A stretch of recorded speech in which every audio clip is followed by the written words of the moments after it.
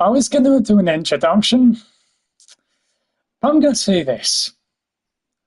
I swear the PlayStation 3 GTA load screen took less time than this game to end up loading its world.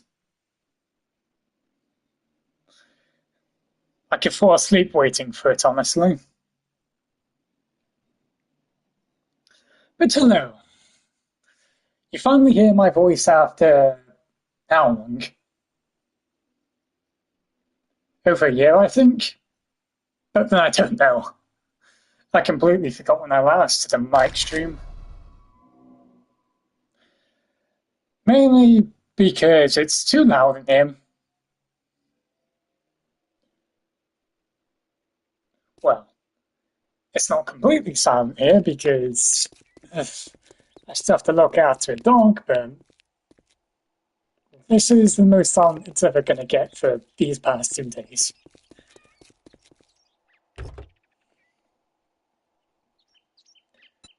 Oh, and let me say this. Like, all the time when I stream, I'm most likely just listening to YouTube with headphones on.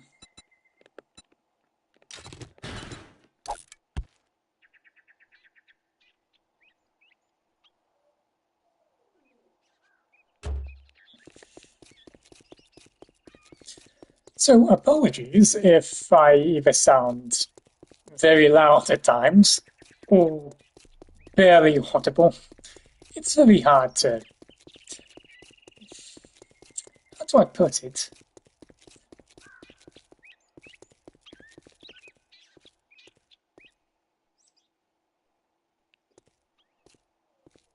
Keeping it a moderate kind of sound in a way, consistently.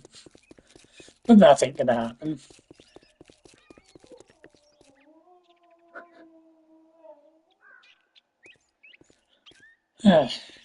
If you can hear that, that is my very annoying dog. That seems to end up doing that a lot of the time.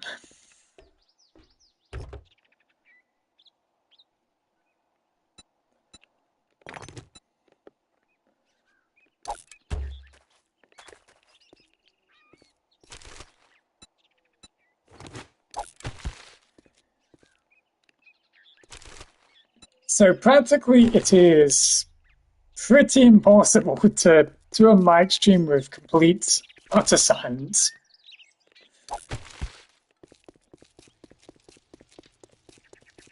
Since I'm either looking after a dog or my brother. It's one of those two, if it's gonna be this quiet. So you're gonna have to bear my dog being pretty annoying in the background.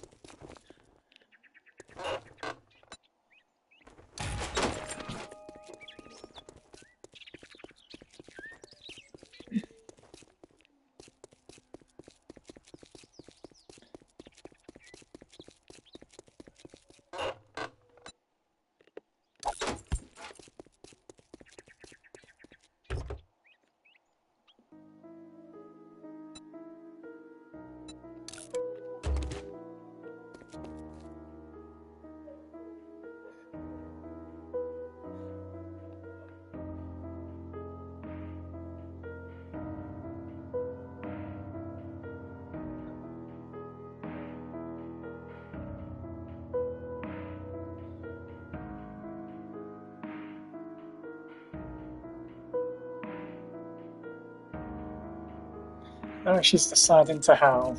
Oh, great.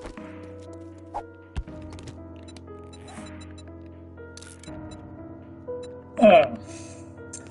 You know, I keep forgetting how useless paper is in this game. I never pick it up. At least paper was actually useful in the last game. This one, it's completely worthless. Even though shotguns are so much more better in this game. And shotguns were just consistently shit from the last one. Though I'm still gonna say this, I absolutely hate the fact we just have armor sets in this game. Because out of everything, I'm pretty sure most people absolutely liked the almost freedom of creativity, while having a bunch of things to end up looting. While in this game we have to wear a bunch of boring armor sets.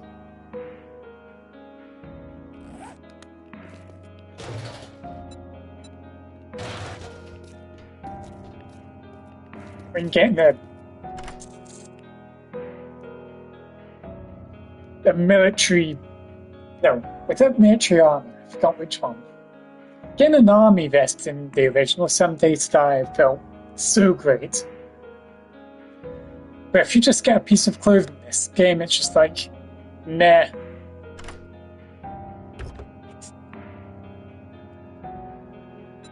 Like, it just doesn't feel good to get one. It just feels mediocre as hell.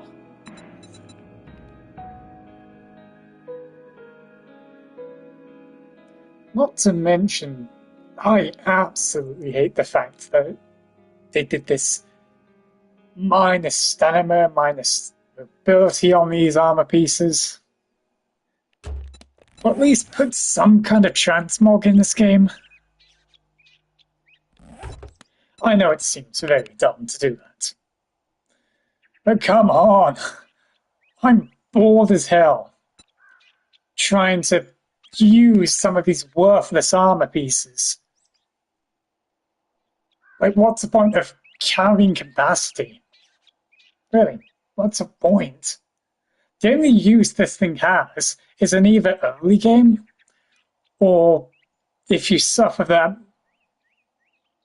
effect where you lose -1 stat of everything and it decreases your carrying capacity.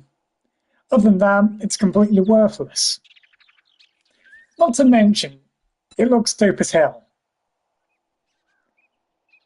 But its bonus stat is worthless to shit.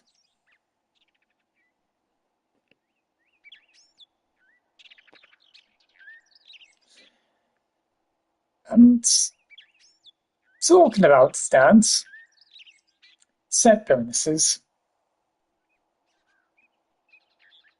Stat bonuses have to be an absolute joke in this game. Most of these armor bonuses or set bonuses are worthless. For what you're putting on, you're just putting in shit pieces that you probably won't use 50% of the time with its bonus stats.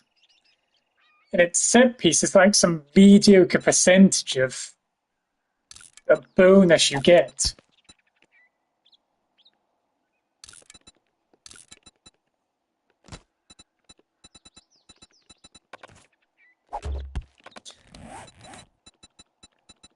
I mean, Preacher Gloves. Its bonus stat is pretty good. Plus 30% undead damage. That's absolutely good. Against normal zombies, that is. Then you've got Biker Gloves, which is melee weapon damage. Which I don't like as much because it prioritizes melee attacks. And I don't know anyone who would really be using melee attacks when you're doing a tier 5. I'm pretty sure 80% of the people who were like day 200s are probably using a level 6 LMG by now. Which is why I absolutely adore the Preacher gloves, or whatever gloves does the green zombie bonus damage thing. But early game biker gloves aren't really that bad.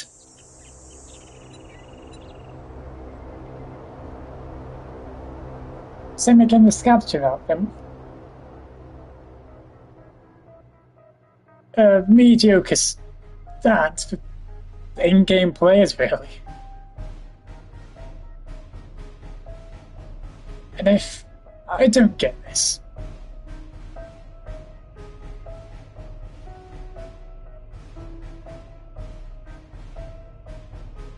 why does this game not give... I've got a very good suggestion. If you're an in-game player who keeps just getting armor pieces with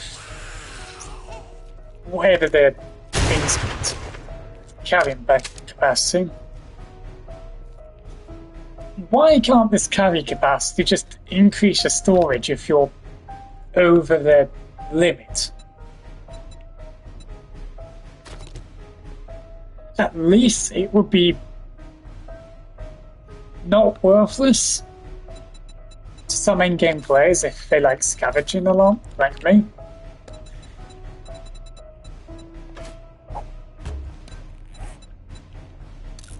And I know this thing was like completely debatable like years ago.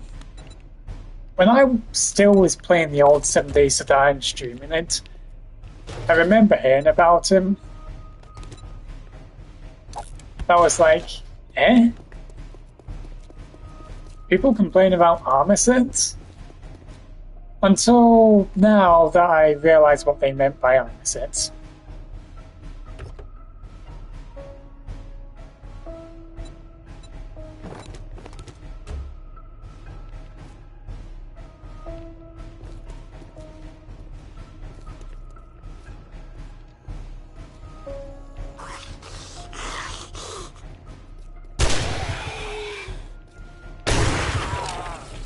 And I'm going to complain more about him. Zombies. They've got clothing on.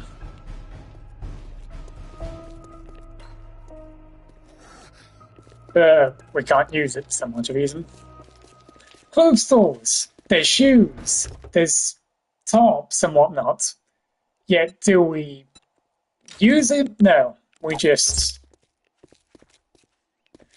make it a scavegeable item that just gives you one piece of whatever it is, cloth fragment, and that's really it. Which I don't really like.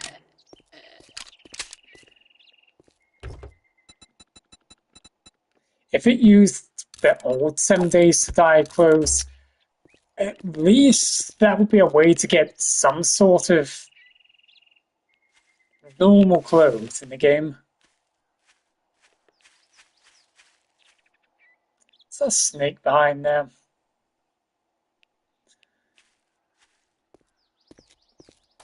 Whenever I see these dumpster things, I just know there's a snake that's probably behind him. Sometimes.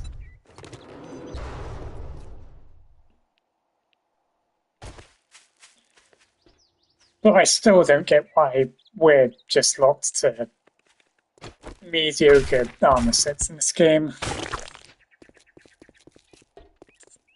The fact that creativity just went down with armor was kind of sad. I mean, the last game had like 7 or 8 things you could put on. And it had quite a decent amount of things. Yet this game's got like 5 or 6 armor sets. I think anyway. lost count how many there really is. Hold on, let me actually count. If there is a way to do that anyway.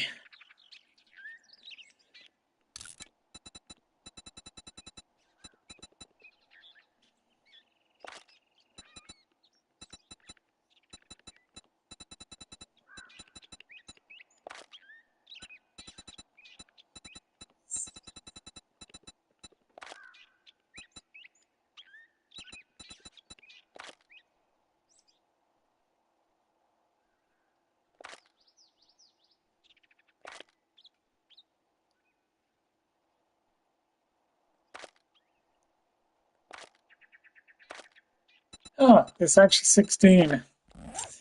To be really honest, it really feels like there's only 5 with the amount of things I scavenge of the same set all the time. Still. The problem really is it's just the bonus stats on these things. I mean, we've got 2 meta items in the game. And I don't know how we could really be comparing it with bike gloves. If we have axe damage with lumberjack gloves, if I even remember what the bonus that really is, what's the point? We've got melee weapon bonus damage on bike gloves.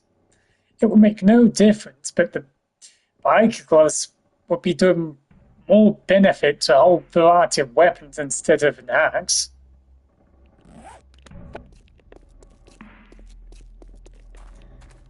I personally think these bonus stats need to be readjusted. Because some of them just feel like they were just lazy. That they just kept a certain armor piece in 10% for whatever it is they put on it. 2% stun resist.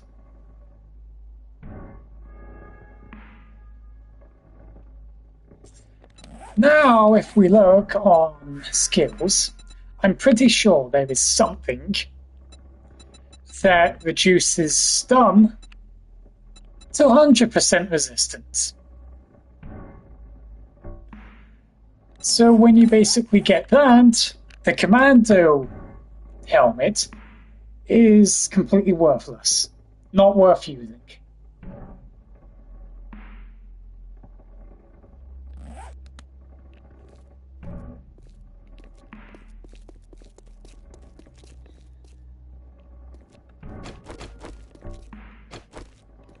Like as I said, there's like only 2 of the things in the game that's like meta.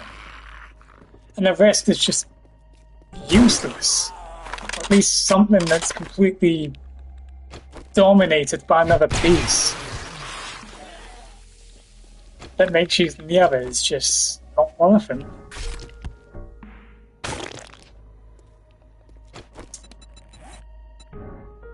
And I'm gonna say this again. Rarities.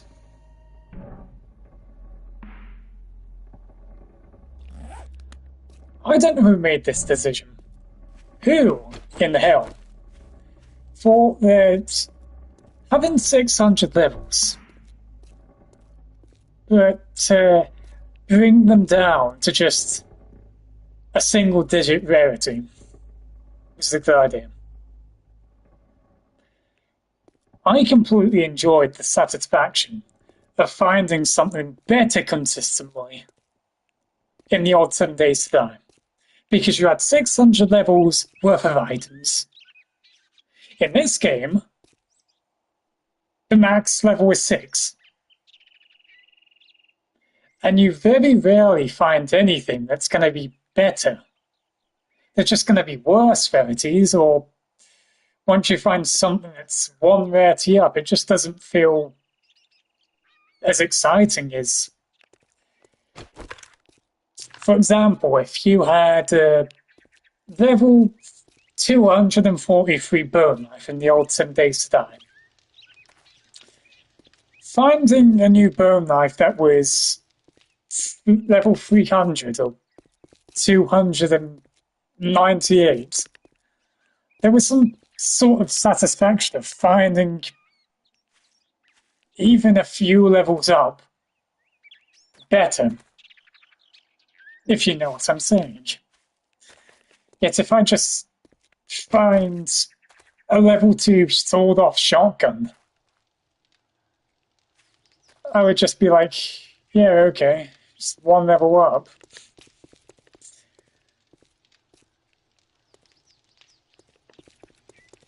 It just really pains me how much stuff they've downgraded from the old game to the new, which made it feel really good to do certain things. Of course, the real best thing they did with this game is graphical improvements, POIs, etc. Which I commend them for doing such a great job on that.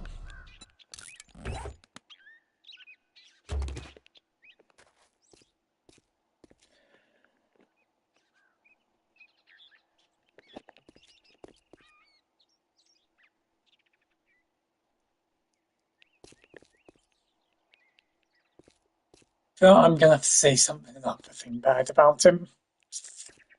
I absolutely despise the fact that every building has got zombies in it.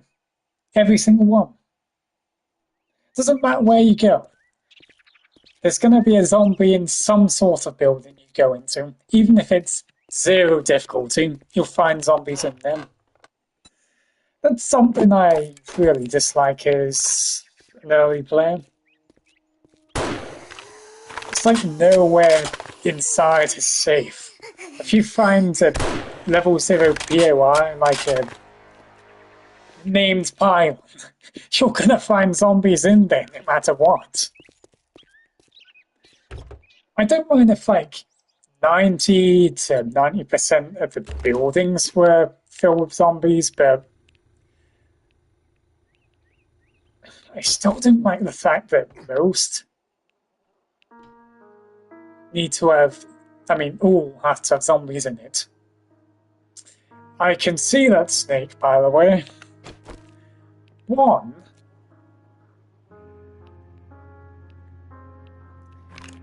The dumpster is like 2 blocks away. 2. I see little tail.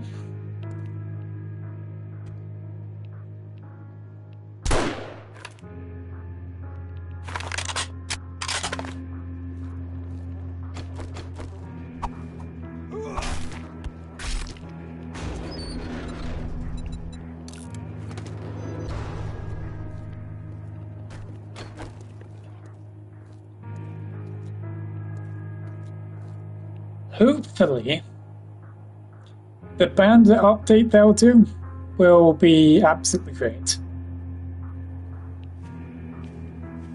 And I hope they do the NPCs quite well. Because apart from zombies, which are supposed to really be dumb in them, I just hope they do it well with the bandits. I would be so disappointed if bandits are a joke in this game. As in, they would just be complete pushovers that are just completely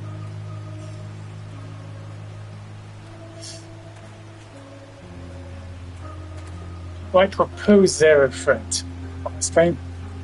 Hope bandits will fight other zombies. Because if not, I don't get why that even makes sense.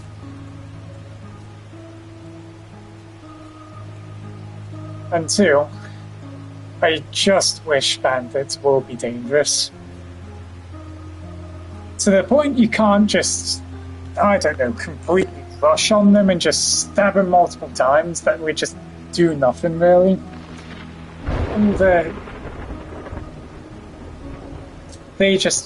hit very once in a while. Second thing, I hope that they do add ranged bandits in the game. They either use pipe rifles or bows, because having bandits with just melee weapons will probably be a bit boring. And we need a challenge. And the thing is, we can easily get pipe rifles in the game and all that. It's not the old 7-day style where you have to find complete built guns a part of it.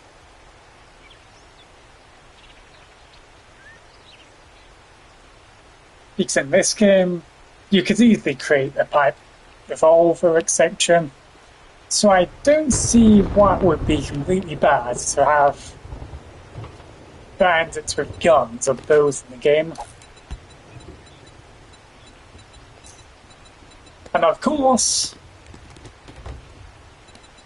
if there is POIs, I hope they're not just going to be trapped in some base of some sort, like that you would easily distinguish, like the traders. I hope that you can go into buildings like this or this to find bandits inside once in a while.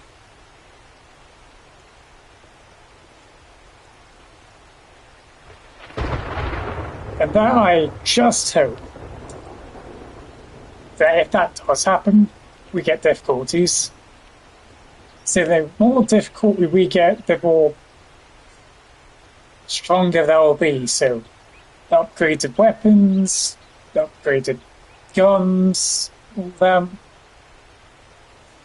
To the point they end up having high tier sniper rifles at like the 5th tier of 6.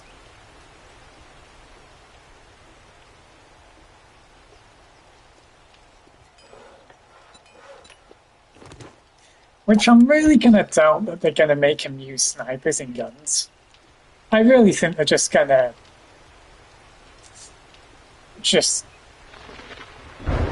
make him with melee weapons, and that's really it.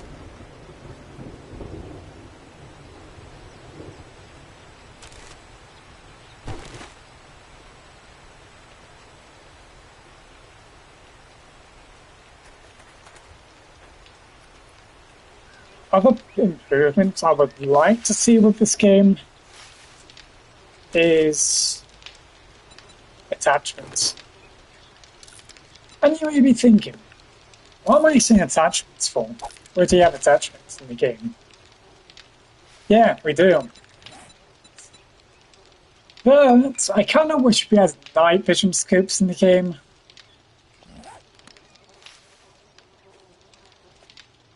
And to upgrade weapon models so it reflects on the attachments we have on it. Because so far, most of these attachments on the guns don't even show. Only scopes and suppressors. And that's really it. Oh, and flashlights. Why can't we put in the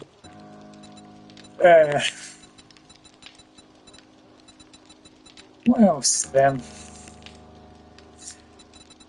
Why can't extended mags be like a more bigger magazine size or some upgraded one for certain weapons?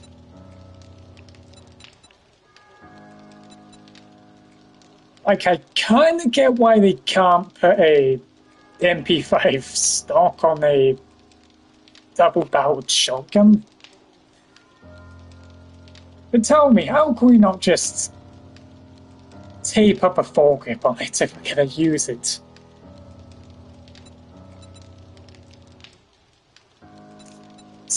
Things like hunter mods, criminal mods, it would completely makes no sense to make any sort of upgrade on those.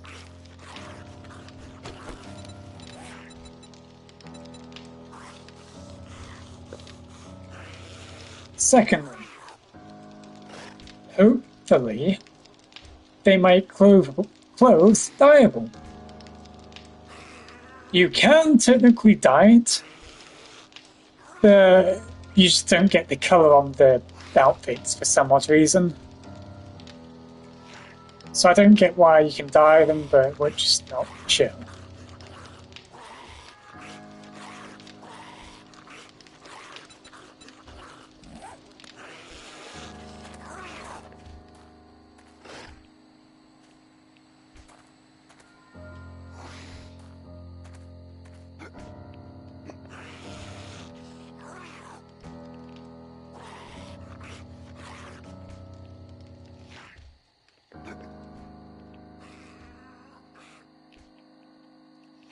The more I think about it, when I said transmog sort of thing, I think that is kind of possible. I know it kind of breaks the reality a bit of 7 Days to Die, but come on. I want to at least look a little bit different while maintaining the stats I'm happy with. I mean, it's not going to be that broken. Shit, just add some workbench or something. One addition to where you need to get the main item you want to transmog into whatever item is. When you want to transmog it, you just lose whatever item you wanted it in and just remove it from the inventory.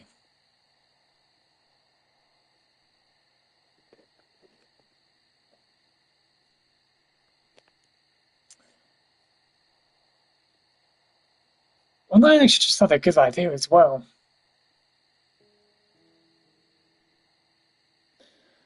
I was just thinking about a certain game. Generation Zero. I know most of you probably haven't have played it or barely played it. Since there is 6 levels of things, why can't they do the same? Where if you've got a level 1 gun, it just looks bad, it looks worn out, etc. Or maybe even, here's another thing, slow down reloads.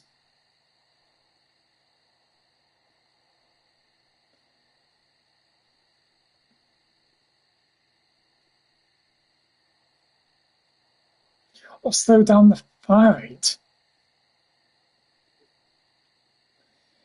That would kind of be a bit better this game. Kind of nerf a few things. For example, I've got a level. For example, put the base reload speed at level 3, and it increases from 4, 5, and 6, while levels 1 and 2 have a slower fire rate, slower reload.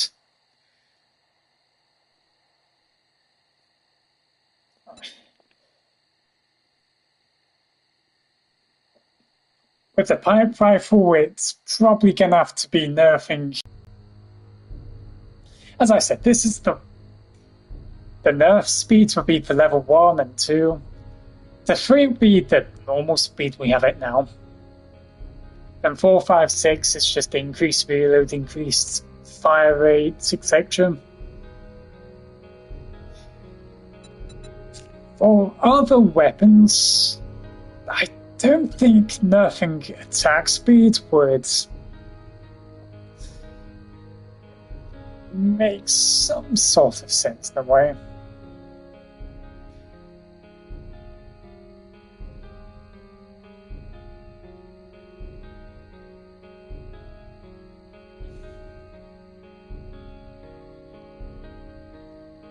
I don't know.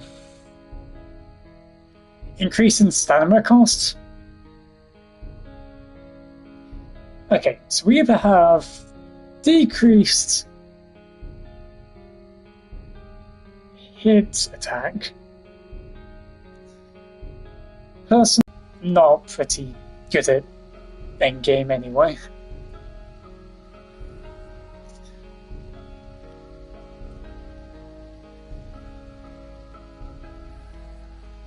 So yeah, personally, reload speed, fire rate nerf for levels 1, 2, and 3, increase it from 4, 5, 6.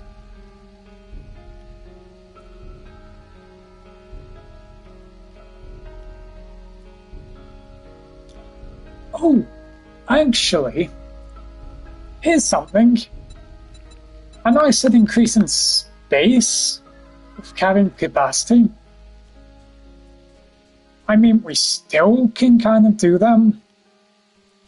We're increasing it by 3. But here's something I just realized. What if they swapped carrying capacity for increased stacks of items? That would make more sense.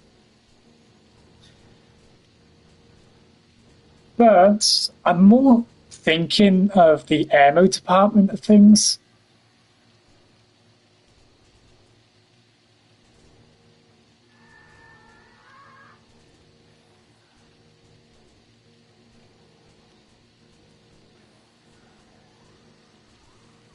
Okay, for example, each level gives you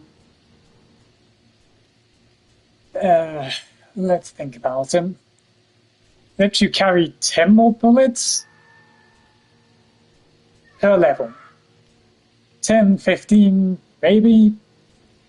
No. Actually,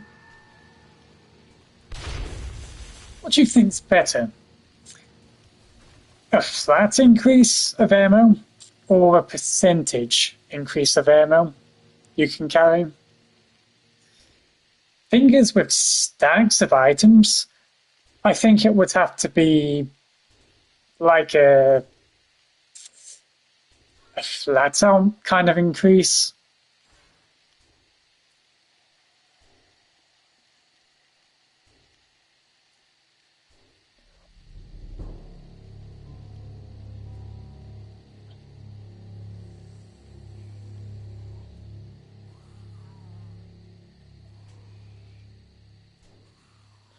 Although we could give percentages, okay,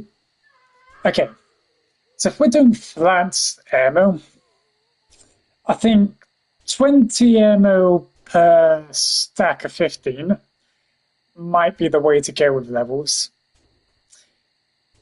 With percentages, I think 5% per level. 5, 10, 20. So, for example, if this scavenger outfit was level 6, it would get a 30% increase in ammo carried, or resources you can basically carry.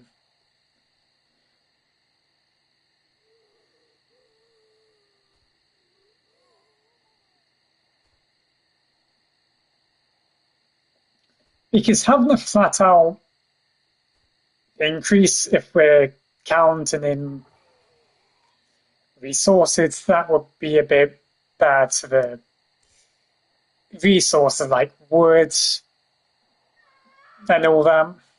It would practically be a bit worthless for them.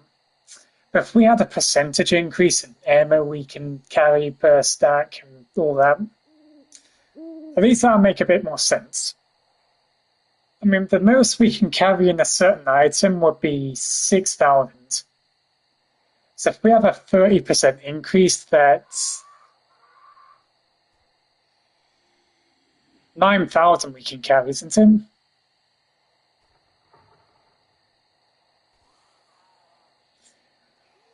That would be some rework that I think would be beneficial to in-game plays and slightly to the newer plays in a way. Thing is, once you start getting a bunch of 9.6 to millimeter ammo, you get pretty quickly, so it fills up more inventory spaces, which means you have to either sacrifice something or you're going to have to leave the ammo behind. But if the scavenger outfit had this increase in space, that would be a bit more useful than just having carrying capacity, which is going to be worthless for endgame players. Since if you're level 7 strength and you've got level 5 carrying capacity, and you suffer from that concussion effect or whatever it is, you're just losing one level of strength and your carrying capacity isn't even affected at all.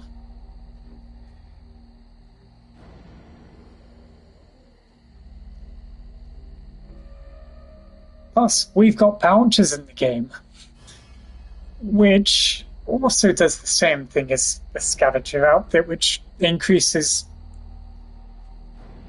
carrying capacity, but it's completely worthless for endgame players.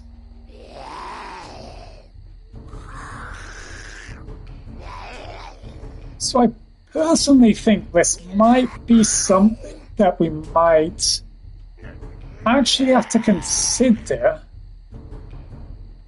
Maybe put that as feedback. So I think that may be an actual half-decent idea for a change. Some players probably don't agree with it because,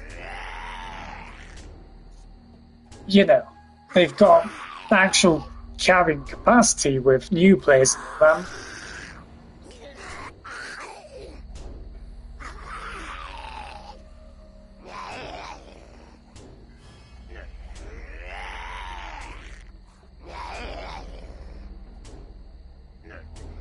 As I said, I think they would have to nerf the percentages to 5 instead of 10 if they did that. So I'm thinking 10% per level might be a little overkill in my opinion. Since we can put on a carrying capacity mod on it.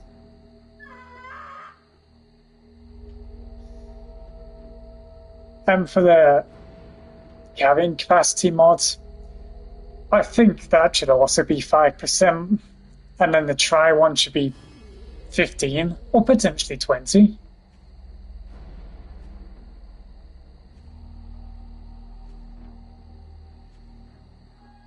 Since if it was 10% for the armor and the mod, that would be a little bit of an overkill of 90% increase.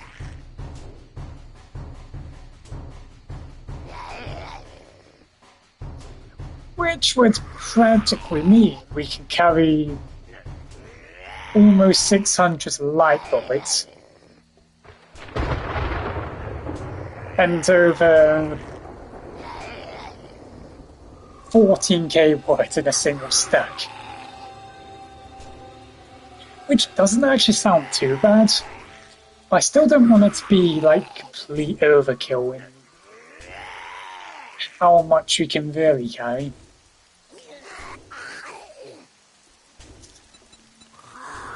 Boots, I don't care about them that much, because we've got sprint speed, which a mere 10% might not feel a lot. That 10% might actually be a bit useful. Stun regen while running, only 10% though. I mean 12.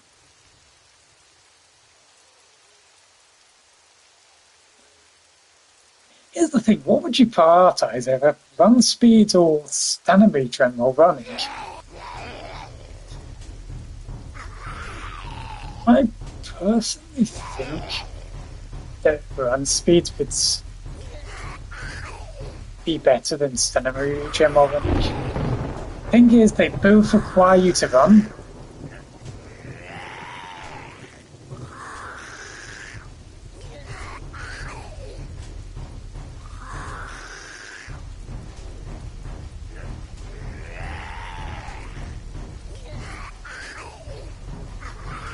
But that's why I think I would prefer run speed instead of stun regen while running.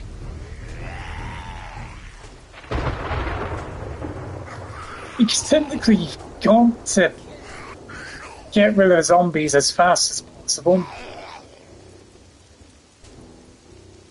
If they outrun you, the stun regen's gonna be worthless as hell if you're just getting outrun. While having sprint speed on the other hand, but we might end up making outrun zombies, which may save your life.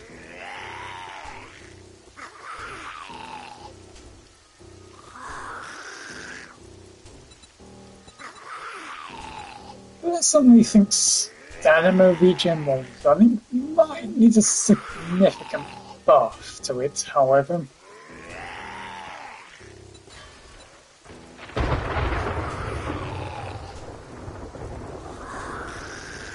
Hot take. I think creature gloves and the glowing zombie damage bonus gloves should be nerfed. They should be nerfed either by half, or they should be 7% per level. Thing is, the 10% increase in undead damage and the glowing zombies damage is so much more better than a lot more things.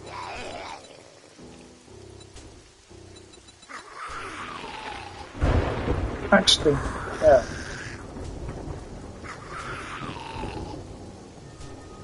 You could get 60% more damage with creature gloves and the other thing.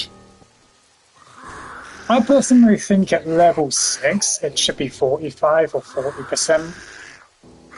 Maybe lower.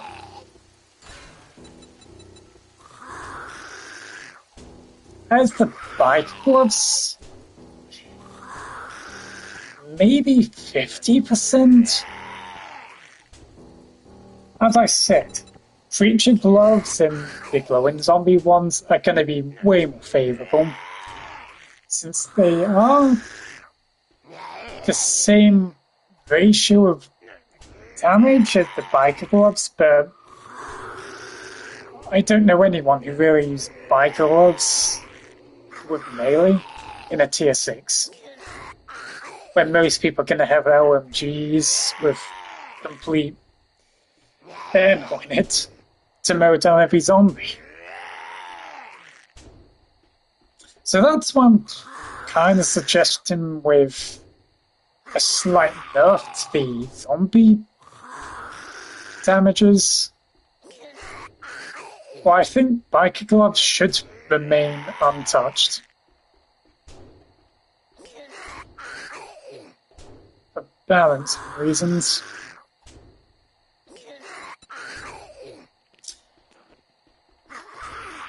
Farmer gear, I think, is actually pretty balanced, which I don't think it really needs any nerfs to him. Because I'm pretty sure stuff for farming actually got nerfed like twice or once. And it requires like 5 plants of something to end up crafting a seed. So I personally think farmer is pretty balanced, because its main purpose is really for farming. It's not really made for zombie killing and all that.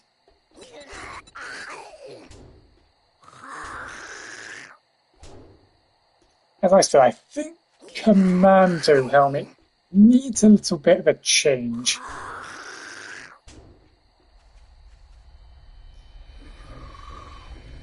Either I think that needs a complete buff with its stun resist up to 40% on level 6, Because as I said, problem is that a perk that completely puts your resistance to stun to 100%. And personally, immediately 2% per level just feels terrible. At least it'll feel useless. I mean, useful if it was at 40% at level 6.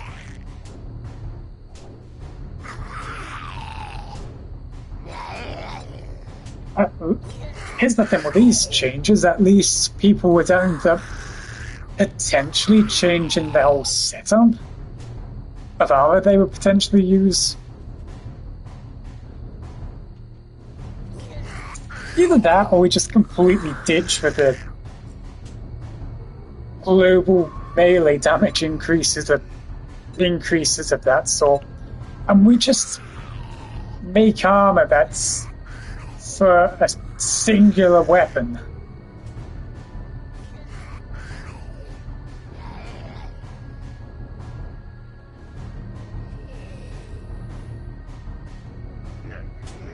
I mean, imagine armors for specific weapon type builds, like knives and all that. Sure, we've got like a skill page for all that, but there's definitely room to put in more armor in the game. I think that would be an absolutely great opportunity to end up ditching the worldwide damage increases and to make it a particularly one weapon focused armor set. For example, with the sledgehammer builders, I think heavy armor to medium armor would be the go play for that. But the damage increase would be like a monster or something like that. Because tank should really represent a tank or such a heavy hitter in this game. Stuff like knives should be either mainly the stealth, which it kind of already does, since the bonus multiplier is 400% for sneak attacks. So I understand knives would be like the sneak attack for melees. Here's the thing, I use knives to combat. Knives are exceptionally fast to get in and get out. Stuff like sledgehammers are slow as hell.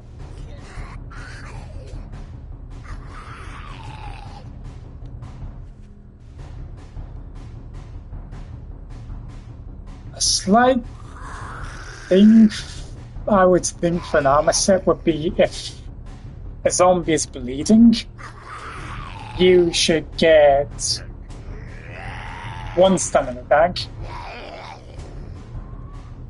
for each damage you deal with bleeding. But the thing is, I don't know how much DPS bleed actually does to a zombie. See, if it's like completely fast bleeding, to the point you just have your stamina back in seconds, I think that'd be way too overpowered for knifing. So, personally, if it's too fast, I think the multiplier of stamina gains for bleeding opponents would have to be reduced for it to be in a very balanced state.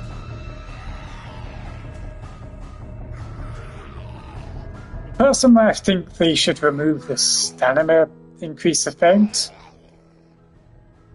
when you change your weapon.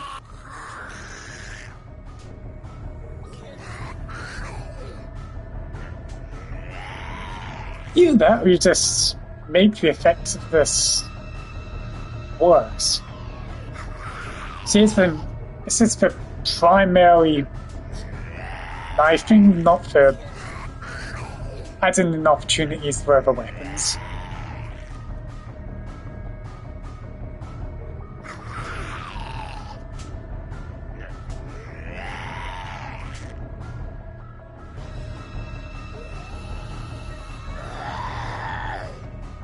Although, we could have something like if an opponent is bleeding, they'll either have defense reduced by a certain amount, or they take slightly more increased damage when they're bleeding.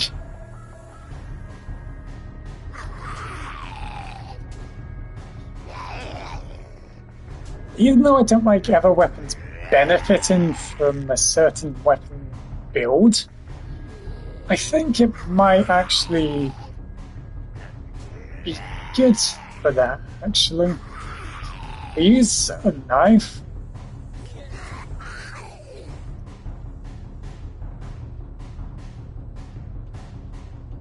Personal opinion to balance now with it. I think the burn knife has to actually be a bit nerfed of its bleeding, however.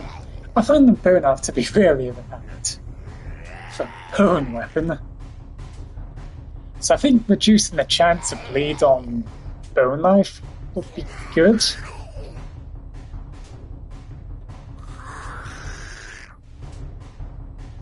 As I said, increasing damage while an opponent is bleeding or reducing their defense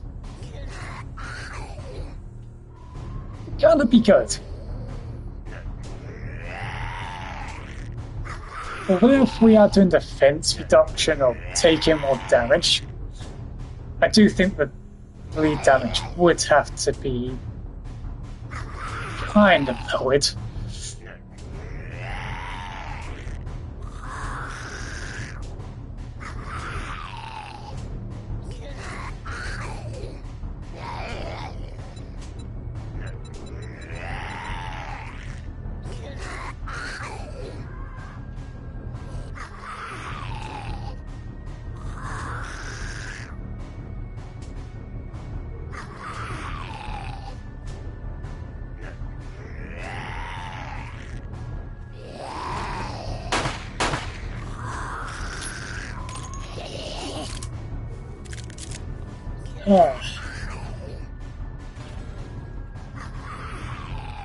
Sorry about me just not doing much and just rambling on all the time. I'm just trying to think of ways that this game could improve, or at least make things either useful or more useless. I was thinking about the pipe revolver. It's just a pipe weapon, it's not supposed to be powerful or anything like that. Here's the thing I was thinking. To have fanfare with these. The thing is, you can't really do that with a pipe pistol, can you? But I think if we did have fanfare in 7 Days to Die, the accuracy probably will have to be reduced by a very big amount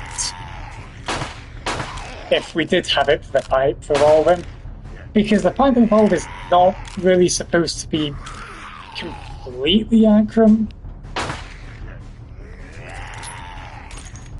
If it was, I don't know, 25, 30, potentially 40% increased fire rates for fanfare,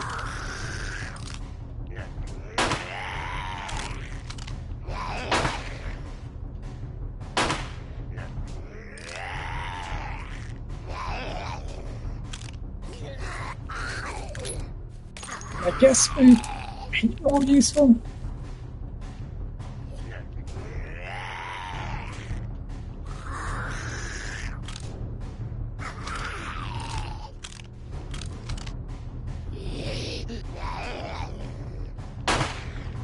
That, we have some sort of passive perk if you use all 6 rounds in your revolver,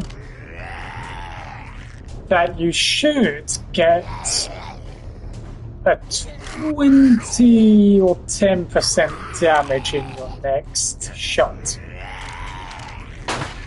I know 20 or 15% sounds bad, but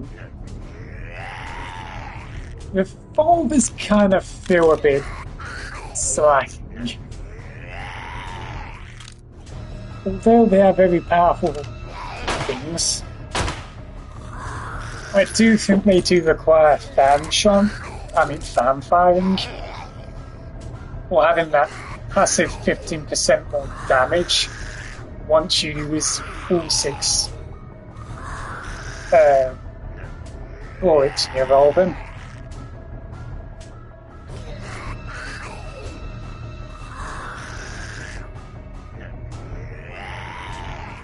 Or if we did have fanfire, I exclude them from the like 80-60% proceed.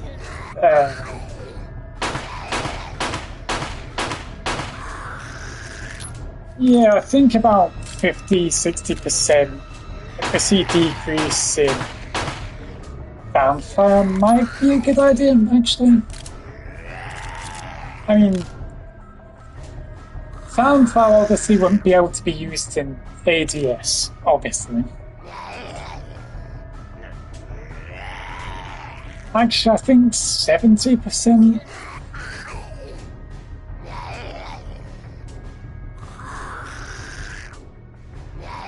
Just don't want fanfire to be something you can use at range. You just have to be up close with your zombie opponent. So you don't want it to be used as a...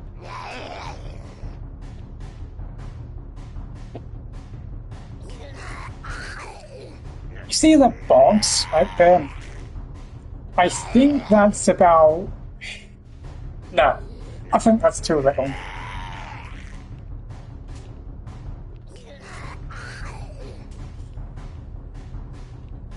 I'm trying to find things that I can pair with, which might make it actually good.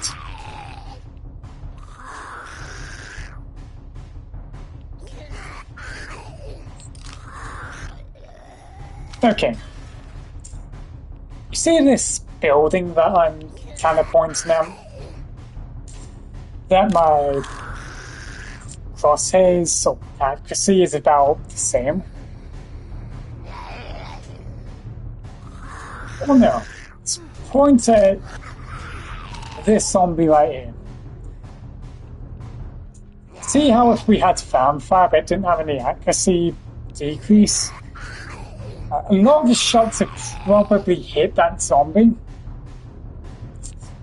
So, I mean, this thing's not supposed to really be hitting zombies in that far anyway. Oh, I need something good to really be demonstrating it on.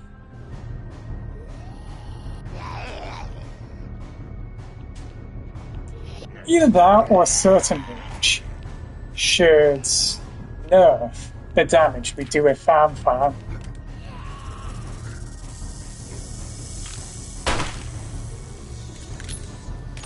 Oh yeah, I think that might be actually good. To decrease the damage we do with fanfire the more distant the target is. So,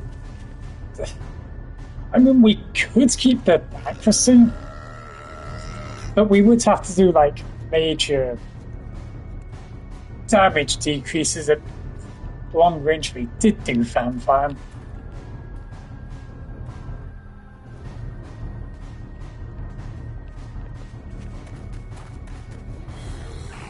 I do want the damage to really be the same.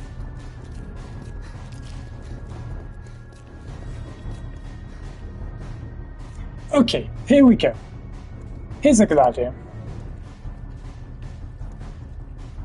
So I'm moving, alright? If we had fanfire at this sort of range, about 70% of it would hit that fat zombie. So if I say the accuracy was decreased by 40, that would be a bit more balanced. Because the range I would want fanfare to be effective in is like about this type of range with the zombie. Yes, about here. Obviously, we just don't want it to be like this far for it to be effective. Even though technically firing from this range, it gives quite a big kickback. In that it seems like my accuracy is more like 20% when I'm firing from there. I think you see what I'm getting at here. We don't want fanfare to be meta, to be the all-use case for stuff. So about there we could use fanfare to eliminate the zombie.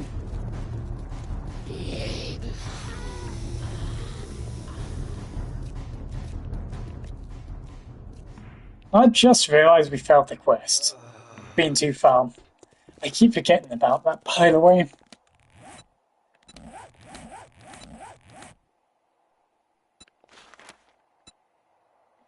That is kind of annoying, to be honest.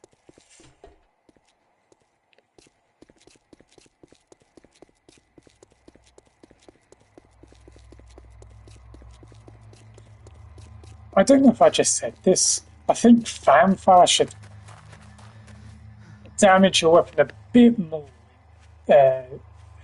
I think fanfare should damage your weapon a little bit more than usual if you decide to use it.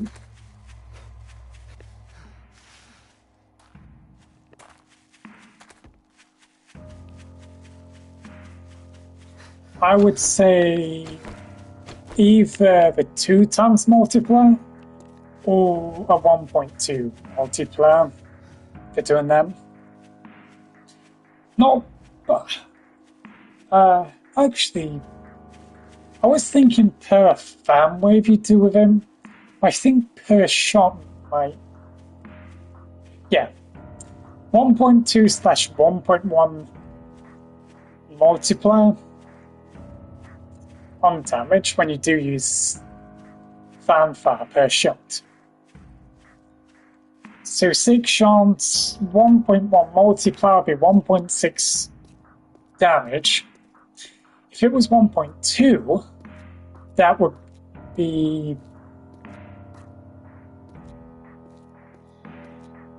2.2 times multiplier. That seems a bit too steep. Thing is, I kind of want it with all 6 shots to be an overall 1.8 at maximum.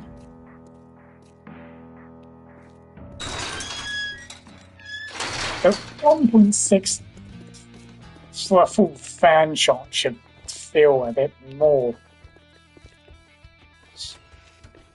on the good side. Damn, you smell like the dead. You better have money.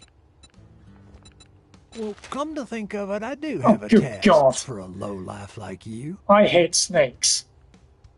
Oh wait, no, that's the hoarders. Aren't they called the animal hoarders? The other one?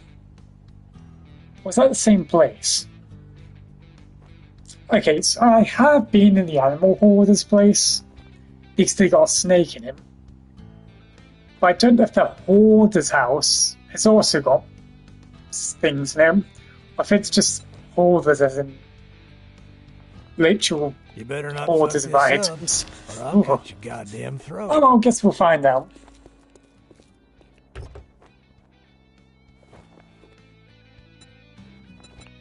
Shotgun balancing next. I'm gonna say this. I have a love-hate relationship with shotguns in this game. I love it because it's so much more better than the old games. Props to them for actually making shotguns way more better than the old version.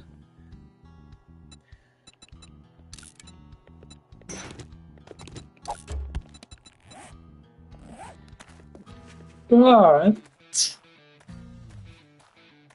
when I sometimes use the pipe shotgun or this shotgun, the pellets seem to just go random places. Like, sometimes I aim at a zombie. I've just noticed something, by the way. Is that supposed to happen with your ADS? The accuracy is supposed to be getting lower? I mean higher? For it to be more inaccurate? Ugh, I don't like that, to be honest.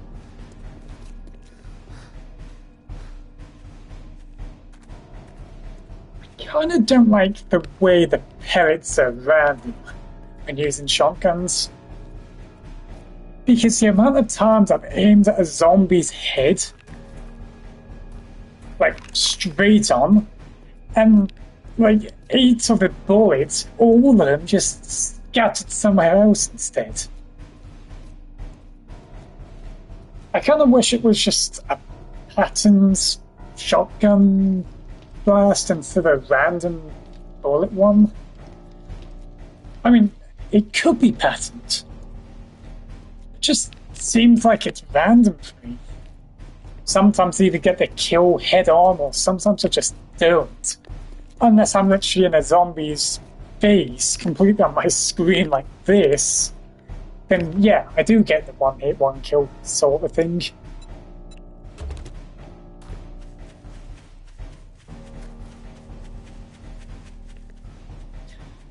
But if it isn't patterned, I wish for it to really be patterned. And that's really what I've got to say with shotgun.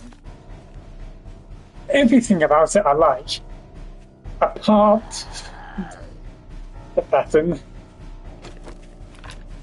Snipers. Honestly, I've got no complaints with snipers. I feel like they're a little bit overpowered. Especially the pipe rifle, which I'm probably going to get hate for saying that.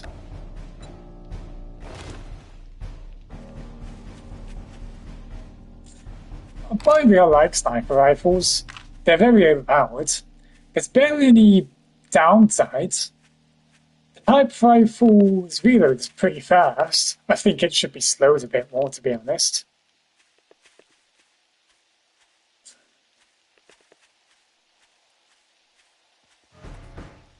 And very hot take, but I think the 10 bullet sniper rifle has got to be nerfed.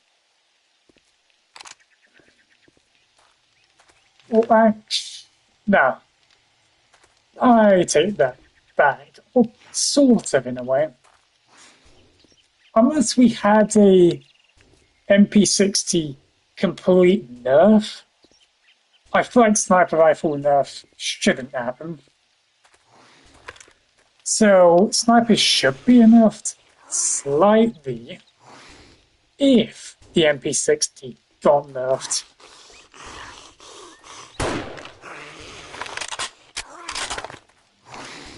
As in probably slower. Actually, yeah, I got nerfed the MP60. Way more slower reload.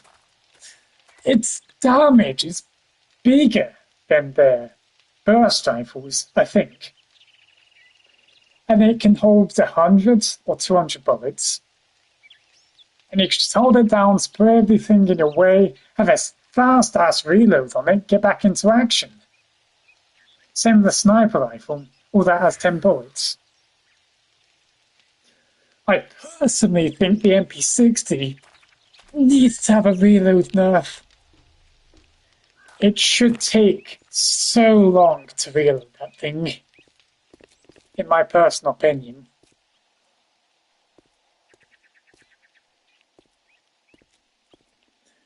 I think it should take 4 seconds, maybe 5. I think the burst rifle should actually have more damage than MP60. Because that thing's got 30 or 20 bullets.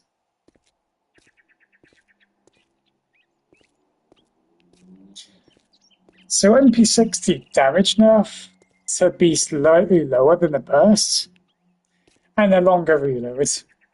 That would be nerfs I would do to MP60. Heavy of the AR is okay. With the sniper nerfs, I think the 10-bulleted sniper rifle should get 10 to 5% nerf as well. And it is a sniper rifle, but I think it should only receive a 10% reload nerf.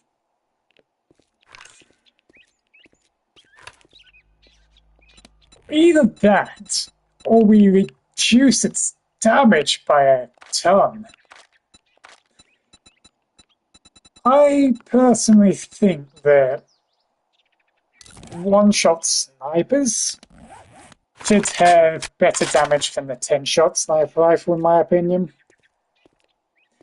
Like, we shot a sniper that's got a very powerful shot in him.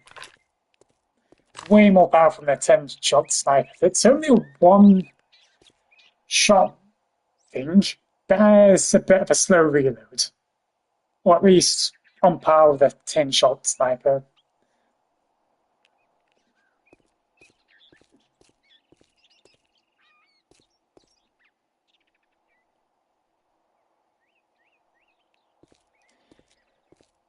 Auto shotgun should be also nerfed. I still hate him. I think that the auto shotgun should also be nerfed, both in the aspects of reload speed and damage.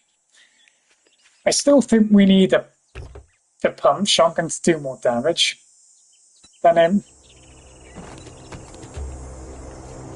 And for it to have a faster reload than him. Because you can have 32 bullets in that auto shotgun. And just hold it down and just kill everything.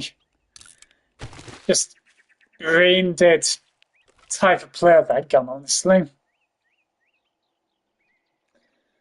So it's like if they increase the damage of more active guns than these brain dead guns. Although snipers aren't as brain dead, although you could just put some sort of mini bridge and just ADS, and that's really it.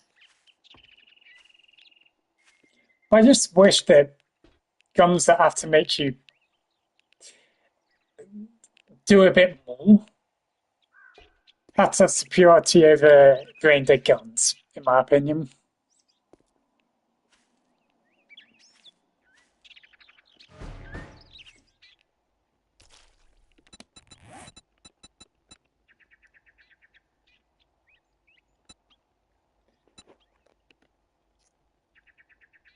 Light machine gun.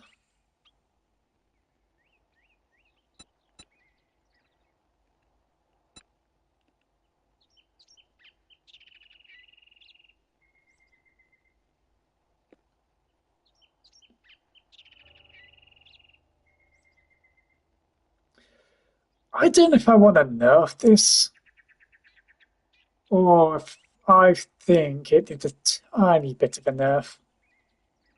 When I say tiny, I mean very tiny. Thing is, it uses sniper ammo.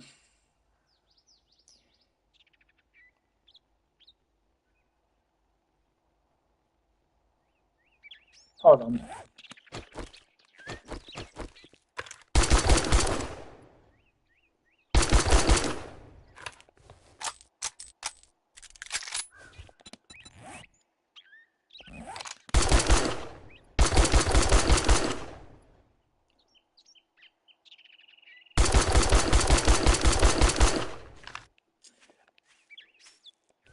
Okay.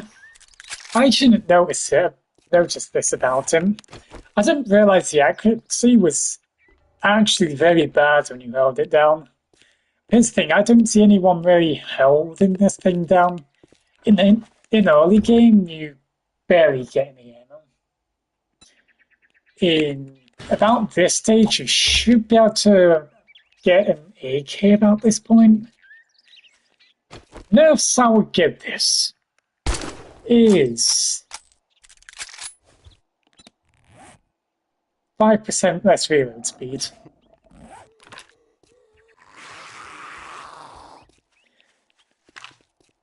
I'm going to refer this to the level 5 version, because I don't really want to craft a level 1. The pipe rifle does 16.8 more damage with a level 5. This thing does 42. Well, even though it's at... Oh.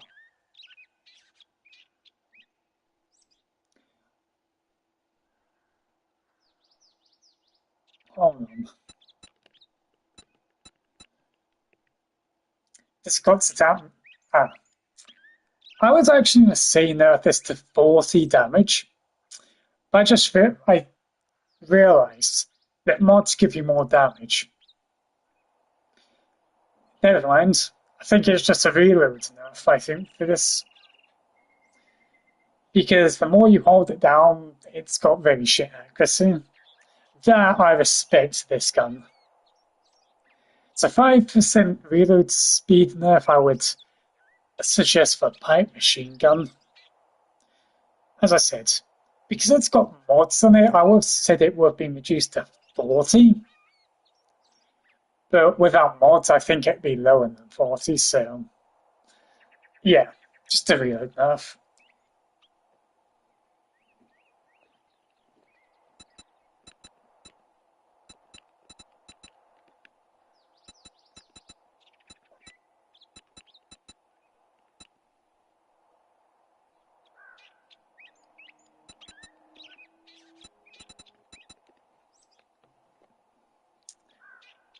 Ooh. Do you know how much I want to say I wish this thing was nerfed?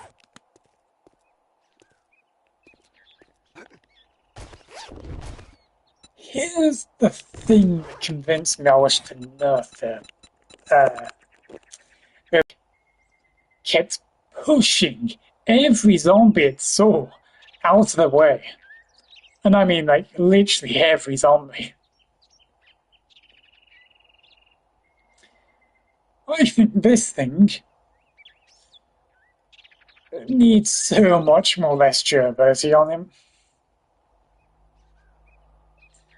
Secondly, it's either got to have a fire rate nerf to it, or it can't push certain zombies. I'm going to say that 2 types of zombies can't be pushed to this. The bombers and what else then? And like the hell dog variants of wolves and bears. I think those 3 things shouldn't be able to get pushed by the robotic sledge. Everything else should.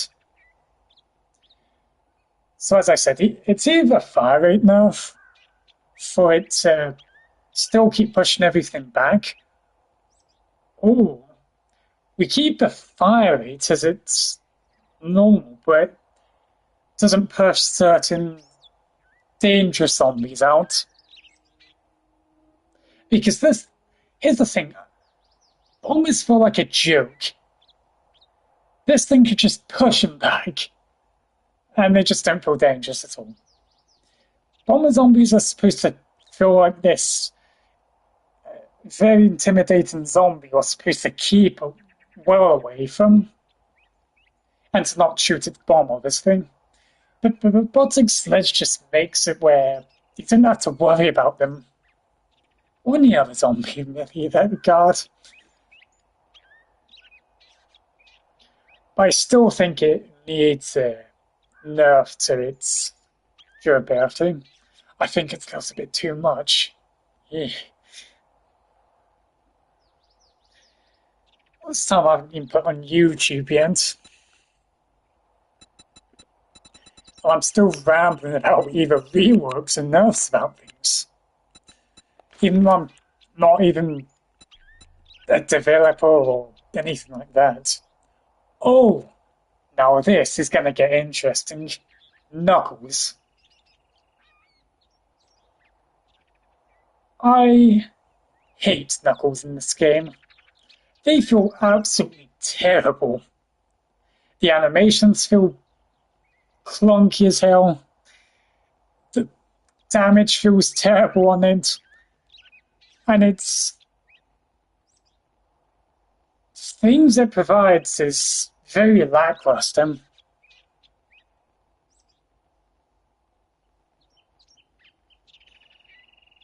We've got sledges, we've got a literal electrocuting stun baton, which does way much more than a knuckle does.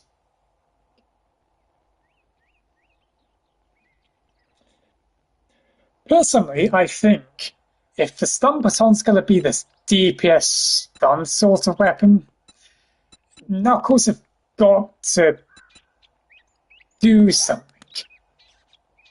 Okay, we're not talking about like literal fists. I mean the knuckle weapons.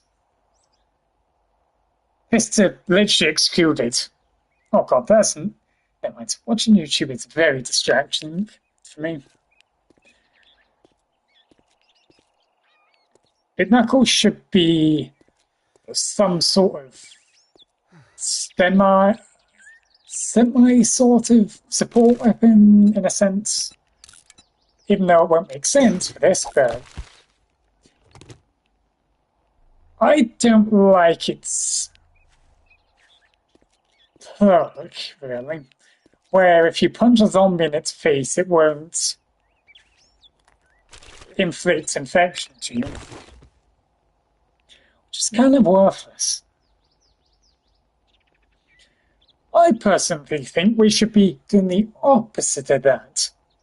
If we punch a zombie's mouth or head with Knuckles, I think it should reduce our own infection by a very minimal amount. 0.1% progression. Even though it's going to reduce the dangerous for the infection, the fact to just get rid of infection coming on to you by a certain zombie after punching it a certain amount of times, it's just it's not really that good. And the infection rate is going up quite quick, by the way. So that's why I think having a 0.1% decrease to your infection meter for using fist weapons for hitting a zombie's head should be the way to go. Because it won't be overly broken. It won't be too worthless at the same time. At least it's going to give you a reason to use Knuckles, at least.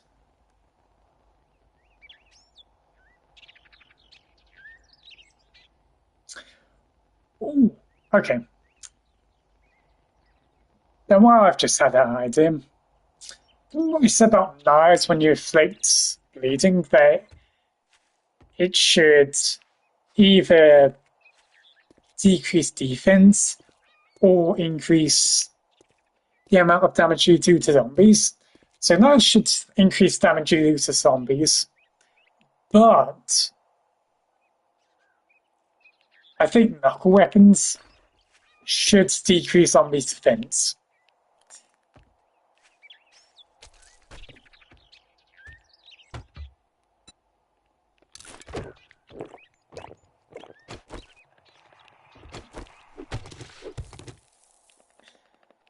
Because fists are not really that viable.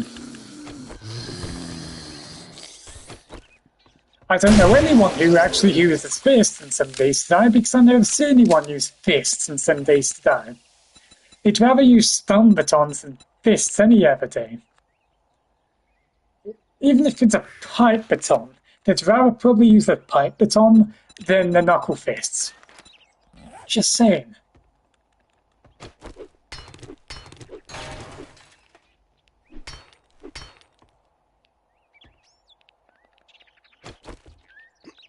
Because I want this game to be very balanced. I really do.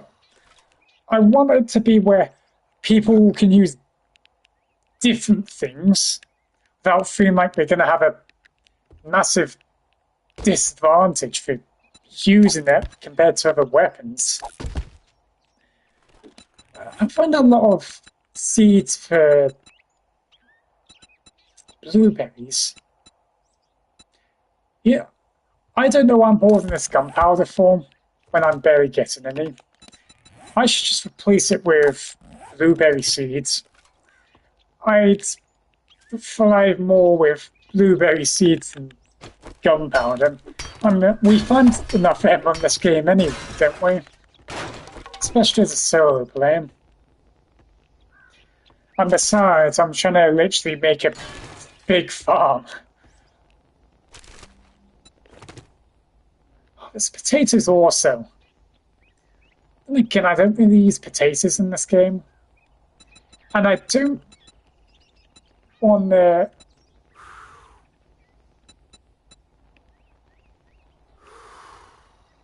Let's get rid of this useless pile of crud. It's useless to me completely.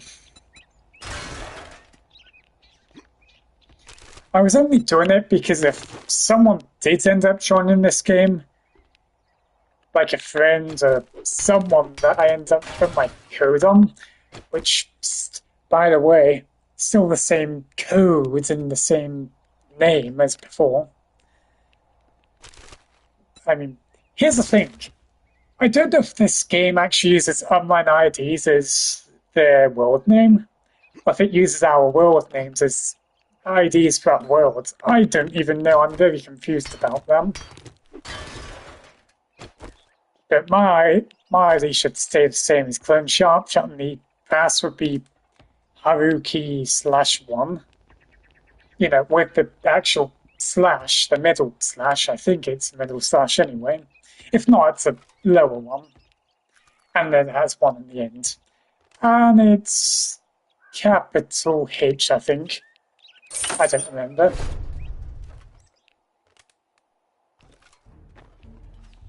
Then again, I might end up regretting saying that because I might just piss someone off without saying my suggestions.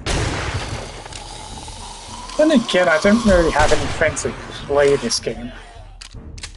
I was thinking having crossplay would make me less lonely, but what's really changed? I'm still playing this game all by my own.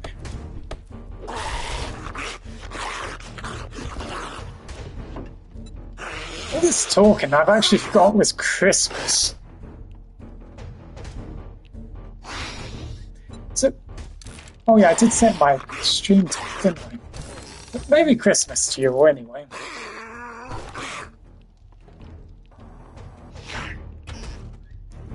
Though, unfortunately, this year hasn't been as much better as the last year. That was actually more with family this time. Friends? Where the hell is my friends this year? They're literally online, but they're like all silent. Not even saying anything. As I said, it's just like last year. No one's saying anything.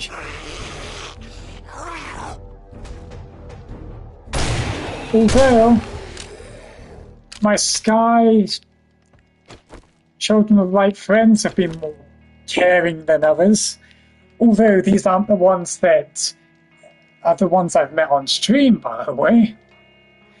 I'm talking about literal Japanese friend of mine who's cared about me more than all of my friends that I've met just randomly through Sky.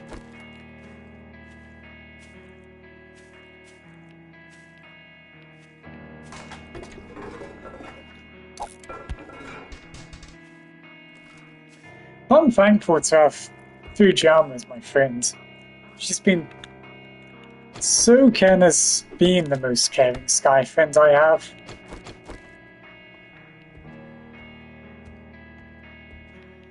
And there's one thing. She's never abandoned me whatsoever.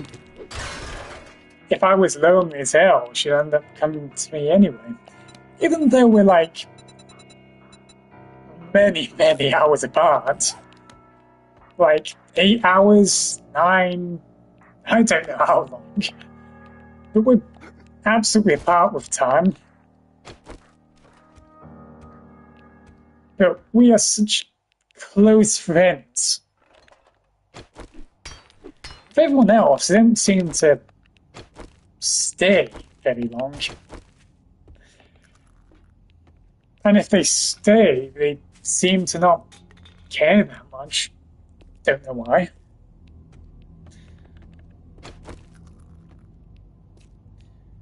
But hey, I'm not complaining. I've got the most caring friend I could ever have for in Sky. Or should I say, in all of my friends, honestly.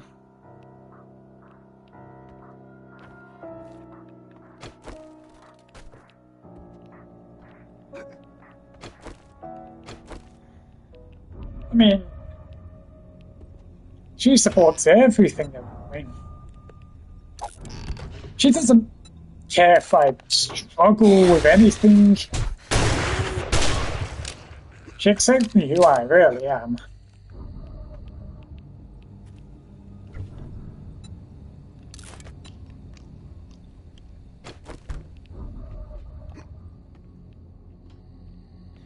Even though I've chatted to other Japanese people, it hasn't gone as well as I would have liked it to. Because chatting to someone Japanese can be weird or translations just bad.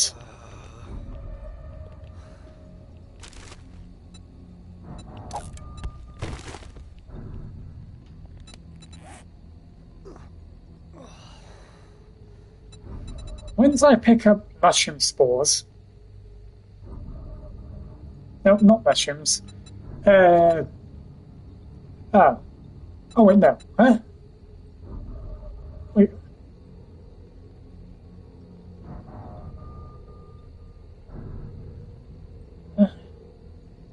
What did I drop anything? Or did I swap something for potato seeds? I don't know. I already forgot what I did.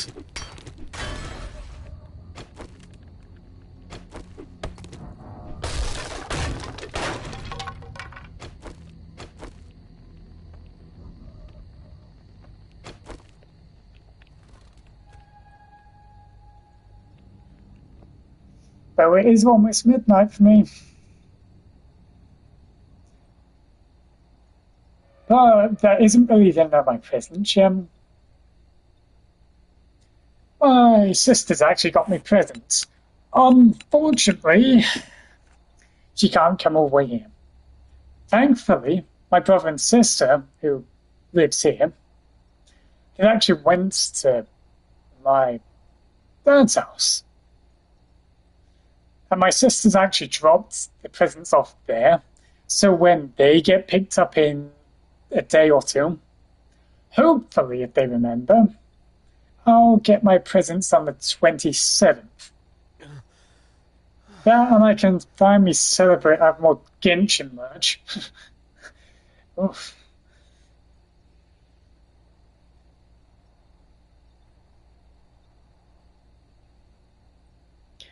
Although my sister actually did pick randomly for the things I wanted, so either I'm going to get a Linny poster, a furry and fluffy blanket, Which maybe I might get both of them, honestly. But I doubt I'm going to get both. I'm either going to get one of the ones I've chosen. And a few random things.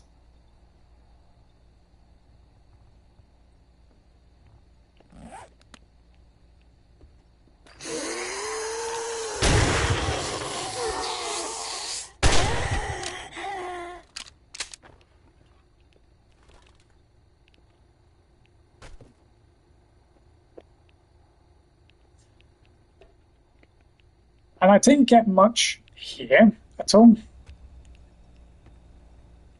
I mean, most things weren't really that great, but I could see the definite highlight of physical things I got would be the after eats, aka the minty chocolate thingies, which I absolutely love.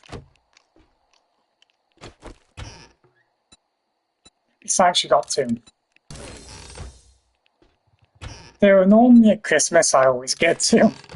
And I kind of already expect I get them, because as I said, every year I get them. I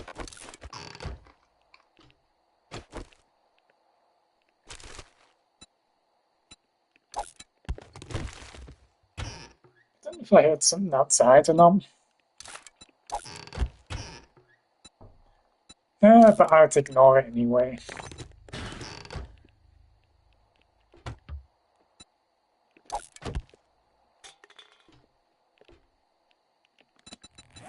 As long as it's from this house, I'll just ignore whatever it is. That's probably just drunk people anyway. They just shout and all that.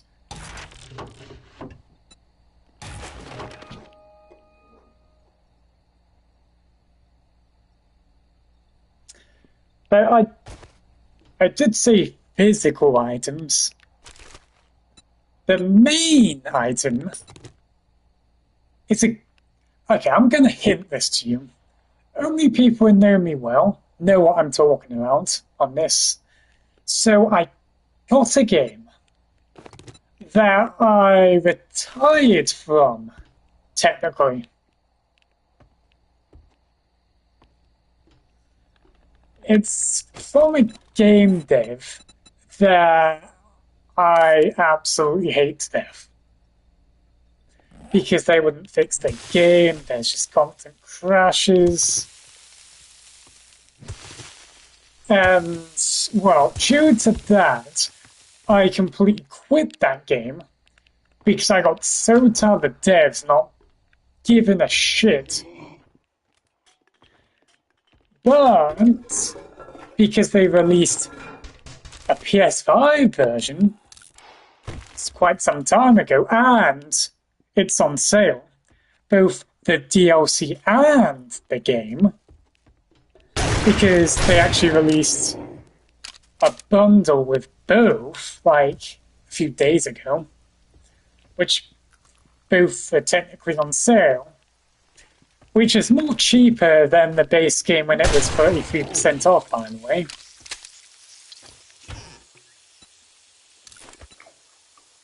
Thing is, I wasn't gonna buy it if it was on 33% off, but because it's the DLC and the game, and it's more than 33% off on both, that's why I decided to get him.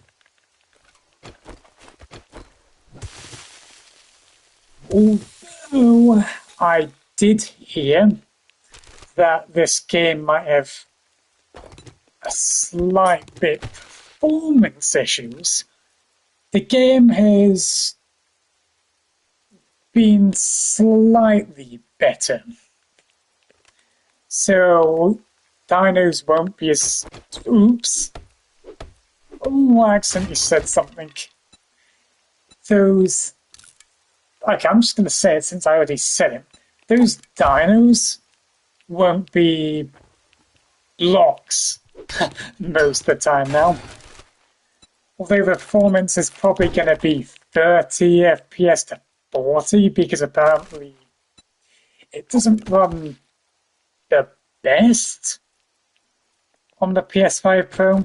On normal PS5, it seems to run better on that than a PlayStation 5 Pro for some odd reason. On January, they said that there's going to be the system upgrade thing. So maybe better graphics and most likely better performance.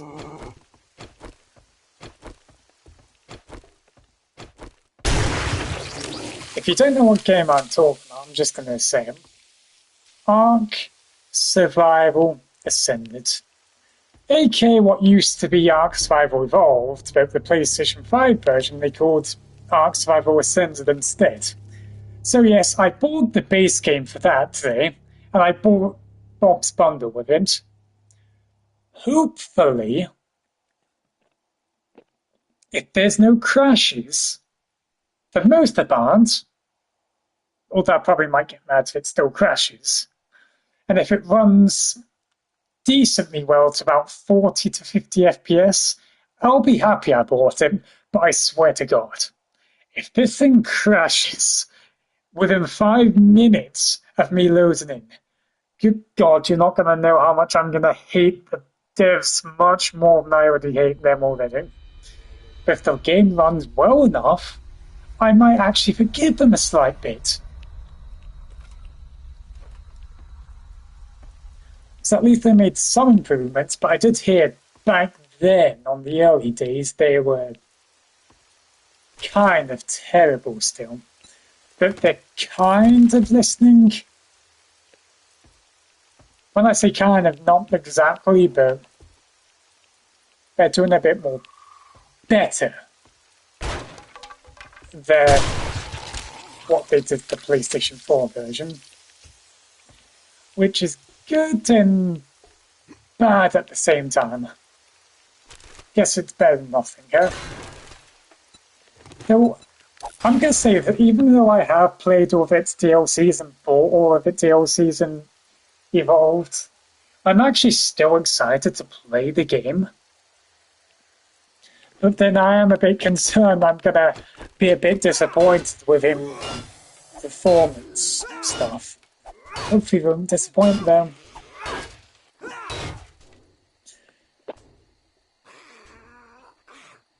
And I just thought it was going to be a game with just graphical updates and just paid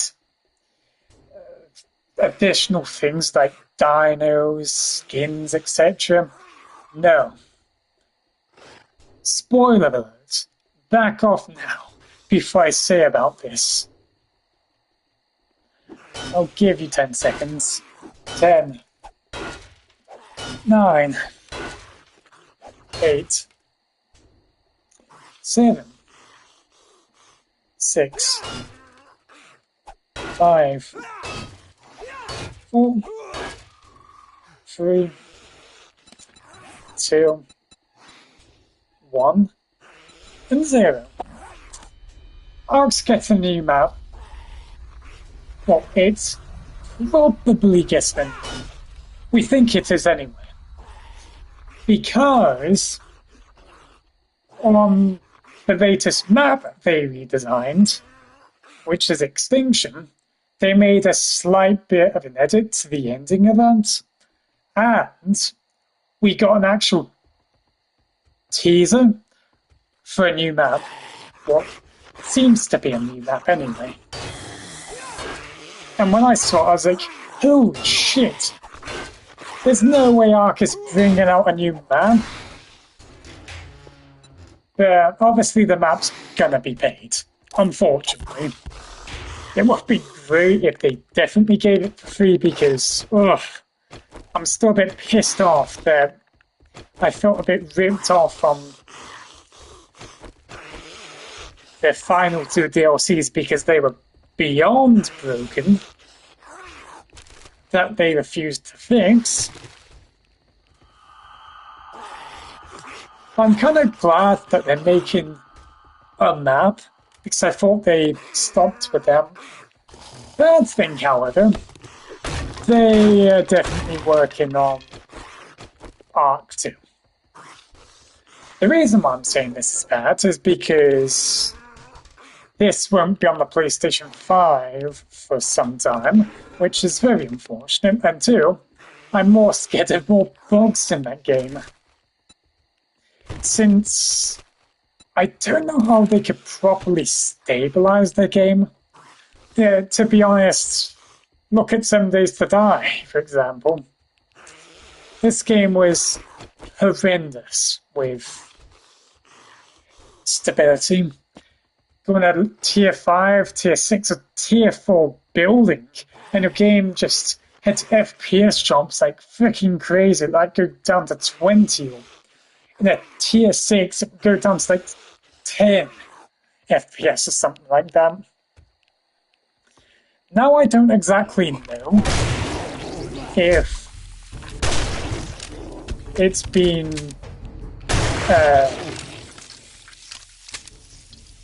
been like almost completely fixed, or it has been fixed completely, because I haven't entered a tier 6 yet, or tier 5. That's because I deleted my first world, which was my highest days world. The rest are like day 20 and all that. And I just want to do random gem worlds. Doing the basic world is just boring.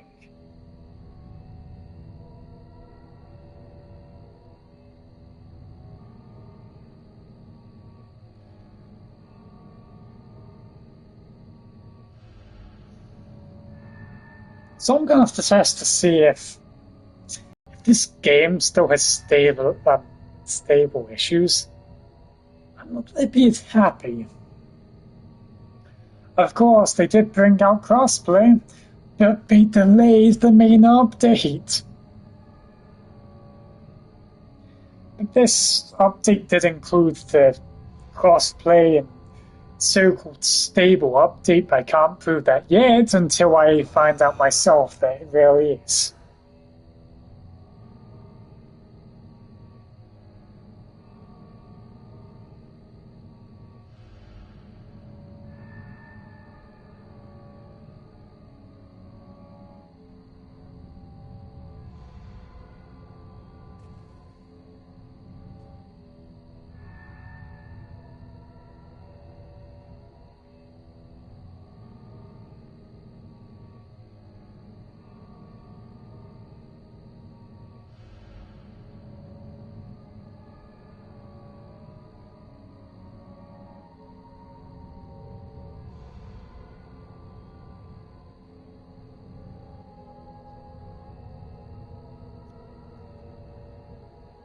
Oh.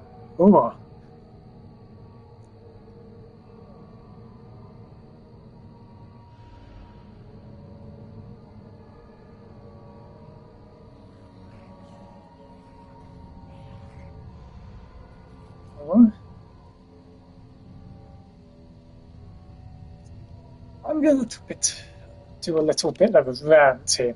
I'm sorry for this, but this guy on Twitter is a little bit ungrateful. I mean, once I get my Christmas, I just got a metal box and 2 chocolates. This guy actually got a big game in that with a fire-ass controller. He's complaining about that. I mean, that's a cool game in that. Don't know how it popped off, though. But I don't think it's one of those people try to farm engagements. Though I could be wrong. Because I have been wrong a bunch of times. But I don't think this guy is like one of those accounts that try to, you know, farm engagements and all that.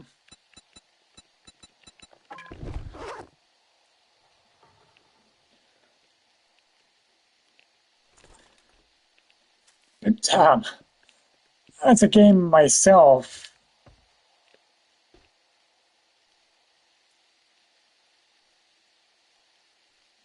enormous red dog I can hear walking.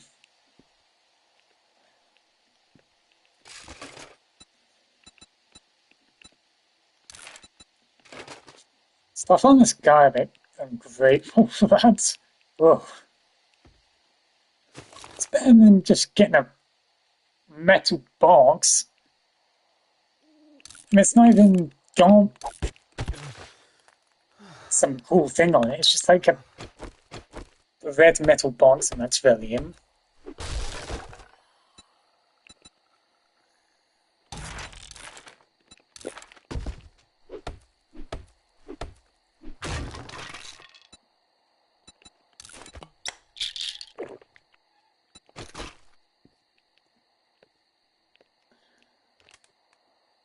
Also, slight question, even though I'm not going to be able to see your responses because I never look at chat, but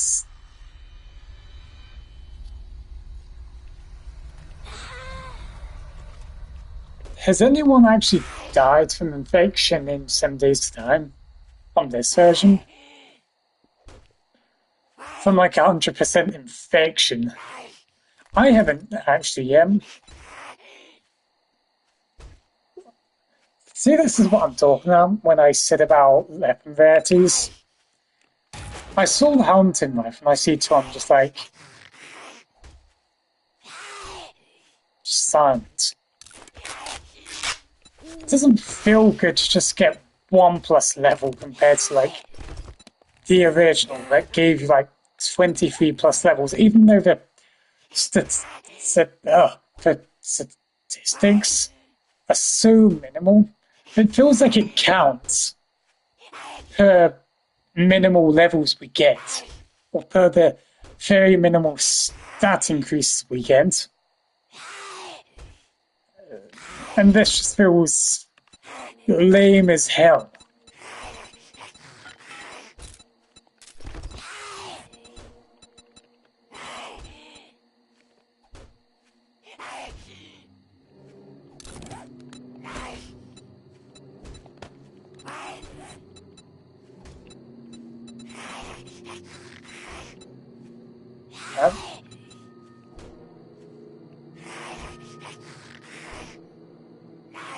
Oh, compare doesn't include modded values. Oh,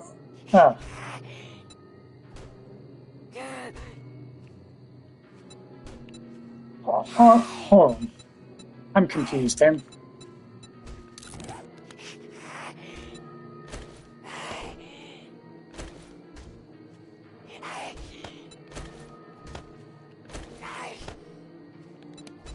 Didn't it say modded values didn't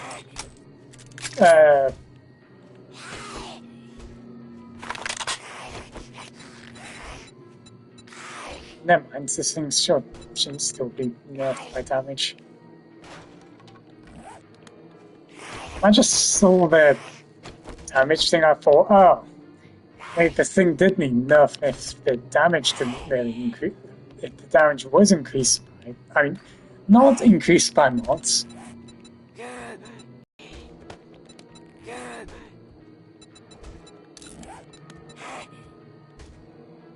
So, level 1 was 70.1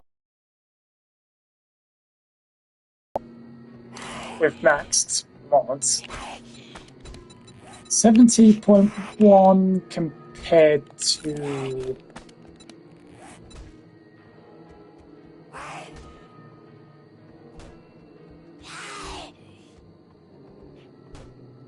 hold on.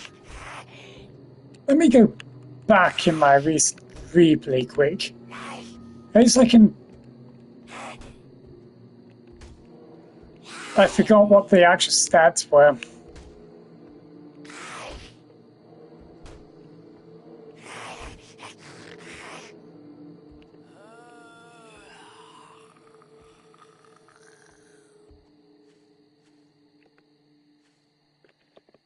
Okay, so maximum mod is level 1 is 70.7.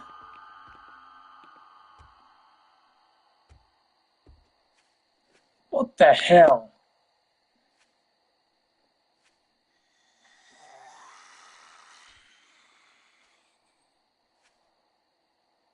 We only get a 1.8 damage increase from a level 1 to a level 2 hunting rifle. A mere 1.8% different damage.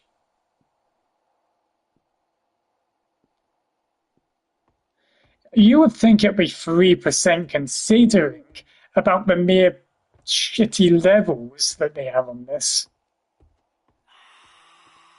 I'm pretty sure the normal Some Days to Die levels had more impact on its damage from levels from 1 to 600 by a ton. And this is only a 1.8% difference of damage? That's kind of joke. What's the point of leveling some of these weapons to 3 if the damage is very bad on these?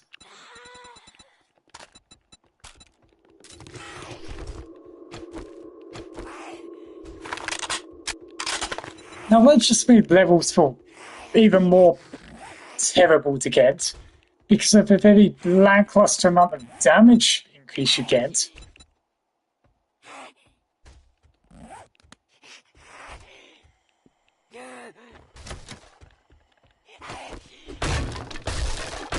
Because to be honest, I thought the damage would be more impactful than I thought. But no. It's just the opposite.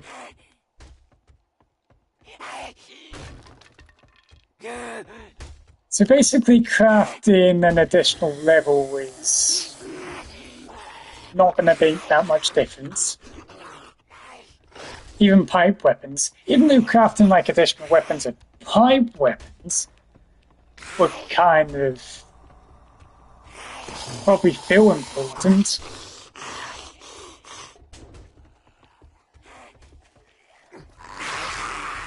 Because I guess having a pipe rifle having a slight bit damage increase makes a difference.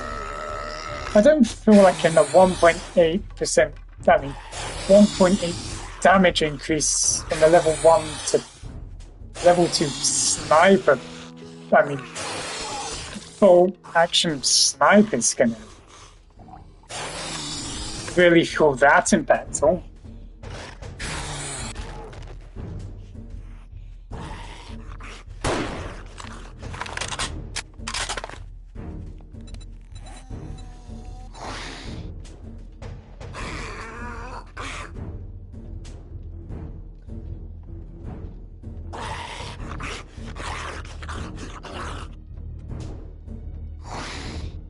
I mean, this revolver does like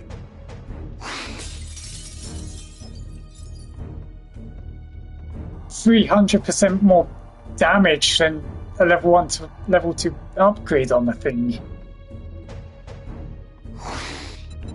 Oh, wait, is it 30 or 300? I don't know. Oh wait, no. The pipe pistol is 30 times, or 32 times, more powerful than the level 1 to level 2 margin of the upgrade you get for the hunting rifle, which actually is a kind of a joke. That's barely any difference.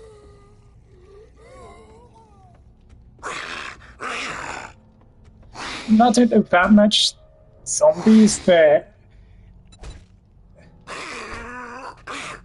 would even be impacted. Most would probably be a 3 to 2 shot in the head. Most of 1.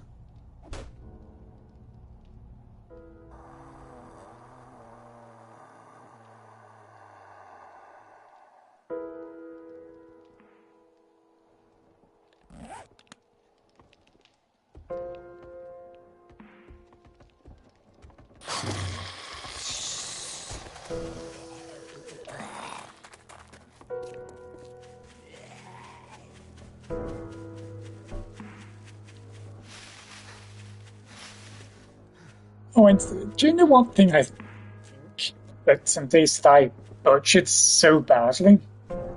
The temperature in the game. The thing that 7 Days to Die, the original version, does so well is temperature. With the amount of clothing you wear, some either decrease or increase your temperature. And you've got coats in the game to protect you in the cold. What the hell do most of these do?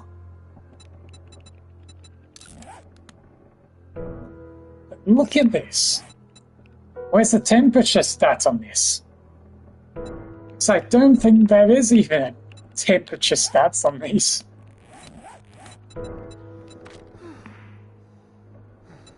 We're on this point blank 70 on feels like. Well, we're 70 degrees on this game. Just straight up 70. Let's see if I can take something off. Let's see if I can... See? That was like 70 degrees. Enough taking this thing off. What's the point in temperature if clothes don't even do anything? The only thing that makes a difference is...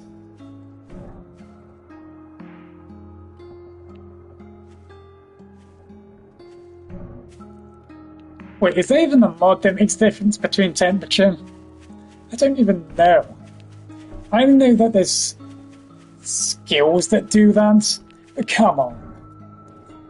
That's kind of one thing I liked about the original 70s style. Customization and all that with clothes. The fact they had different temperature things on it. In this game, they just completely butcher and just get rid of it from clothes. Now we just rely on skill points to do that for us, and that's it. And what's this about temperature in the description when that doesn't really matter?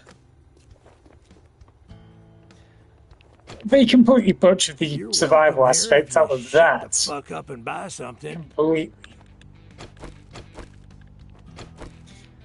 I mean, I've got so many things I could just rant about with this game.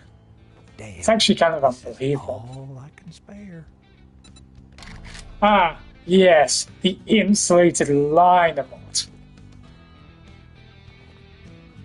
Which barely even makes difference, by the way.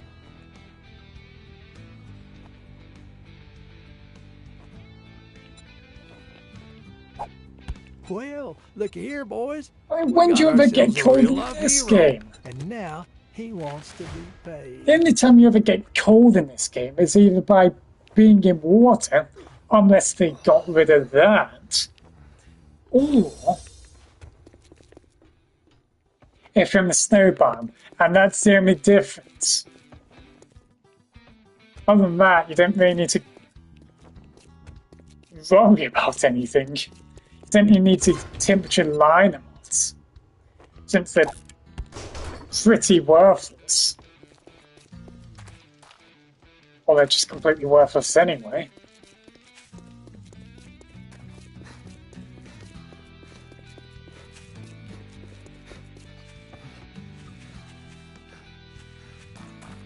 That's where I hope this weather, well, should I say so-called weather, if it's really going to be weather, is going to make a difference on them. If weather's actually going to, you know, make a biome much more colder and all that. I hope they do that, because I really hate the fact they've got a real lack for temperature in this game. Since clothes don't make a damn difference.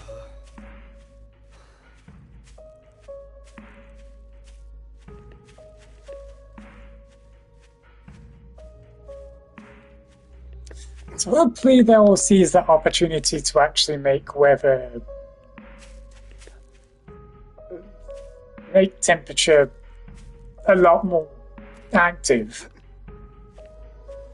And then maybe those line mods for temperature might actually become useful. But right now, they're just zilch, useless.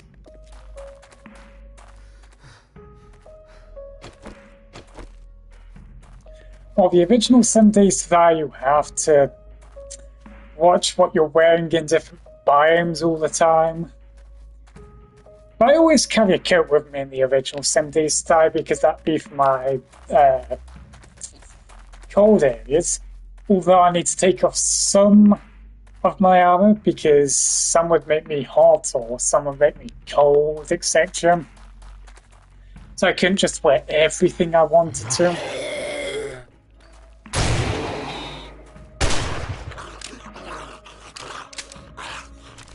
The thing is, I don't want to really return to the original 7 Days to Die since I played that a lot and, well, it's kind of boring. Oh, this just reminds me. Is Ralph's maneuver very useful? I have fought against lots of radiated zombies. I can't even tell if they actually regen health or not. It doesn't feel like they do. It really just feels like they've just got random health at times. They're literally a player who can kill things in seconds. That mod's going to be useless. The only use it's going to give you is better stats on your gun for just having it equipped. Like all mods do. Although mods for armor doesn't actually impact him.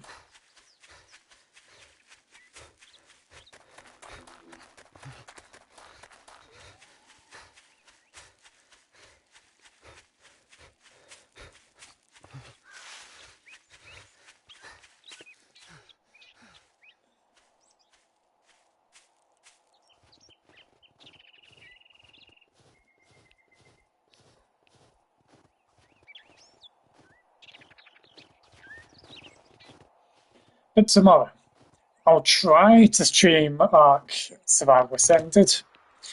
Maybe I might use my mic again, maybe I might not, because I have mostly all the time to myself, but someone is actually coming over for a slight bit.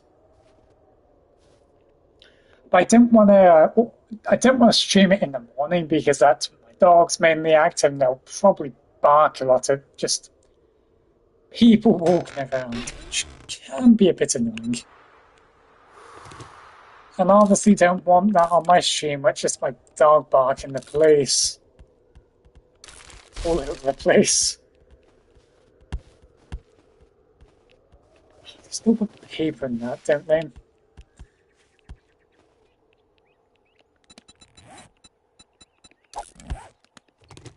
Wrong one. Wanted the these. Oh look, a random board.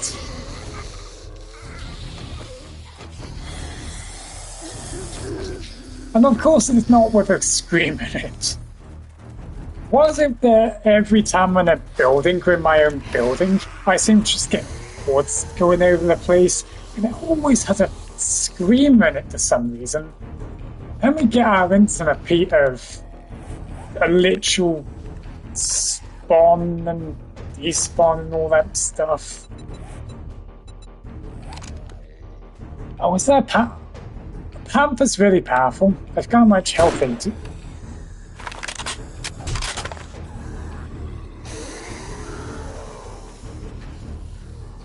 Wait, did I actually do stealth attack damage to him?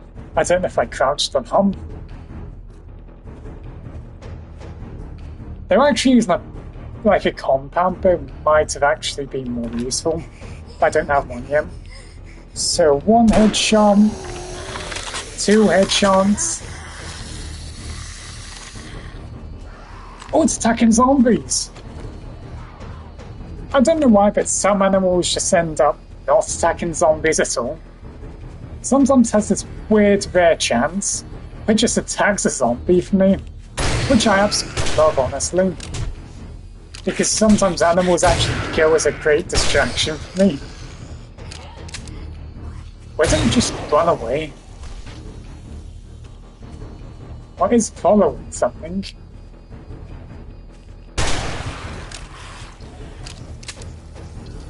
Oh, and by the way, a few days ago, my old control actually broke when I was streaming Warframe. When I was using my newly Occucore with my Riven and trying to upgrade him, my fire button with that spring actually broke. So on the next day, I tried fixing it. I accidentally lost the spring thingy, checked with my floor, so after I couldn't find it, I had to open up my whole controller to try and find him. Just to, once I fully open it and spend a lot of time trying to search for it, I find it was near me. It's just that my floor is just the same color as, almost the same color as my spring. So it was absolutely hard to end up seeing if you're even up close to him. So, basically when I was putting the whole thing back together, somehow one of the wires just snapped off it. Like I didn't even use force on it or anything. Not even force at all. Just snapped off. I was sort of like, oh, for God's sake. How freaking fragile are these damn wires to broke that easily.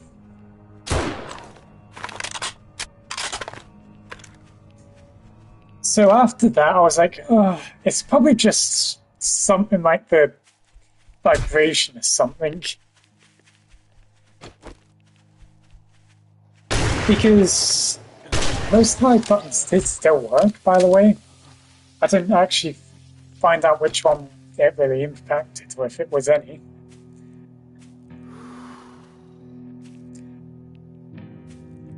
But once I was putting it back together with the whole motherboard thing,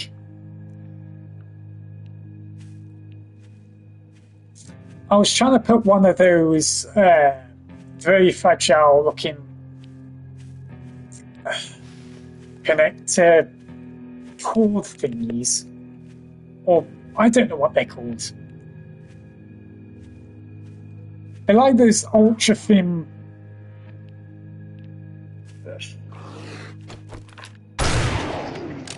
I don't know how to describe it. They like had this feeling of money notes in the UK.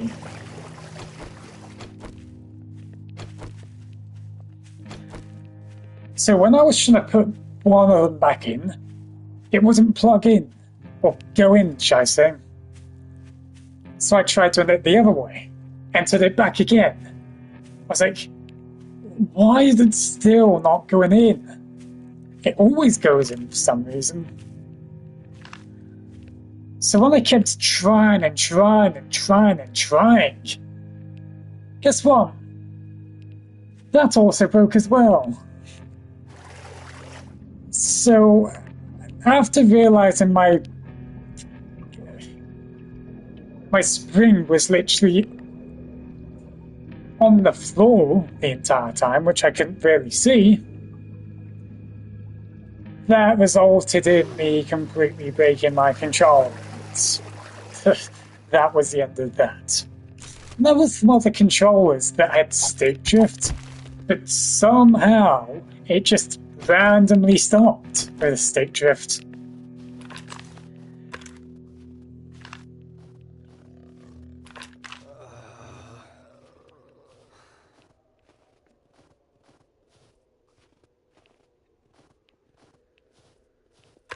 I was trying to obviously use it for as long as I can before the whole thing's just completely dumping.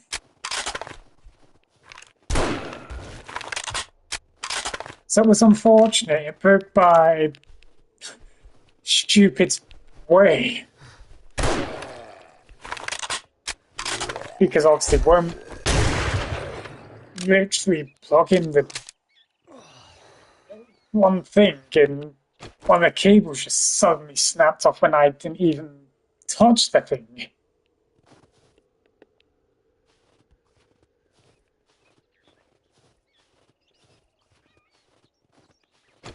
But no worries, I actually had a spare controller, which I didn't actually open. And that's the controller I'm using right now. So hopefully I won't get stick drift for months. Hopefully. Although we know how random it really is. It could either have stick drift or it probably won't, we just don't know.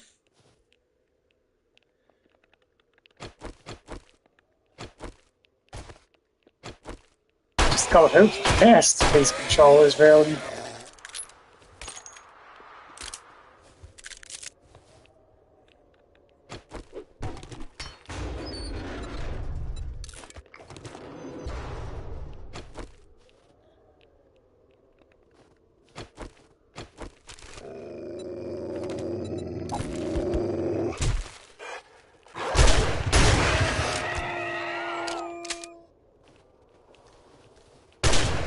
Oh, and the reason why I was actually the reason why I was even opening my controller and all that tough business is because I actually had another controller that had springs in it. I didn't really want to buy springs if I could use my broken controller, which had complete utter stick drift in it. That was completely bad. So I just ended up using the springs and ejecting the springs from that one to put it on my other one, which did unfortunately come to a disastrous end, but I just basically took all the pins out of my stick drift one and the one that broke. So now I've got 3 spare pins, not pins, 3 springs for my controller, which I won't have to dismantle my controller completely to do that. I can just open up the cover for it, and that's really just it. This could have actually been avoided if I did see that the spring went on the floor, but it was so hard to see it that it could probably take hours just to find it with bare eyes on that floor. But oh well, it's what it really is, so. But it's. What the hell? I can't even remember what people say. It's what. Maybe I should stop trying before I start embarrassing myself about screwing this over so badly.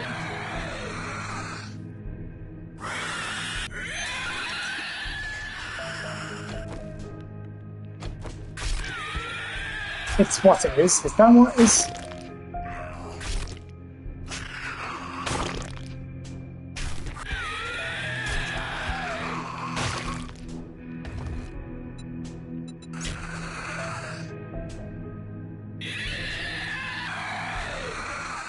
Huh?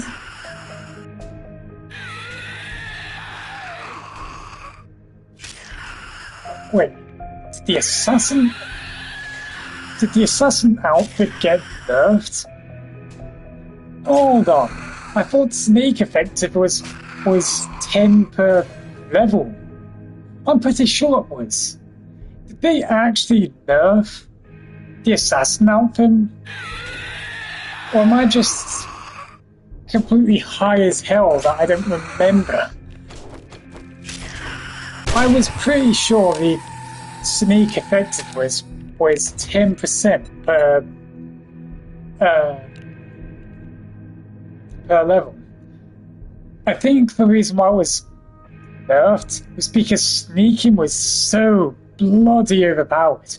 You could literally sneak right in front of a zombie that's probably walking right in front of you, spin all around it, and it wouldn't even see you. That's what I saw anyway.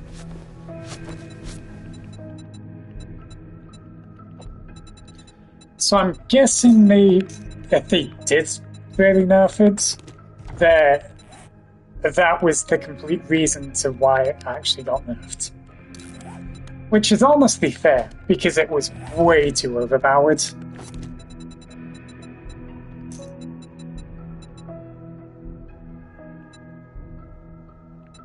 Even though I actually didn't use it, I only used the assassin outfit because it looked so cool, and that's really why I used him. That was the only drip I ended up having in this game. What the hell am I supposed to replace this with all the rounds? Even though it's only 29 bullets of it, I kind of want it still. I'm tempted to just get rid of the robotic parts. Yucca seeds. We need aloe vera. We definitely need aloe vera for medicines. Yucca, we could choose yucca for yucca juice, but we have coffee, which we've got. Well, we've got 24 corn seeds, which is kind of enough. But do we really need 8 headlights? Actually, I want to... 7.1. Okay. All isn't until day 28. Should I dismantle the cobblestone cubes? Yeah, actually, yeah. Let's do that. I don't need them until I go back to base, really. I don't know why I'm calling it base, because it really isn't a base. Well, not yet, anyway. Close to it, however. I'm really talking more than I thought. To be honest, I thought I would have just talked for like a very tiny bit and just left to just play very silently.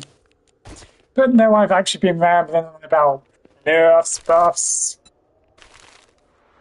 and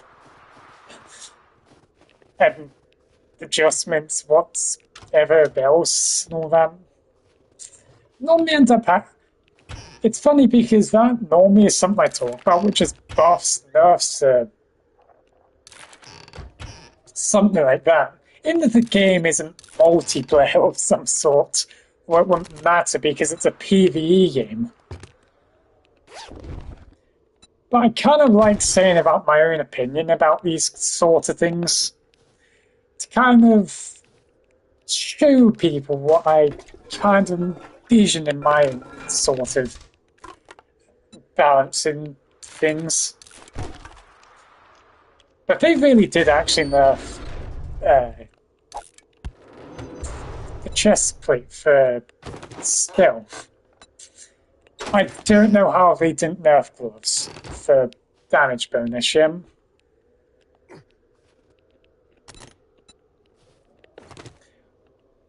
That was just enough ammo, by the way. I got that with that literally 150. Hunting knife. What do we do, champ?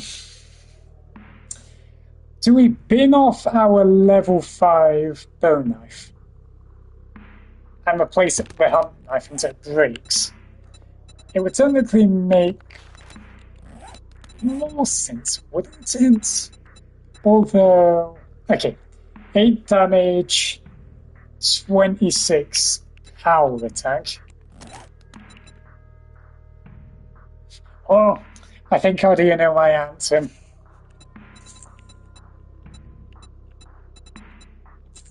since the hunting knife is really much better instead, we've got no choice. Hold on. Has this got two? Yeah, it does. Okay. If that only has one mod slot, then I might have actually binned that off.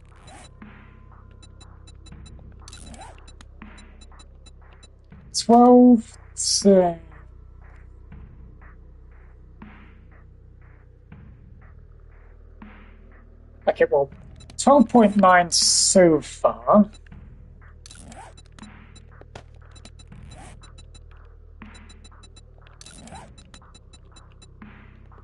$12.9.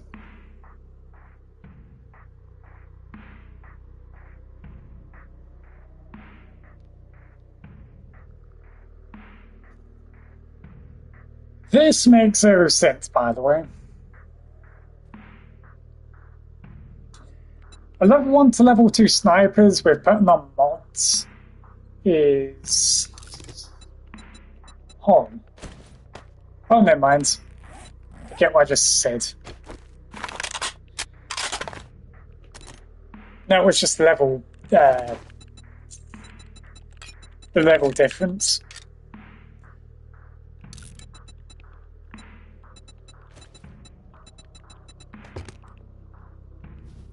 I almost went full out on that pin. I was thinking, wait, if mods only give such a short amount, why would this knife be getting more? No, it's just levels. Sorry, but my dumb brain keeps forgetting about things. Can I say how I'm actually in a cold weather environment and I'm not freezing to death right now?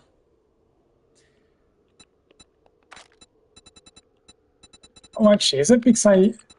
Hold on, I think I might actually know.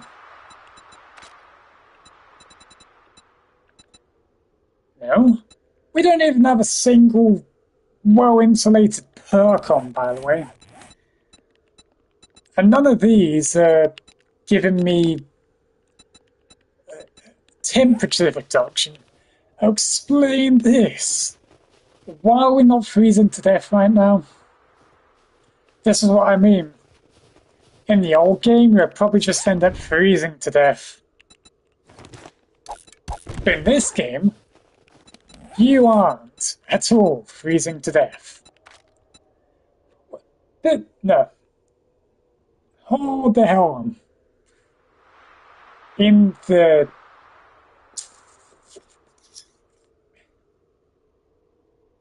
pine forest, we get 70 degrees. When we're in a snow biome,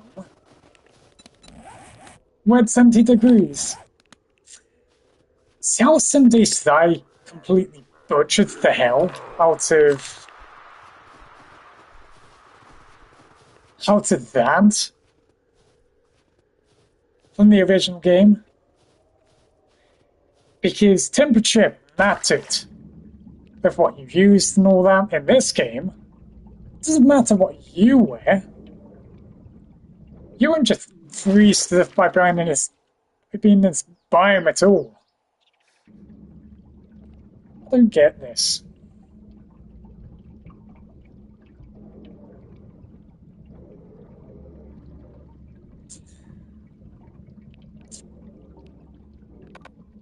Okay. So you still can't use guns underwater. Good.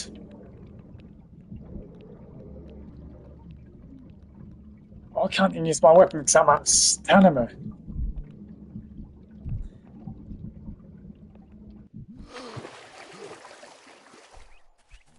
Good change they made about this game that zombies actually swam. On the old version, they did run underwater. Well, look at that. You can definitely tell this is map bound, or at least close to it. Though I actually like this. I love that my out of map bounds are in water.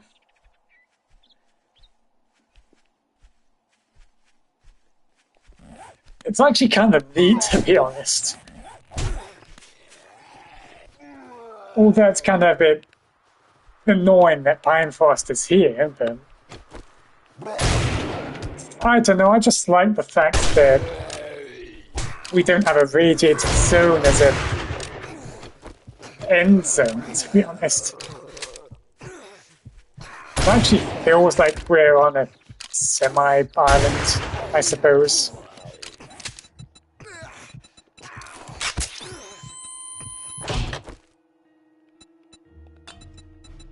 Oh, I've got one more inventory space now. What the hell am I going to use that for? Well, we're sure not going to be using it for honey and all that. Frick me. I don't think we're going to be able to really live still. We're at 58% infection. Oh, and second question, how are we going to get to the supply drop? I'm going to run out of stamina getting there. And we only have 60 seconds underwater until then. So I probably might end up dying by drowning, actually.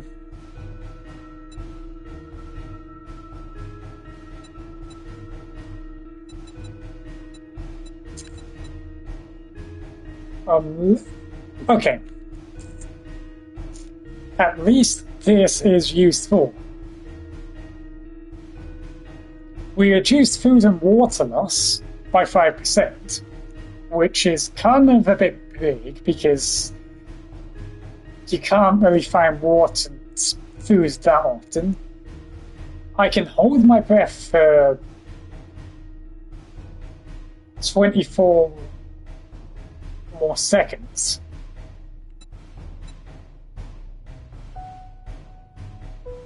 And there's, how do I say that? Actually, I don't even know how to actually pronounce that. Disternity? I don't know. Let's just say disternity. It's reduced by 1%, which isn't really that much, but it's what it really is. I mean, we've already got something that's good already that's reducing my water and hunger, and hold my breath for much more longer, and buffs and consumables last 10% more longer, which is actually pretty decent, so at least we've got multiple things benefiting me from one level of something. So we're gonna definitely upgrade those, because this is definitely gonna not much for hold my breath because I don't go underwater that much. And I don't really eat things that's got a chance of dynasty in it. But I guess we've got a little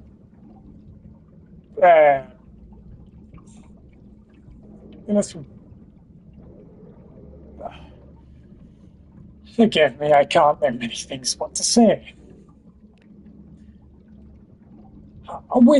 I don't think we're actually going to be able to get this, by the way. Because we're absolutely slow underwater. You know, we've still got 80 seconds. We start to go back.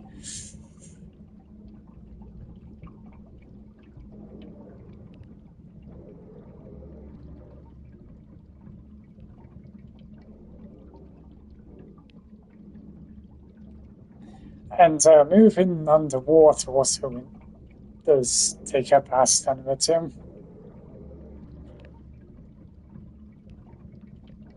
So we're gonna have to probably leave the supply drop. This is also kind of a quest that somebody started to add boats to the game. Because since zombies can swim, I don't think it's gonna be a bad idea to make boats in the game. I just think that we can't have motorboats in the game. You know, it will take fuel. I don't think that's any place. I think we're definitely going to need boats in the game, like rowing boats, where it's not going to be too fast. But at least once we get off it, we can be on top of it, and zombies can jump over it if you're getting chased by some in water. And at least once you get out, you can probably stand on him to regain your stamina, then go underwater, do exactly whatever you want, etc. Personal request would be to actually do a little bit of a water update. Don't get me wrong, not with the actual water physics and all that type of stuff. I mean stuff like an underwater TLC, should I say.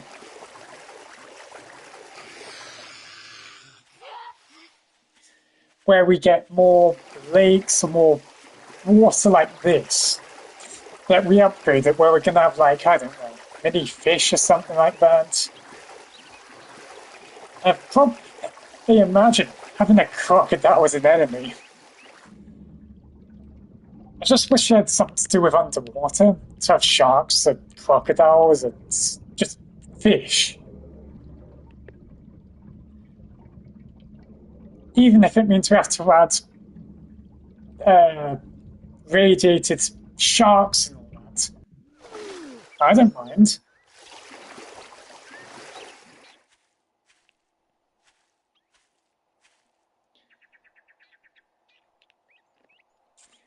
Although we probably won't be able to do things like build underwater, because I think that would be a little bit out of 7 Days to Die's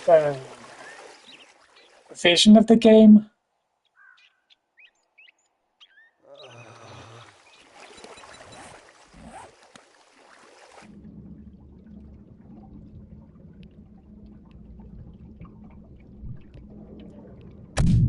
Oh, we can? Oh, what? Oh, wait, we can shoot guns underwater, actually?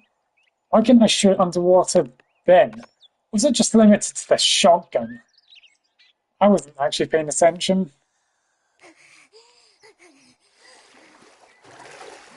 Let's regain my stamina first. See? Okay, I like that.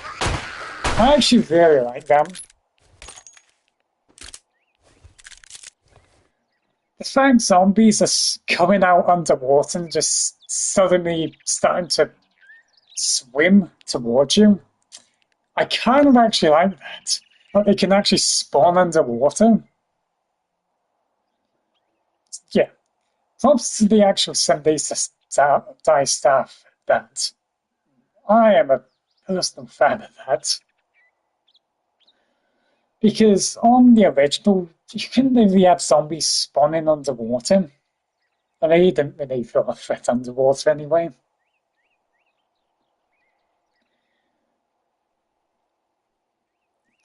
I don't know, it gives that kind of horror type of feel slightly. Having zombies doing that, I really like him.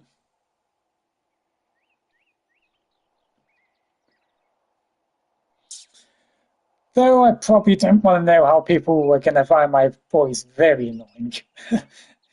It's not like I really am going to end up seeing anything about that anyway. I don't look at comments, as I just said. I'm going to quickly actually watch a YouTube video, even though it's like 2 minutes and 4. Actually, hold on. I'm going to be right back, since I'm going to need to have a loo quickly.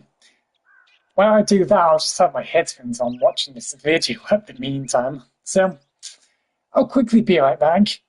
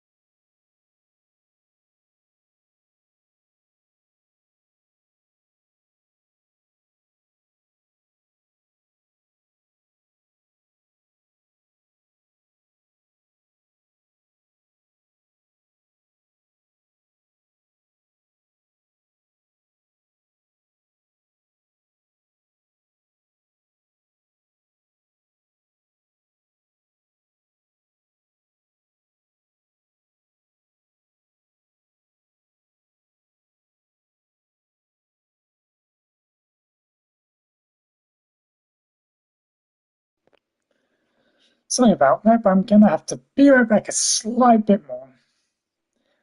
But I'm gonna say this.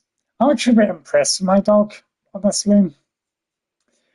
Normally, when you have to try and get her in her cage, she ends up being a pain in the absolute ass. But for some very odd reason, without even me telling her or even doing anything to get her in her cage, she just went in there. And when I came close to her cage, she didn't do anything. She just sat there and looked. So it's actually the first she's ever went in the cage without me even doing anything. I didn't even close the cage. I just left it open.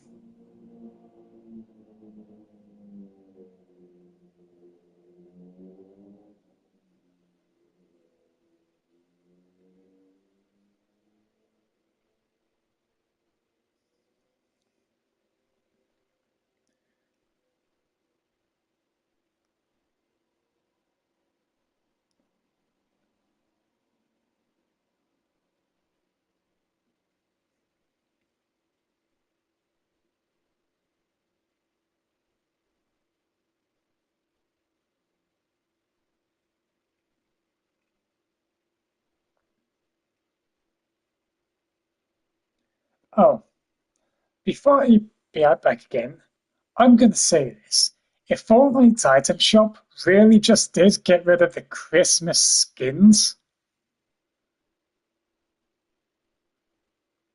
and it's just not going to add any more, I'm actually going to be a bit pissed off. Because I hate the fact that Fortnite brings out these Christmas outfits for them to be released on Christmas and Halloween, but in the coming years, they end up just don't releasing some of them. And that's really annoying, to be really honest. I hear people wanted the candy cane pickaxe. That hasn't came back yet. And there's a bunch of things that haven't came back yet. Personally, the skin I want to come back to Fortnite is what's her name? Rain. Reno Rain. I've forgotten. I don't know how to really pronounce him. But that anime Christmas looking girl. I kind of want to get her. The thing is, she hasn't been released yet this year. And I'm scared she's not going to actually get released this year. Because thing is, with this late Fortnite shop, we've got FNCS coming back, we've got NMM and Signature Style. Plus, the outfits have been downgraded to 7 times, to 6 times tabs, and the test season tabs have been removed. So we're probably not getting more Christmas skins out now, which I hate them when they do them.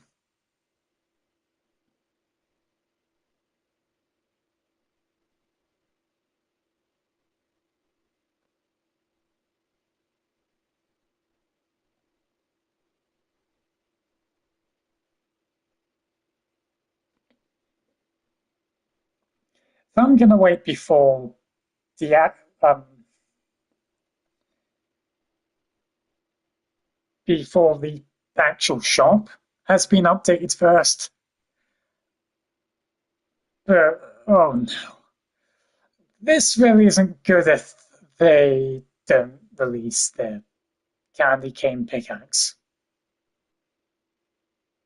Because I find it really unfair when they do these just yearly, but they just don't release some certain Christmas items and whatnot.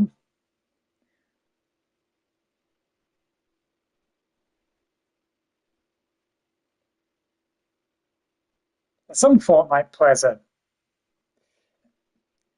really annoying sometimes.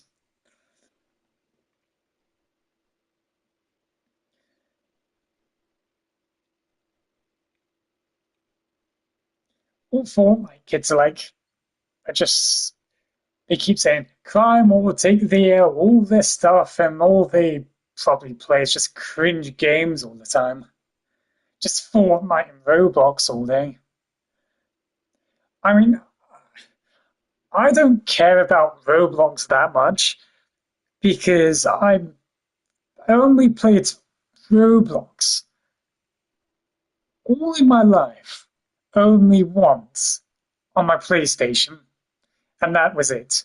After like a few days, I've quit Roblox and I don't care about him because it's absolute cringe, just like Fortnite players really are. Well, I mean, not all Fortnite players, don't get me wrong, but those toxic ass players all the time, they are the worst. To be honest, sometimes I just wish I could just get in one these toxic people's games lobbies, just do take the L emotes and all this stuff and just quit after.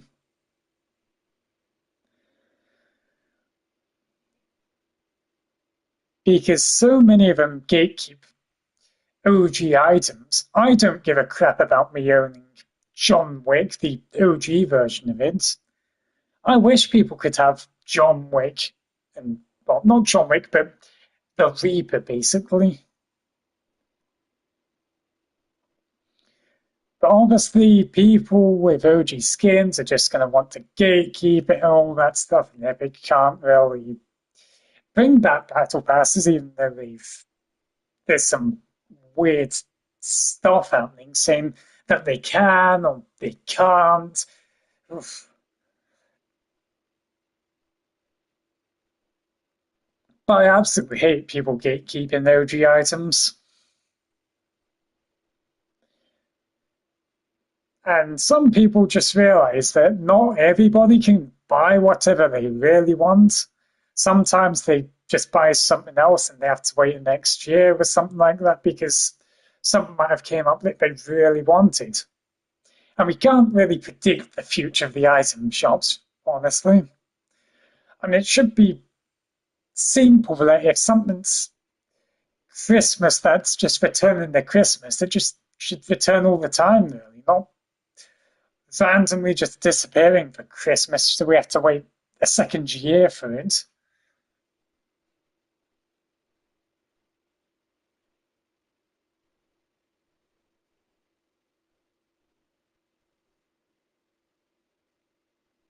And no, I'm not crying about it either. If I cried, I'd probably keep going on about it for 2 hours, which I really wouldn't.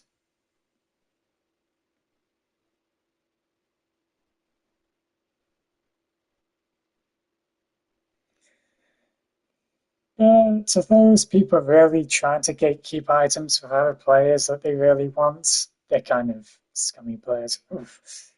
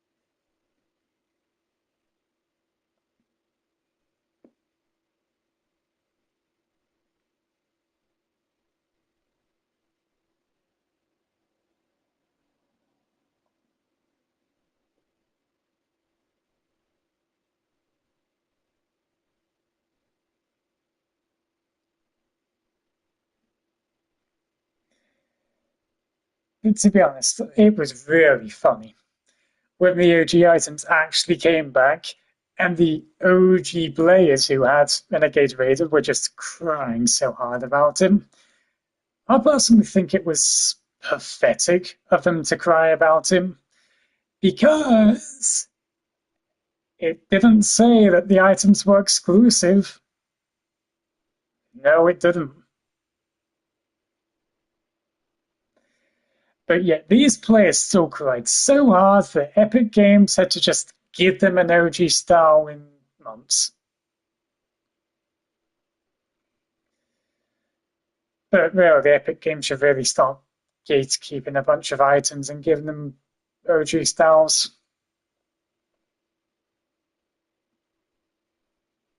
They shouldn't really be catering towards people crying because their OG item is came to the item shop. They've had like 7 years to literally flex out their skin. I think it's enough time.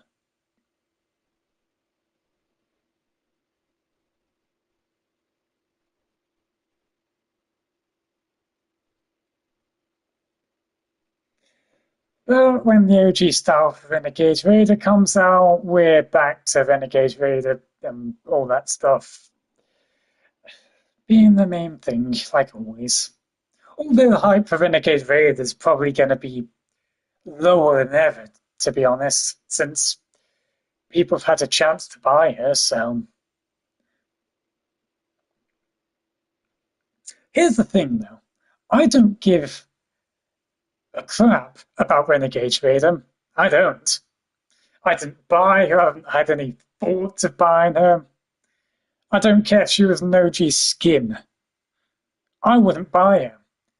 Renegade Raider is just a mediocre skin that's just rare, that people just care about rarity of things. That's the honest truth. Black Knight's kinda cool, but overrated.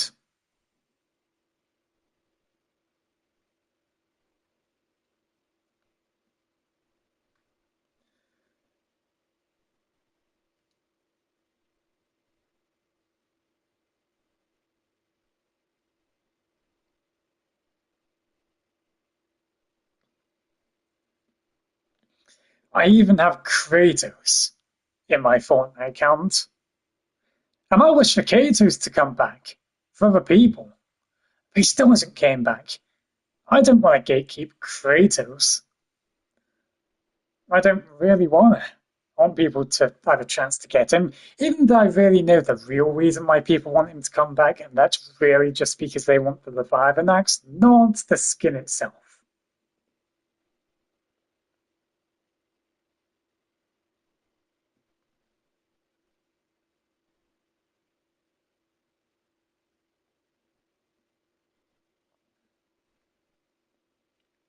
I'm going on again, aren't I? Just rambling on. I've got to get used to not doing that.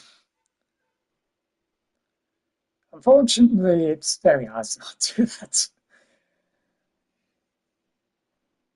I just kind of like rambling on the things I like to say about, I suppose.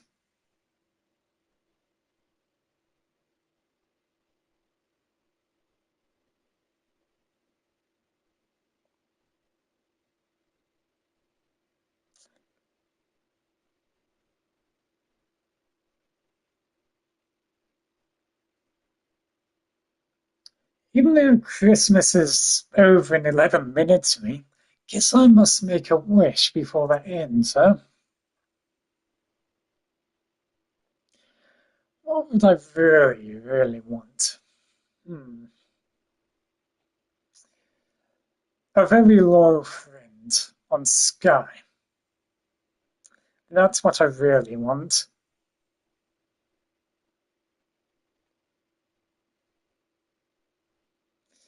Someone who is as loyal as my bestest friend, Fujiyama. Preferably someone probably Japanese because for some reason they're extremely interesting.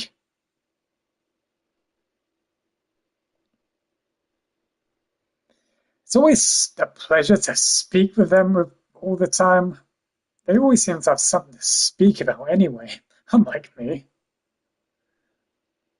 Think about it, is Ark still downloading? Was it even close?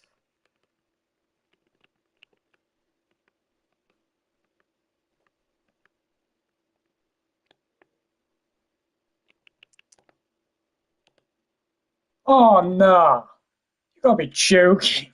9 minutes until it's done? Oh great. It told me it was gonna take 10 hours to download. How it just went down to 10 to 5. And to be honest, Arc server was centered. That shit eats up your storage. Right now, to download Ark Survival Ascended takes up 149 bloody gigabytes. That is almost as stupid as Call of Duty. Thankfully, I do have a 1 terabyte storage thing, but I'm also struggling with that. Not to mention, in like a week, Wuthering Waves is coming out for the PlayStation 5. And that's the time I'm probably going to have to say RIP to my storage even more. It's really struggling so much to keep many games on. And I don't want to know how much storage Wuthering Waves takes over. Hopefully not as much as Genshin Impact. Probably 60 to 50 gigabytes, I think. But damn, with all these gacha games coming out, oof, my storage isn't looking too good. But I'm going to assure you this. Once Wuthering Waves does come out, and if I do manage to end up downloading it on time, I'm definitely streaming a bunch of Wuthering Waves before I get bored of it. Or something like that. So at least you'll know what's happening on the 1st or 2nd of January. Because holy crap, I'm hyped to play Wuthering Waves. I haven't actually seen much gameplay of it. But if it's a game that's like Genshin, but in a more advanced combat style sort of game, holy shit, you guys have got me hooked up. And that's what Wuthering Waves is doing to me right now. It's a game I feel like I'm definitely going to enjoy more than Zenless Zone Zero.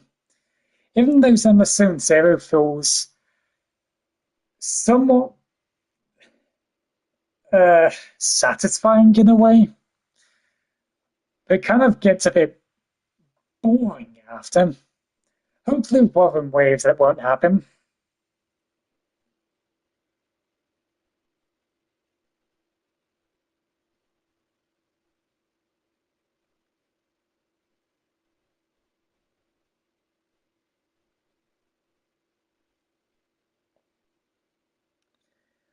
Why have I got a random post on X that's saying, I see you, cutie, don't try to hide from me? Weird. That's probably a friend who tweeted that or something that just came up on my thing. You know, it's very weird, however.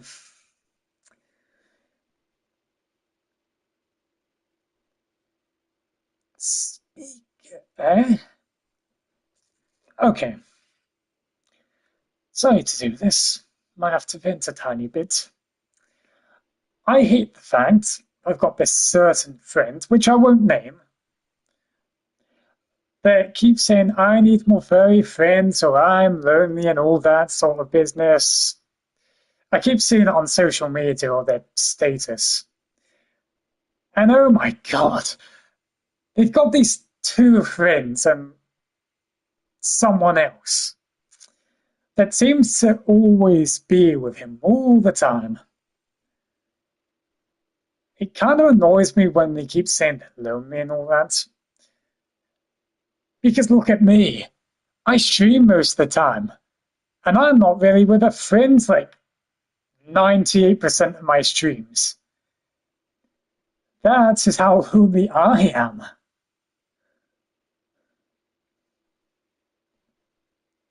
They should be glad they're not me, to be honest. Because they wouldn't really be able to cope with how much I stay alone. Or how much I really am alone, to be honest.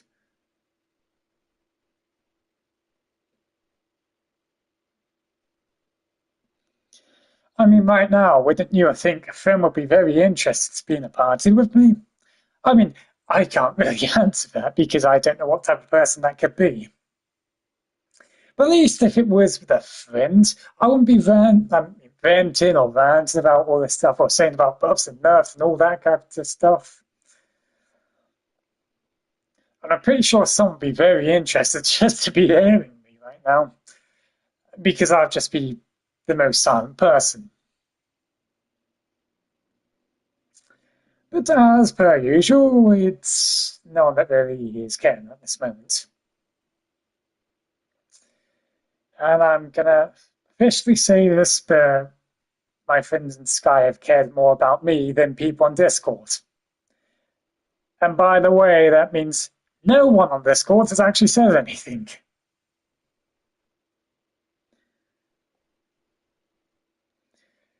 Other people on X, other people in any other social media haven't said anything. Not even on the PlayStation. Very typical. But I wasn't really surprised this was going to happen anyway, because this happens almost every year. And I'm just starting to not be surprised when it happens. Although who knows, I could probably have a stalker on my channel that's just watching me right now, even though every time someone does watch, it keeps saying 0 viewers for me, which is very odd. So I wouldn't be able to know if anyone is watching. But if someone is actually watching right now, hello.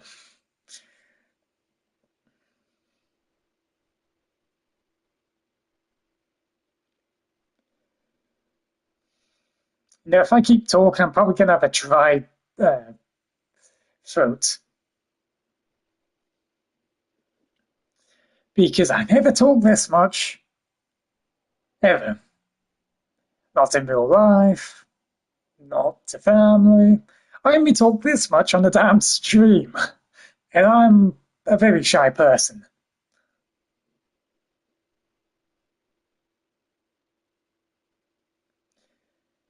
Now, Fortnite. You will bless us with a decent item shop, and please to God, bring the minty axe thing out, or the whatever it is. My little brother also wants the candy cane pickaxe. I mean, even though he only has 1,500 V-Bucks, and that's all. So if he ends up buying the pickaxe, he won't be able to get the next battle pass. But he really wants this pickaxe so badly. And I'm going to feel sorry for him because he had to actually make a new account. So he hasn't had a chance to end up buying this pickaxe he wanted. So I'm hoping they bring that pickaxe out.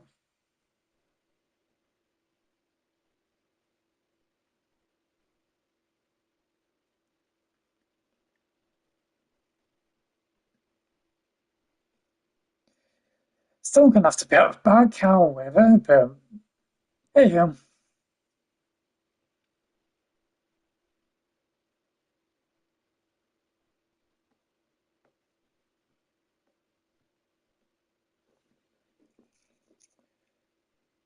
While we talked the last minute before I witnessed probably the downfall of Fortnite's item shop to be very disappointing, I wonder if this guy is who is on the uh, social media. To be honest, this is the guy who is on the photo.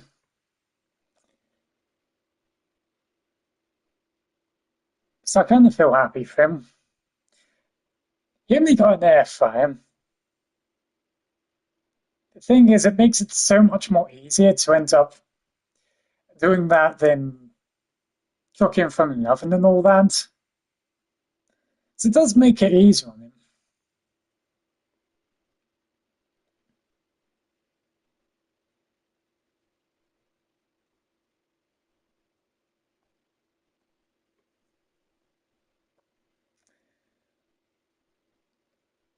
I just thought of something. Imagine if there's an actual VTuber watching me.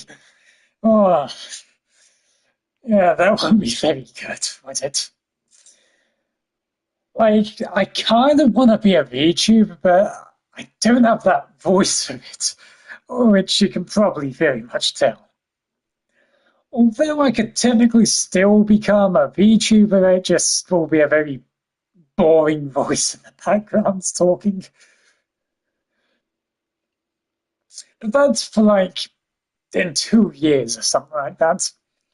When I've actually got my own place and got decent room for everything, all that sort of stuff. PC, I could become a PNG tube or something like that.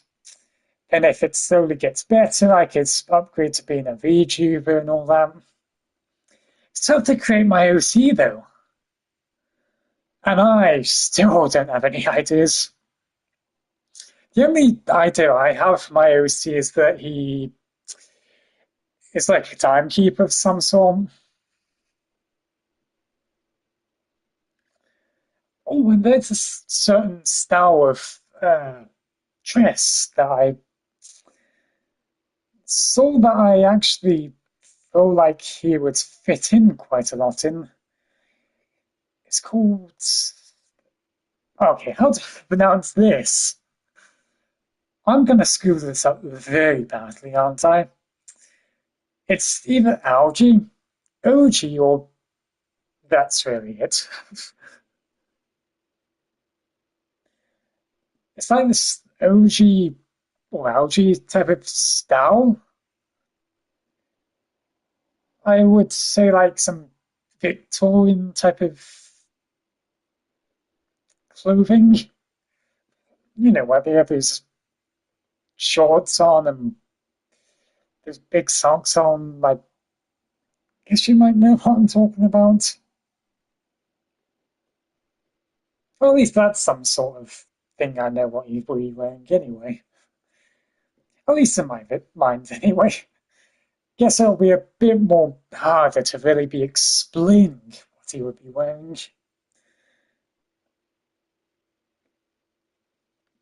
And it is 2 minutes in the UK, or 0002.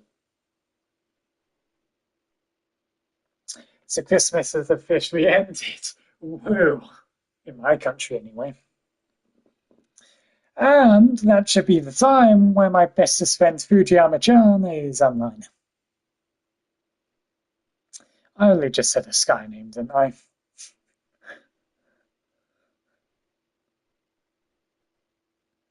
But she should be online now.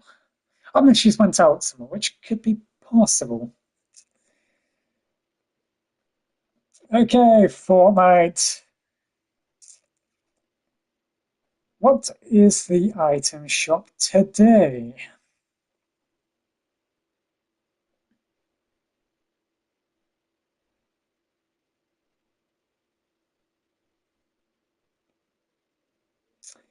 If I can find the post for it.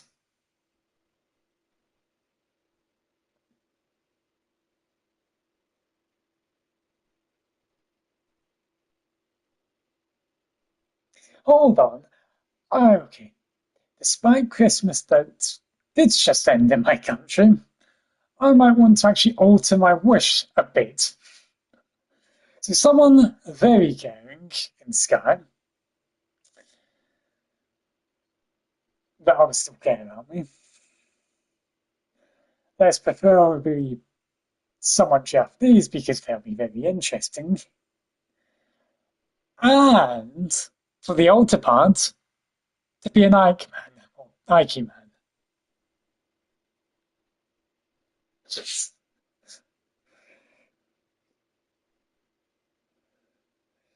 Yes, yes, I know. Probably won't happen that will be a Ike Man, however, but one can only dream, right? Besides, they're cute.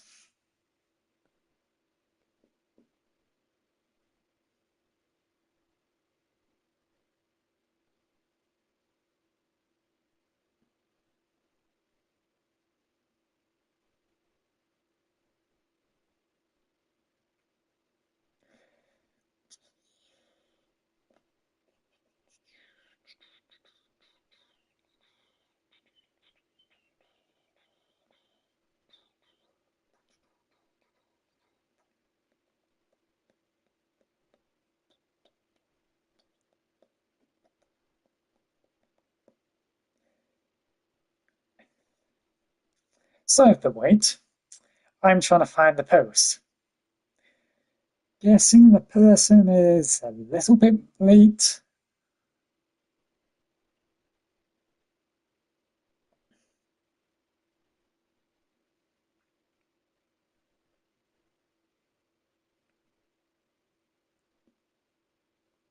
Again, it normally does take about 10 to 5 minutes. I just want to know. And that probably won't make a difference since I probably will have to go on Fortnite.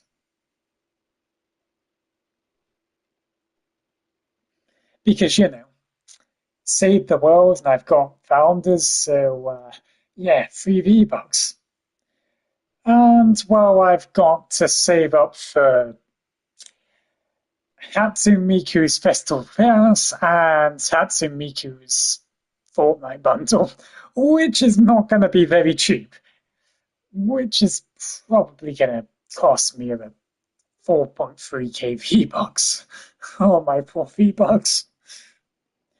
Thing is, if that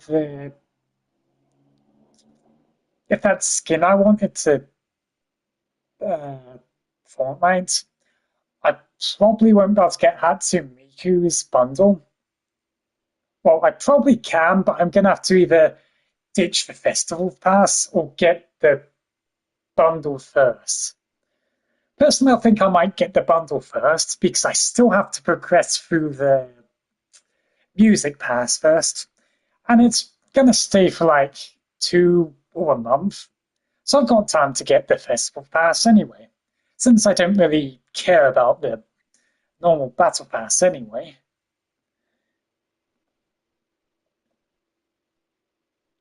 The only time I'll probably buy the battle pass for Fortnite is either on the last day or if I get over level 100. But everything feels absolutely slog-paced this season. I don't know why, but it feels like I'm not getting that much XP at all.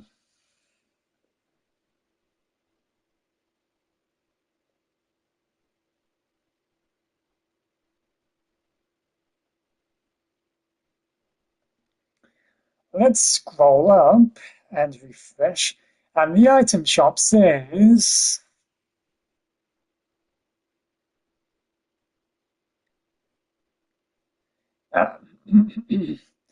and it says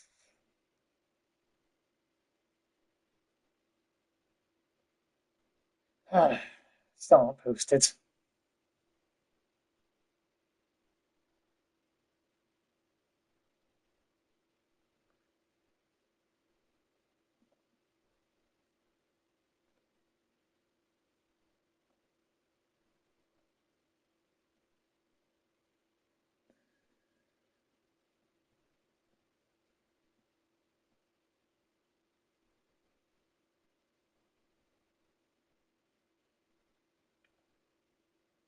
Someone needs to wake up.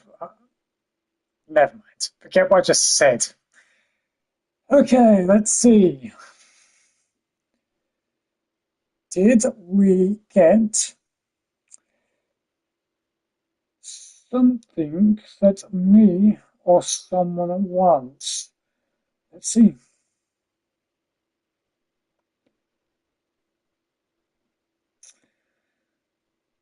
First column looks bad. So NMM has returned, which no one really wants to care about anyway. FNCS don't care. Knockoffs, blah blah blah blah blah. Oh, there is something Christmas that just came out. Oh, but it's only a Krampus bundle.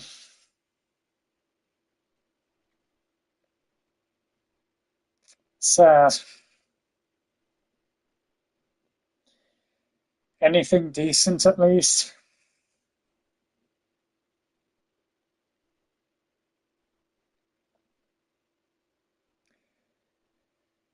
Bigfoot, absolute mediocre that no one buys. Archetype, no. Wild card, no. Wintermore Frost, spring loaded. Power Arm, Mecha Team Leader, Festival, blah blah blah blah. Nothing. Nothing that interests me or my little brother at all. Sad, but yes, it's good that the Christmas items are still coming, but very, very slowly and late.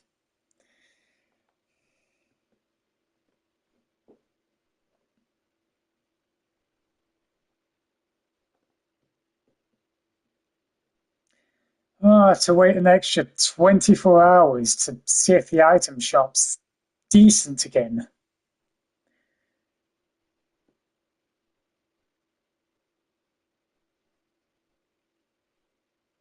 But hey, not to worry, because tomorrow we'll be playing Arcs 5 Ascended, and hopefully I'll be leading with a surprise reaction, I suppose. Though I have seen Arc Survival Ascended, I'm gonna be honest, the graphics are kind of impressive, the game. Though to be honest, back at launch, the graphics were actually deemed quite impressive back then also. It's just that the PlayStation 4 actually struggled to run it. That's what was kind of bad. I'm guessing that's why it had so many crashes in the end, because the PlayStation 4 was struggling to high hell to really run it. The game ran like at 20 FPS at certain areas. Well, if you had a lot of dinos, that would end up turning into literal blocks. But still, looking forward to Archival Ascended. Despite playing the actual original Evolve, playing all the maps and all that, still I'm very excited.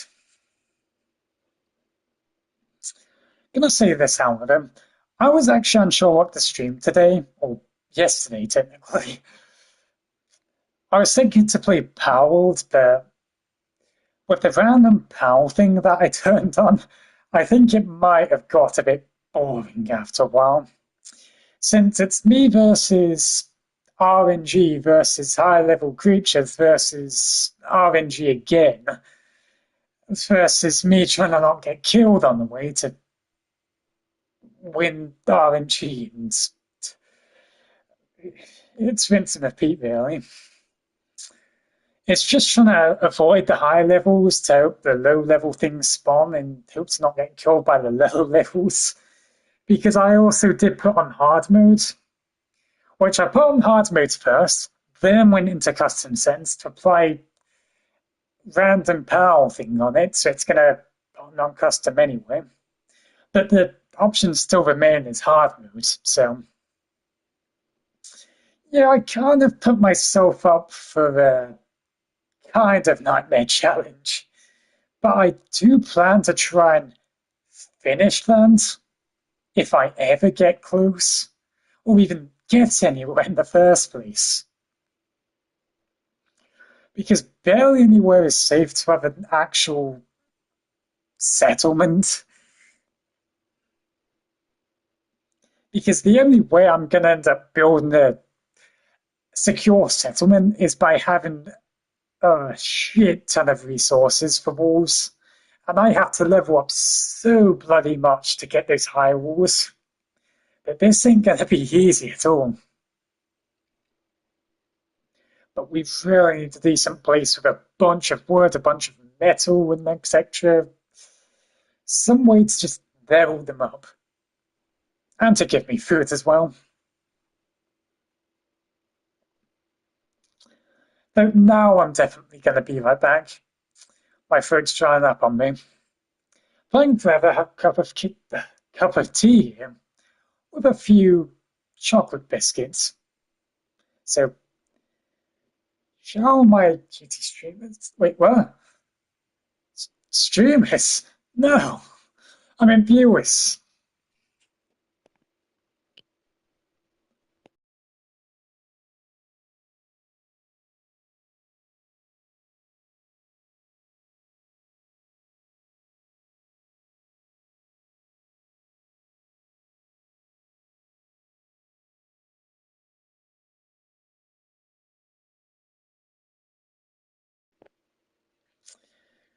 I guess I could have drank a bit more than I thought. Oh, that's drunk. I don't mention at all.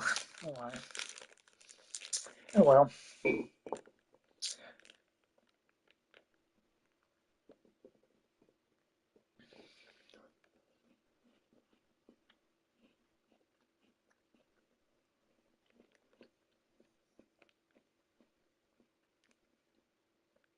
No, it's slightly hot still.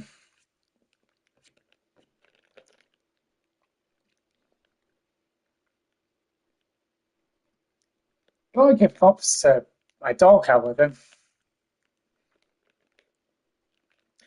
What if I went for a night stream? Should actually be so much more of a nightmare. I thought she'd just be barking a lot or doing silly noises a lot of the time, but I haven't heard her for like how long now? Probably because she's asleep now. Though probably tomorrow might be different, except in the morning.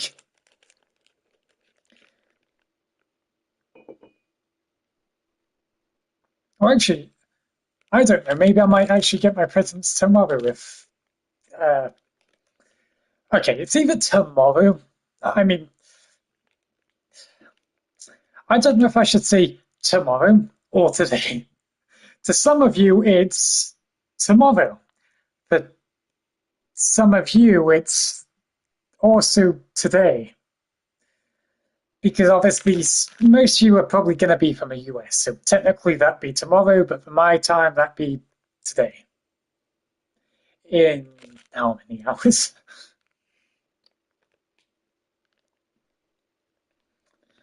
So I may actually get today. But I don't think that's actually going to happen. I'm going to have to remind... I'm going to have to actually remind my little brother to remember.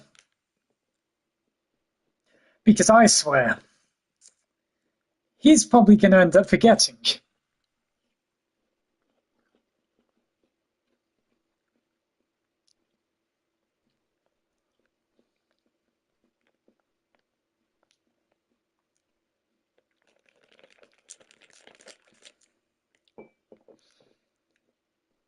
But then again, it could be tomorrow, it could be in 2 days. Hopefully no longer.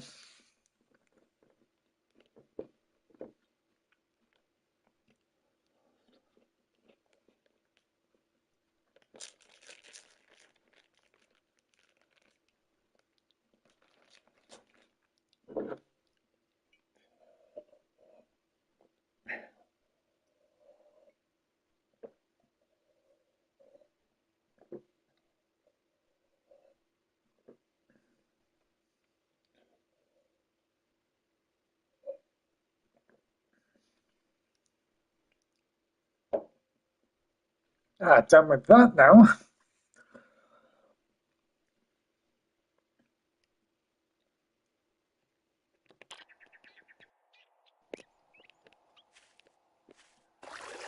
I don't know if anyone would actually relate to this, but does people actually film a movie when Christmas is like 2 days or a day away?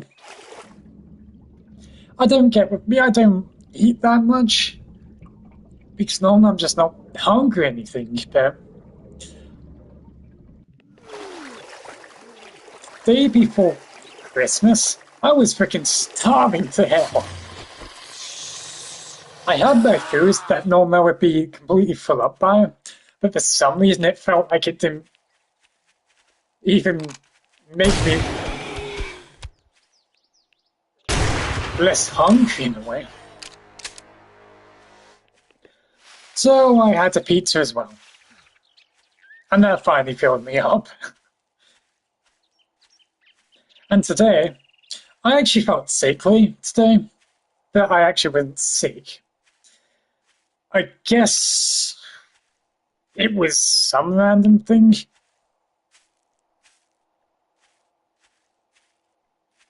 But after that, I actually ate quite a bunch of things.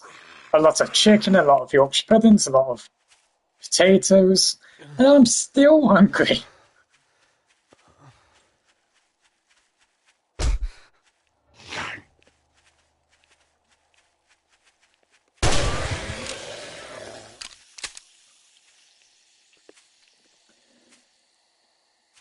Of course, I would actually make a pizza right now if I could, but we only have one left. So I'm gonna save that pizza for tomorrow's tea for me. Normally it'd be family dinners and whatnot, but just because it's me here for 2 days, well, I've already had tea today with my family then. I'll just soon have to make my foods tomorrow. Yeah, just tomorrow. So yeah, I'm gonna have pizza tomorrow.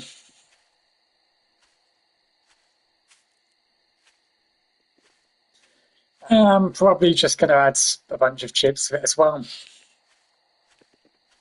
Probably a bit more than usual, to be honest, because as I said, I've been a bit more hungrier since the last few days.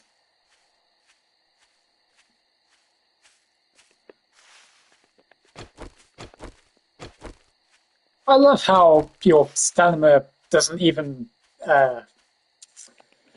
go up once you're severely hydrated. It doesn't say. Thing is, when you're on the first or second dehydration stage, it says your stamina decreases slowly, but doesn't exactly tell you by how much on both. But once you get to severely hydrated, it doesn't. Well, it says say health and stamina recovering slower, but it doesn't even say how much slower. But I'm guessing. Oh. Is this why? I'm guessing stamina recovering slow is like 80% for severely hydrated or some stuff. As I'm recovering literally zero stamina at this moment. And I've gone minus 35% stamina regeneration on this also.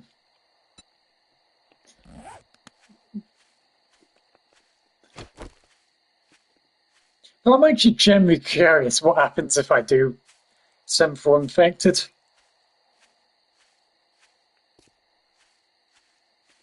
Because I actually haven't seen a video or anything about what happens if you do get 100%. Don't know if you actually die or if you turn into a zombie after. It would be kind of cool if you turn into a zombie, but I doubt that happens. But I want to see it myself. That might actually take a bit of a while though. But we are on 60%. And we kind of gotta drink something. Or else I am gonna die by that. We didn't take. Oh no.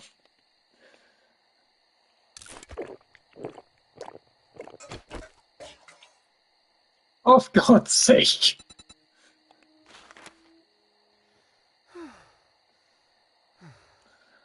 When I drank that, I was thinking, oh yes, we avoided it. But no. Oh no, I screwed ourselves more with this.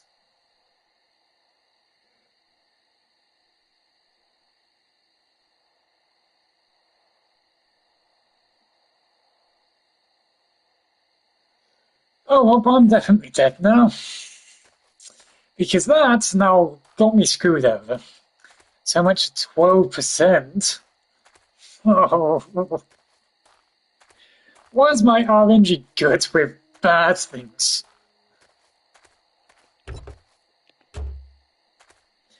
I swear, there's like a 0.5% of a bad thing happening to me. I swear I get that 0.5% chance of that happening to me. If it was RNG for gacha items, well, they should have a flip that lock across and just rather give me the terrible stuff instead.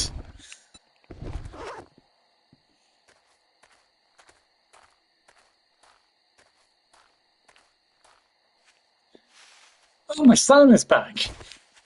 Whoa, I finally can sprint for like a few minutes before I can't even do that again.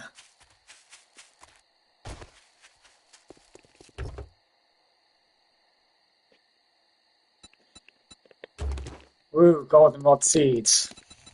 Useful. Can I not just eat them?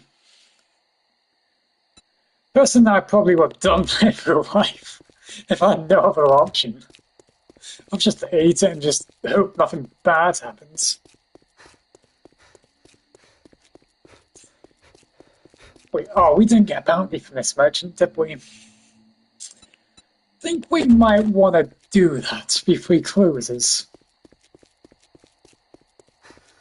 Because I kind of need a bike. I mean,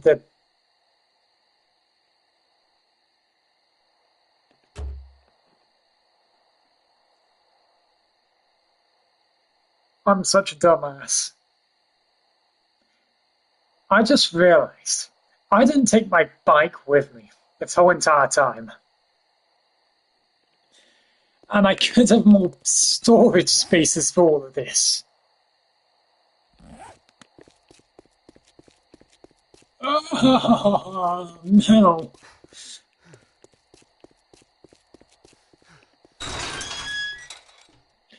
I can't believe I didn't take my bike with me. I mean, my motorbike. I mean, no, not motorbike. Cycle bike, or whatever it is. Hey, this would help me go so much faster. Into my store. I got work to do if you don't mind. Don't just stand there with your well, he is thumb zombie up inside. Ass. Get the job done.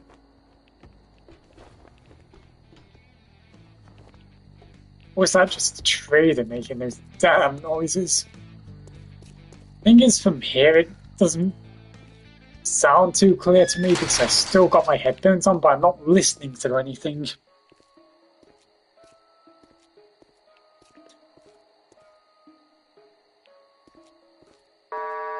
Trader Rect is closing shortly, so finish your damn business or come back tomorrow, if you're still alive. Well, rip stamina regeneration again. Time to cope with 0 stamina now again. Whoa. Fun. Or maybe I should just drink all of these. Just to... Please don't. Please don't. Thank you. You shouldn't make it worse. Still... still gonna drink a bunch more, however. I purely need my stamina regeneration. I'm definitely dead.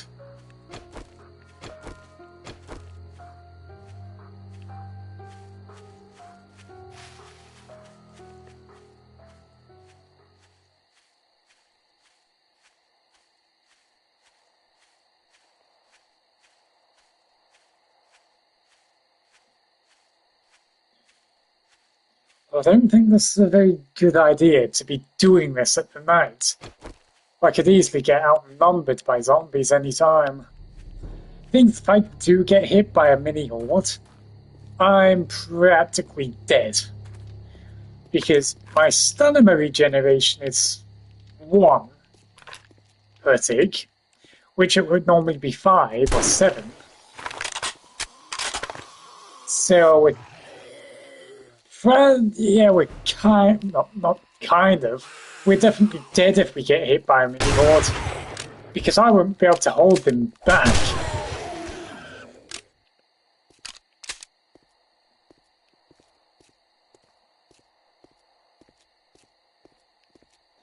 So I can only just hope that doesn't happen, or if we find some kind of drink that helps this dynasty. But then again, having any sort of healthy drink would be good anyway.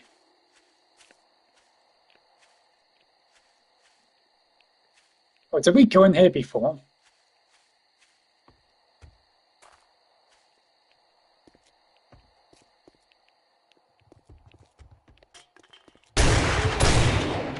I see a cage and that's actually not...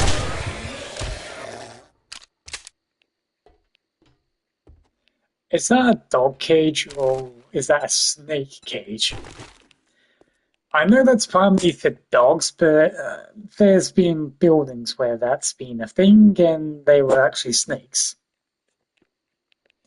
So, when I see that, that is my warning to be careful. Let's check every space. Unless I end up seeing a dog, then I pretty much feel like I'm safe.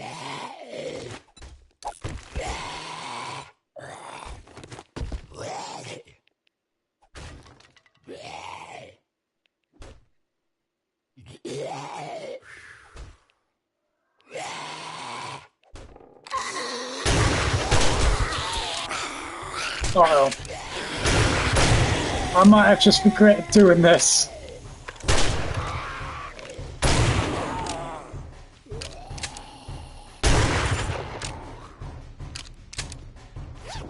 Actually, should I close that on top?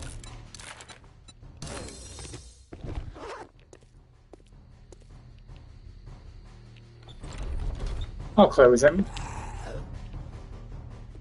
It just halts if we do get attacked by something. But then again, the thing needs a bit of time to open, which could be bad at the same time. Repair kit, I always take that. Foods. Yeah. Guess it's food anyway. What's that sound? Is it coming from actual outside in the game? Is that inside the building?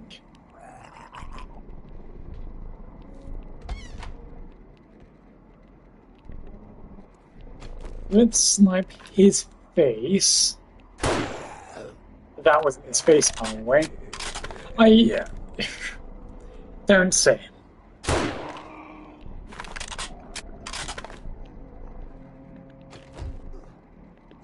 Let me quickly check the hatch a second. Okay, nothing's damaged it so far.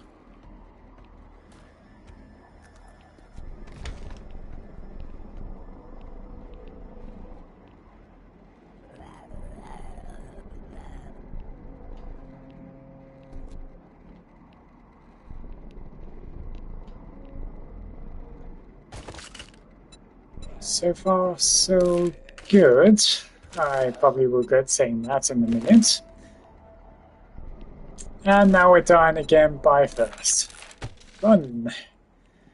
Still got 13% left of Dynasty to go through.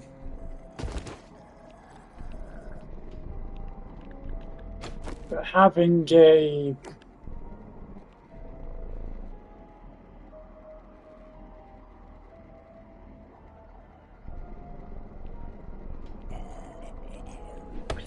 any sort of drink is good anyway. We're gonna have to drink another one, aren't we? My stamina's halted again. And we're sure as hell not gonna be able to break things if we've got 0 stamina. So RNG, please be good to me. Okay, thank you. Do not screw me over.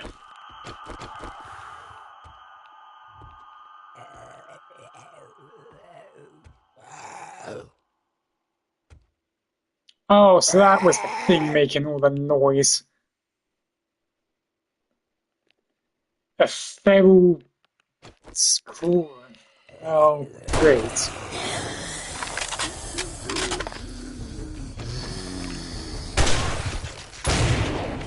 I meant a crawl. At least it's not an actual feral pup. So if it was a feral runner, that's different news.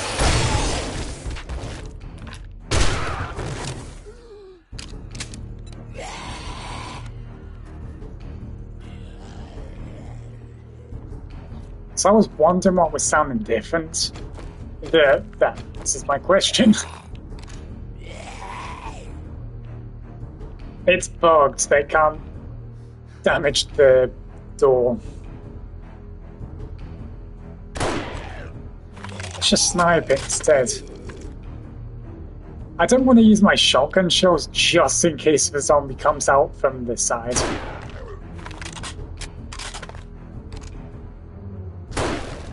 Oh, for God's sake.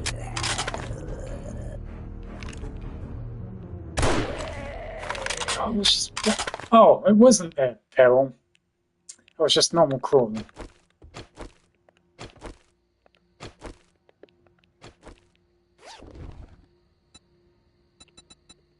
Ew.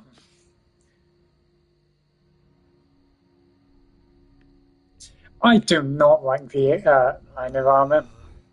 Just because of the heavy armor.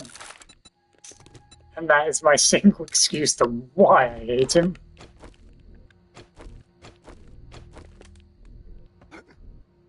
Okay, nothing here.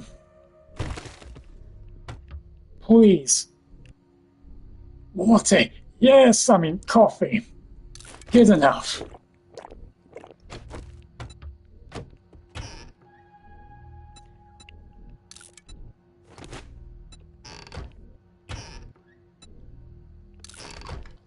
More yucca fruits. Not really that good, but better than completely nothing.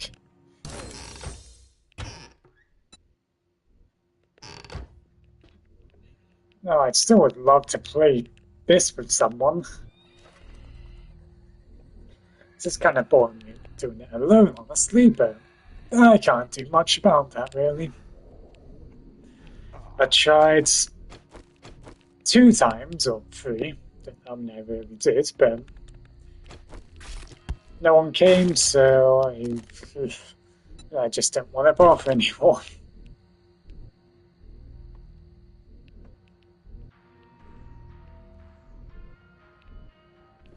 Question, do I really want to go to any one of these?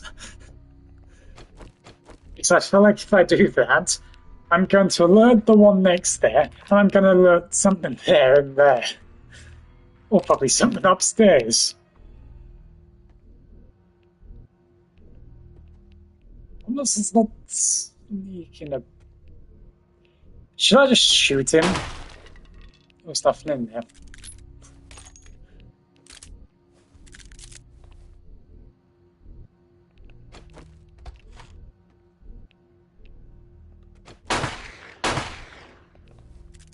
Gotta be safe than sorry, okay?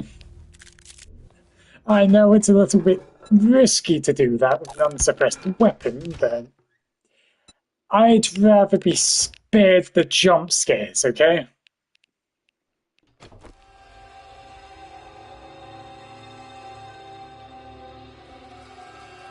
You're not rooms.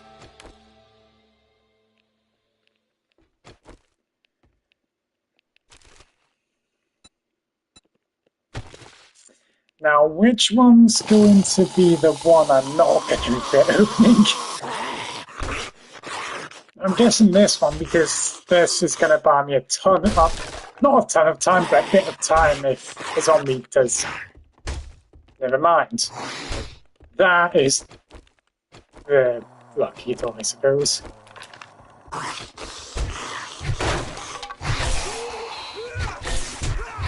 Ow! I love the range, by the way.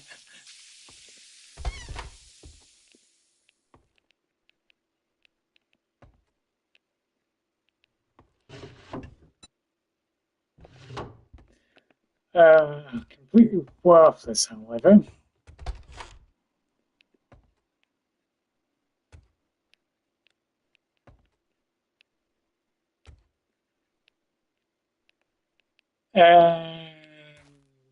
Nothing here. I don't want to save that and some zombie comes trembling down. My back is to that, there's every reason. Okay, just the upstairs to go through, hopefully. At least I'll know where to go when I have to open up the freight thingy. My headphones don't really turn off like that. I hate when it does them. Just jump scared the shit out of me just then. Oh yes, I can definitely tell where zombies coming out of that room. So let's just barricade that.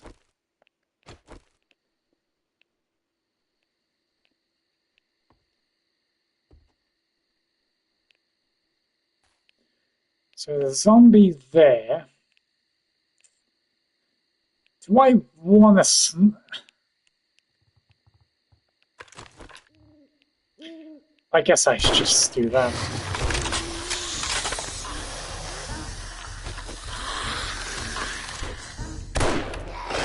Is there nothing behind there?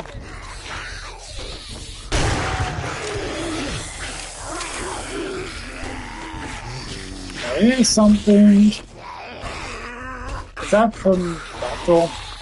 I think it is, because it's a ticket.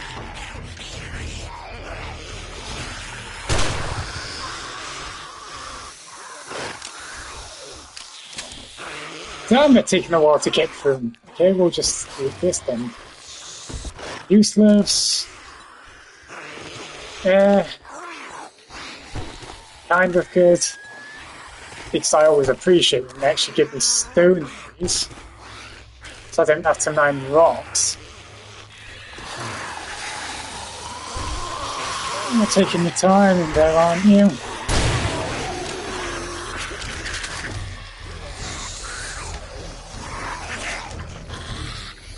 Why do I have a bunch of zombies? Are they at the bottom? Oh, please, no. Thing is, they're on the other side of the place. They would have... they would have broke through by now. Normally doors are 40 HP, so it's enough for them to one-hit or two-hit it in, so...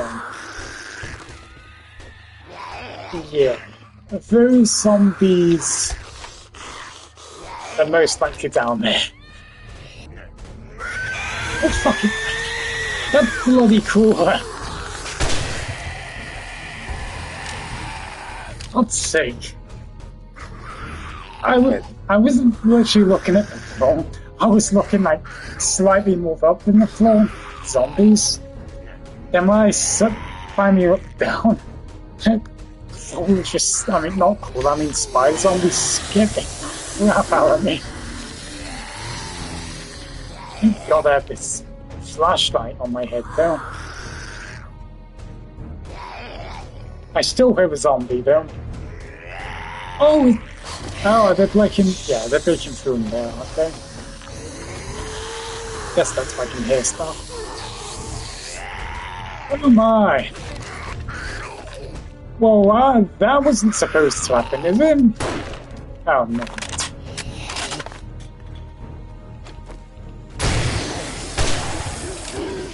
Oh, I love those one-hit headshots. Oh, what the... Now, why is that one after me? I mean, not all, because I mean, they could have just been from that room, but...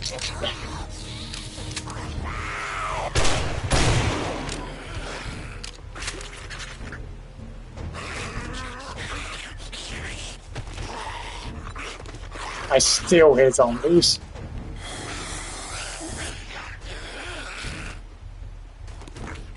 And it's raining outside. In the game, by the way, not real life. Although I would appreciate it if it did rain, so I can sleep easier.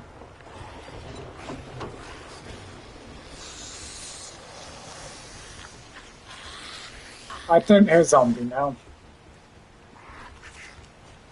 They all dead? Where did that shit come from?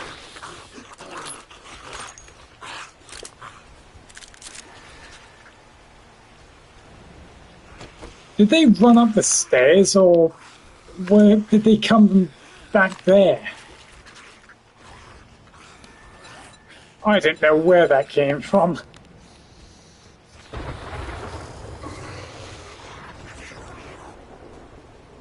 I don't know if we can actually hear zombies or not now. Because from my end, it's like I can't hear it as much, but you'll be able to hear it better on stream than me, so yeah. Oh, they're also breaking the floor. Oh, did they break a bunch of boxes in here? Oh, I might have done. Oh, well, at least this level. Oh, yes. Thank you, game. Same item. Worthless, because I already have one. Decent because I can use it. If you have that for XP anyway. Scrap that and scrap this.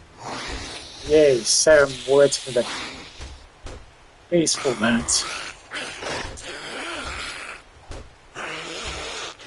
Oh, we're getting 70. Oh, we've got max inventory if that goes from. Tactic. Put that on top and just wait, then you can put it back down.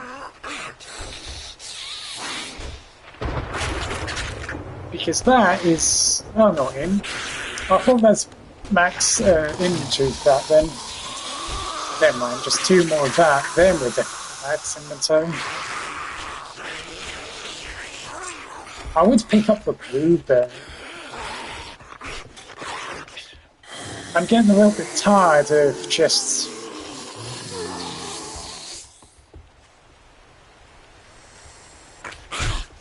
ow.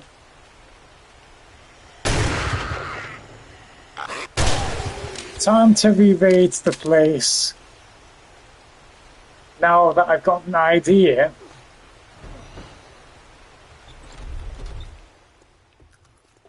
What's in the dog cage though? Is there now oh, actually thing is, now it shows me like a literal mini-map. Now I know where the enemies are most of the time.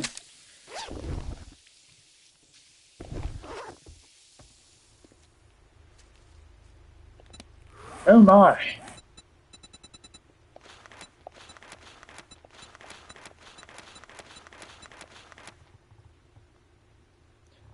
Oh, attributes -1. Eh? Oh. Never mind. It's normally 3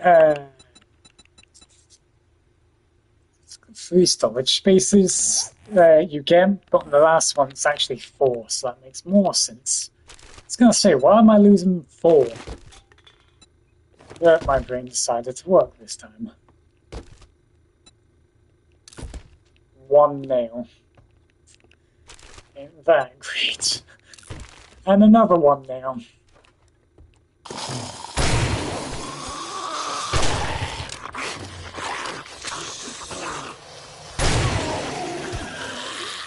Getting those 1 pumps to the face is kind of satisfying in this game, especially when you don't aim down sights.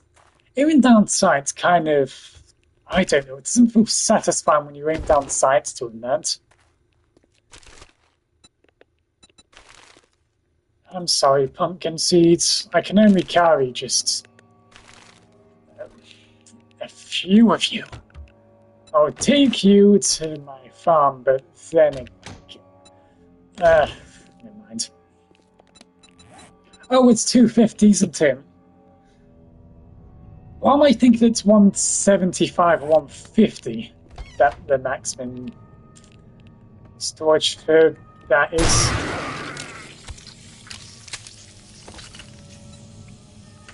Worthless. I wish I could drink that, however. Has my PlayStation updated something? Shouldn't be. But then again, when I stream, it seems like updates come every freaking time I'm streaming. How's that? Then can I have notifications turned off? These sorts of things. And look, finally the internet isn't merging me.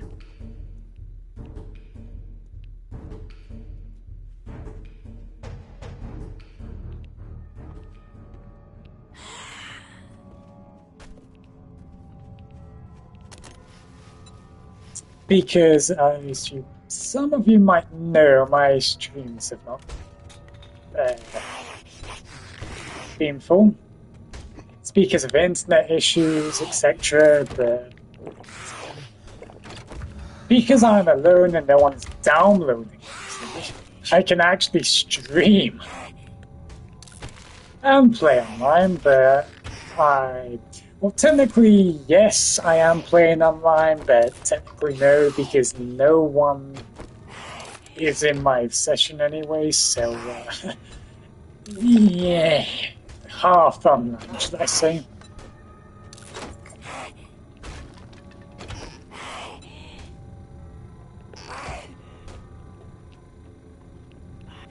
Though technically online because, yeah, taking up internet still.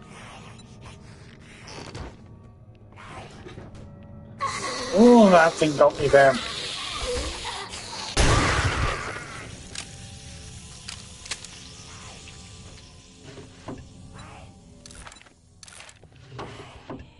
He's only level 15 on guns. Ugh, that's going to take a bit of a while to actually get decent weapons. Don't worry, Pump Shotgun, I'm going to get you soon. Ugh.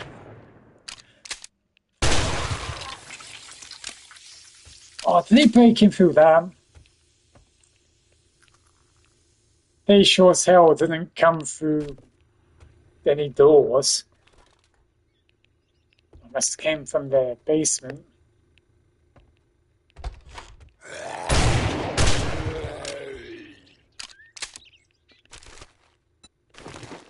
No zombies are aggroed on me yet. You know, that's actually the best thing. You actually know when zombies are aggroed on you when you do these. Since they'll just come up with yellow, or it will come up with red.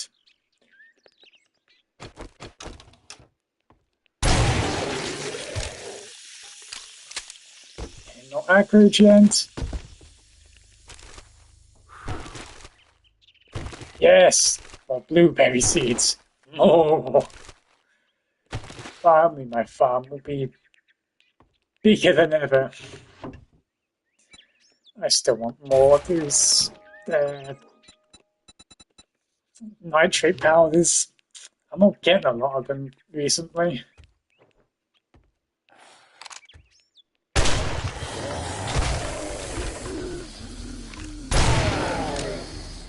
Why do I aim down sights?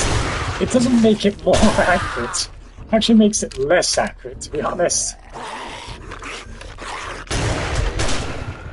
And we need a tighter spread anyway. Huh. Double bag drops. Funny. Thank you for that.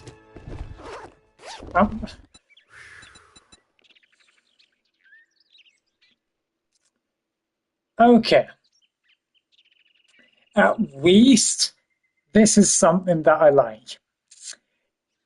There was a hand that was only given like 6 stun resist. But if you use the Raider helmet, which is a heavy armor by the way, it gives you more stun resist. However, that stun resist becomes so useless at the end. When you got the 100% stun resist on skill, so legendary cards, thank you very much, game. And more shotgun ammo. We might want to use my pistol, however. Hopefully we can get an SMG soon, so I can at least have a reason to use it. Because this thing is just slow. And it doesn't do much damage.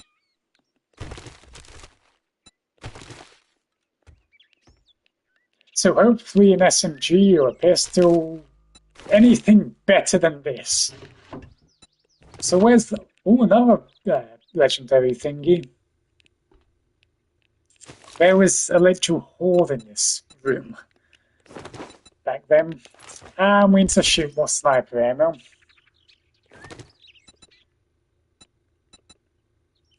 First aid bandage, we'll just do that. Do 20% more damage to land claimed property. Yeah. How about we say completely, utterly useless?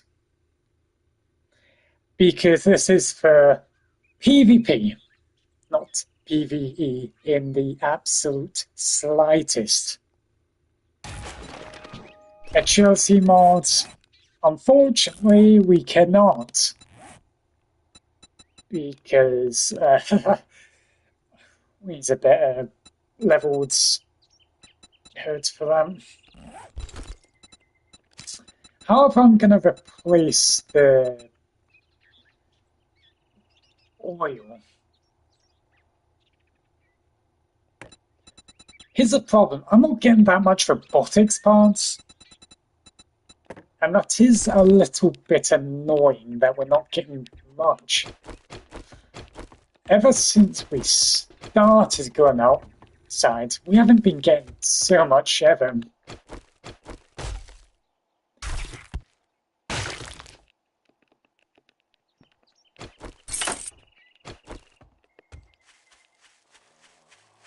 Okay, trader, please give me some sort of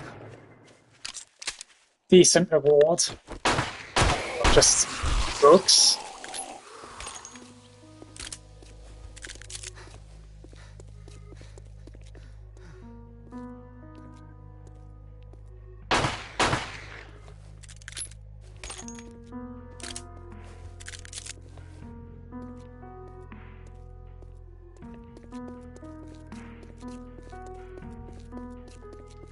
Why do I keep hearing something?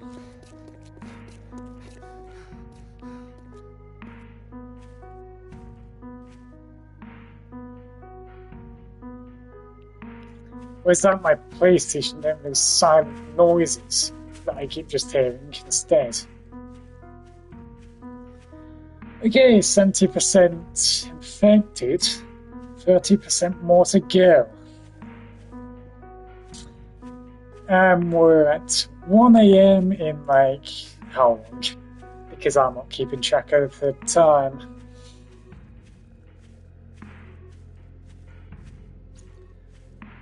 You know, I kind of want to push myself being awake because it's a rare opportunity for me to be able to stream when it's peaceful and quiet.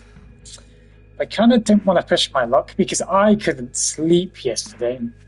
Not to mention there was arguments yesterday, so I couldn't sleep because of that also.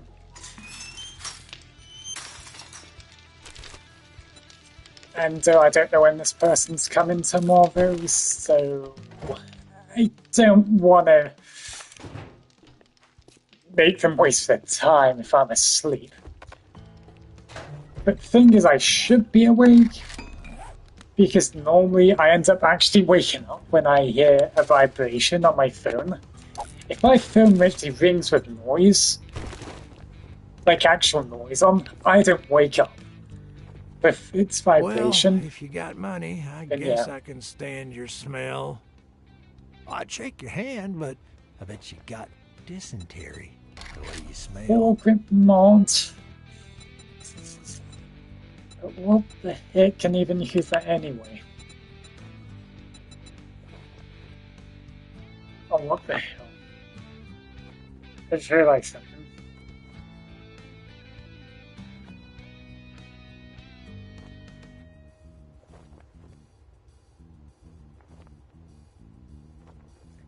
Why did we not scrap the pipe rifle?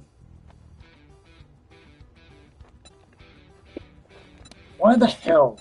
I still have a pipe rifle in my inventory. Just noticed this. Oh yeah, we were talking about it earlier, weren't we?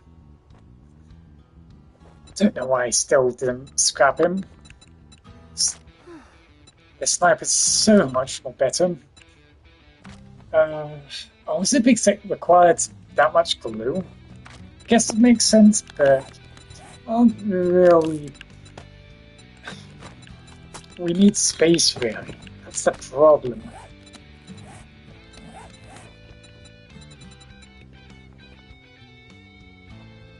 Oh, yeah, headgear. I was almost Didn't we gonna see agree if your that first worked job was on going to be a... free?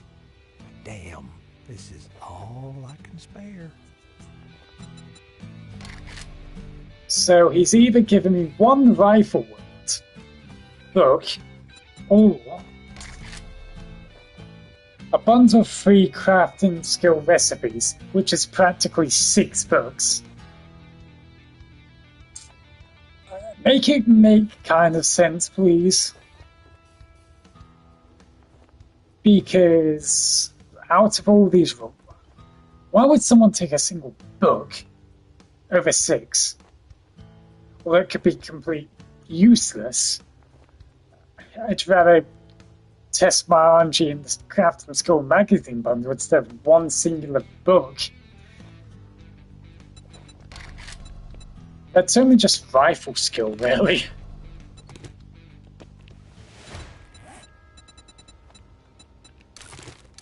Armor dump.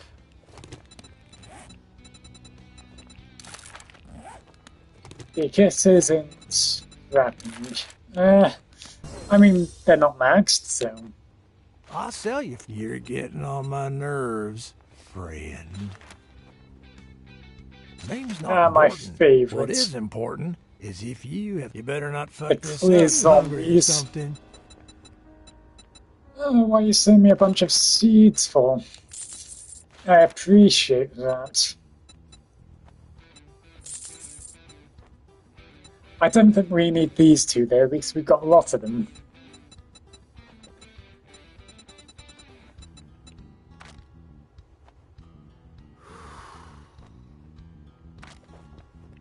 Oh, if he was selling the drone, that would actually be very good.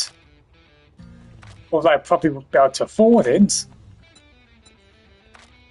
But having a drone carry my inventory, oh, that'd be so great. I would be able to finally carry some more items with me. Commando boot. Okay. This I don't get. While we got run speed on boots, that's only 2%. If it's gonna cost me mobility and stamina per second.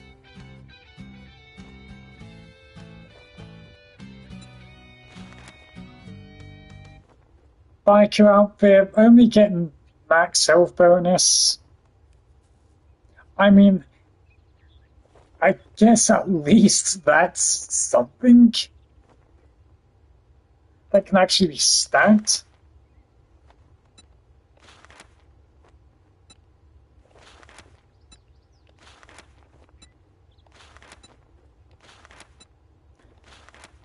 This I totally don't get though. They're both level 2. The only difference is... Oh wait, they're both level 2. They've got the same carrying capacity as each other. The only difference is it's only heavy and medium armor. What's natural crit healing? Oh, I just realized. Natural crit healing, is that like things like broken bones and all that? That could be a bit useful. Despite it's only heavy armor, which I really don't like.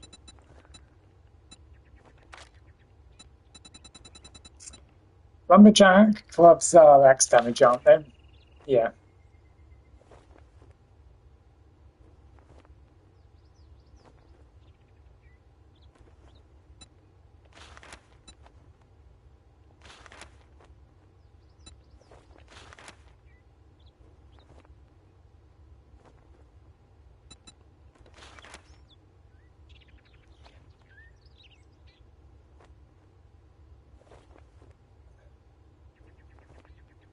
Here's the thing. Why is a level 1 Assassin's Boots giving you 100% less sprint, that means stealth sprint noise? It's 100%.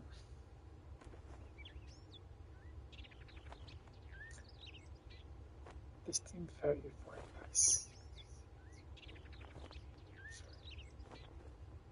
Why can't they be like 15 per level, but on the 100, it's actually 100%? Then don't get that, but okay. Axe melee damage.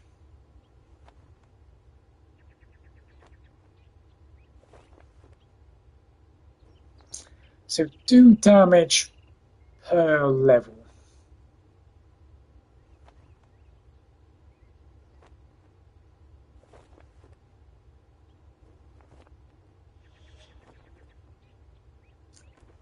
So we get 12 extra damage for axe melees.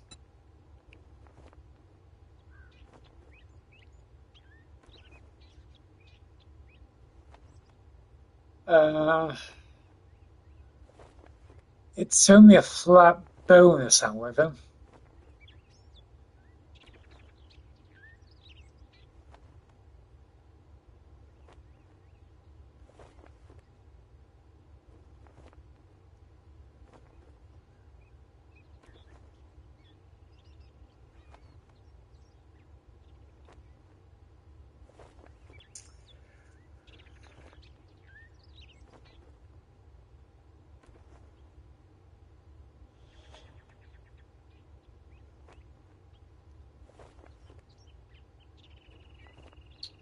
So,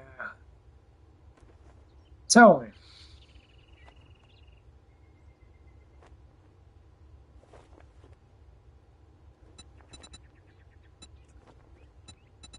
why does Lumberjack gloves only give a flat damage increase?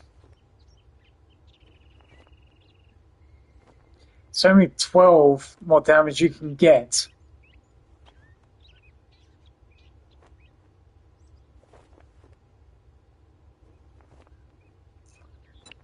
For example, my axe does 21.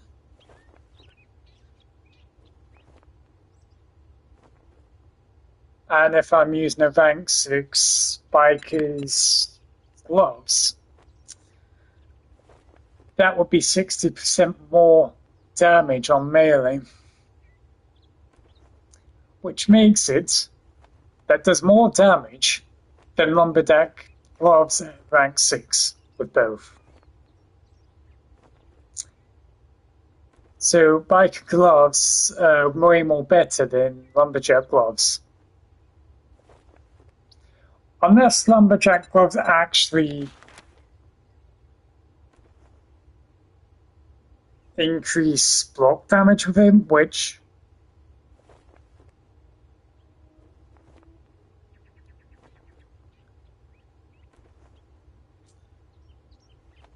if it does increase block damage, then yeah, it's slightly better, but it doesn't do more damage in combat.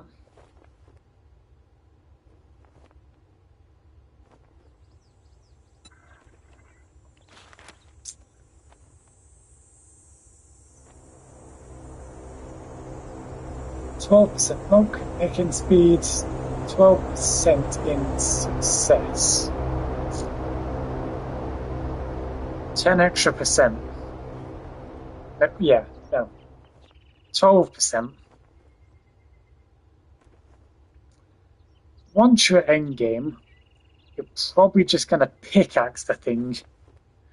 You end up saving one inventory space, and well, actually, you'd be saving 1 or 2 because you can swap now.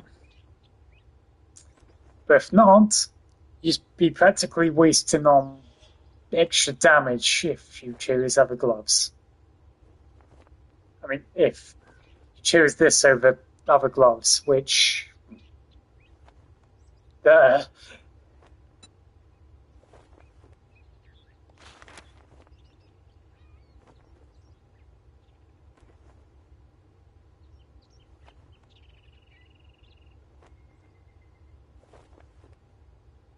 A sale is a sale.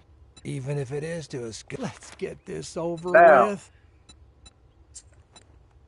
I'm going to say this.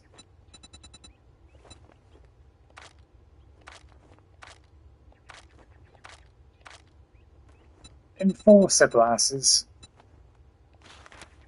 worthless.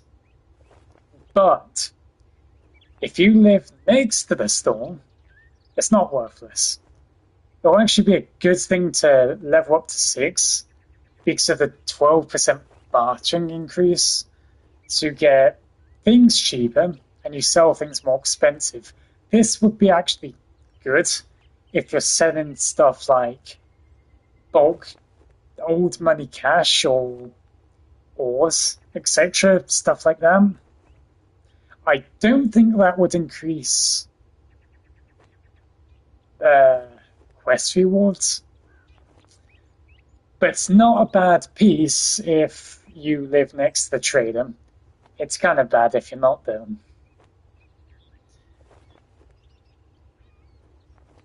But at least it's worth something. I think 12% is actually decent. The bartering, personally.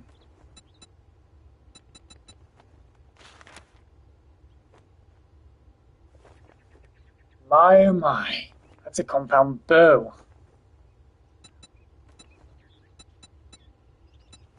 64 plus 200. Oh, it doesn't even say sneak damage bonus on him. Well, this thing would do sneak damage better than the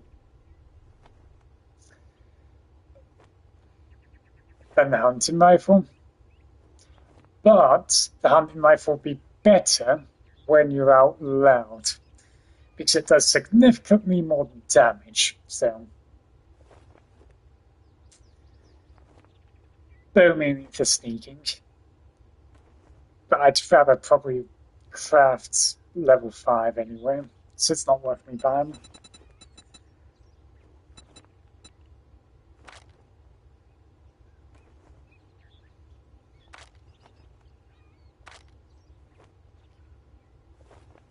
Oh, he sent nitric powder, but only 10.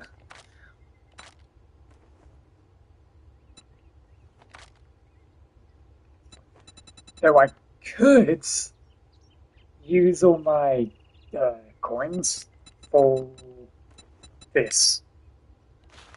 Water filters, tarp, and the gather.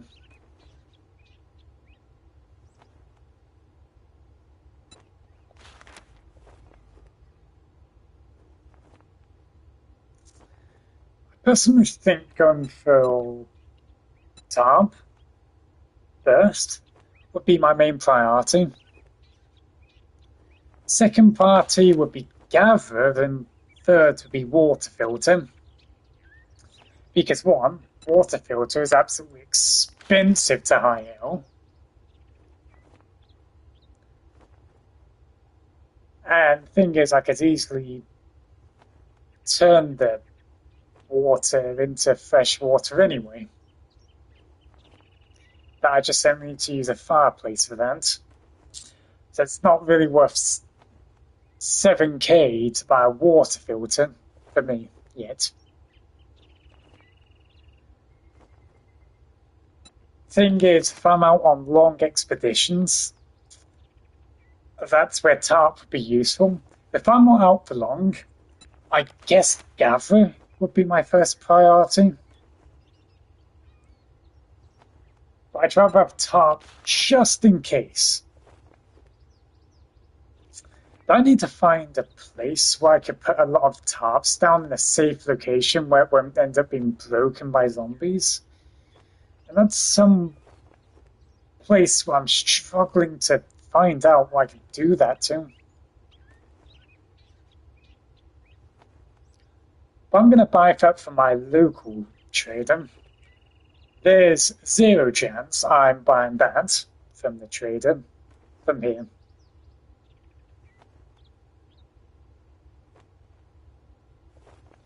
Because we could pick up something useful Well, how about you in other browse your ass places. right out of my store?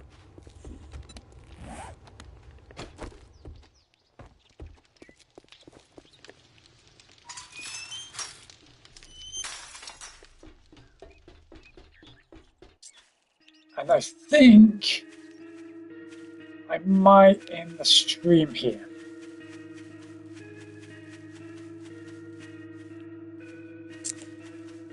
I don't know if I've actually been talking loud enough, but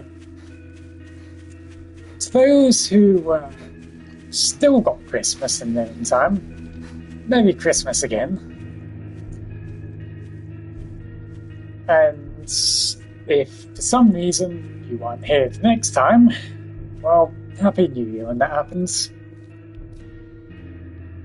It's been kind of fun, although I haven't been doing much of this game since I've been going on and on and on, but that's me for you. And well, I've got to get sleep, so.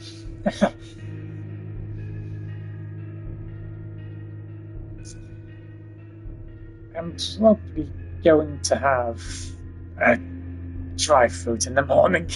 Ooh. So, good night, and maybe I might see tomorrow on Ark Survival Ascended. I almost keep saying Ark Survival Evolved all the time. But anyhow.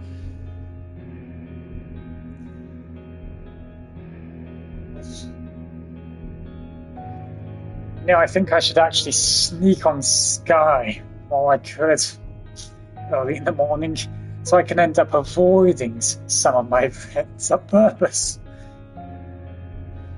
Because they're probably going to ramble on about my voice, but they heard me and all that, which, well, it's not too impressive, but guess it could be worse, I suppose. Oh, and I guess that means they can't call my voice innocent and all that because I keep getting called that. Thank you, it's awesome. But I'm none of those, so. I've got proof. My proof's right there, so. Good night once again, and thank you for watching me and wasting your time being with me.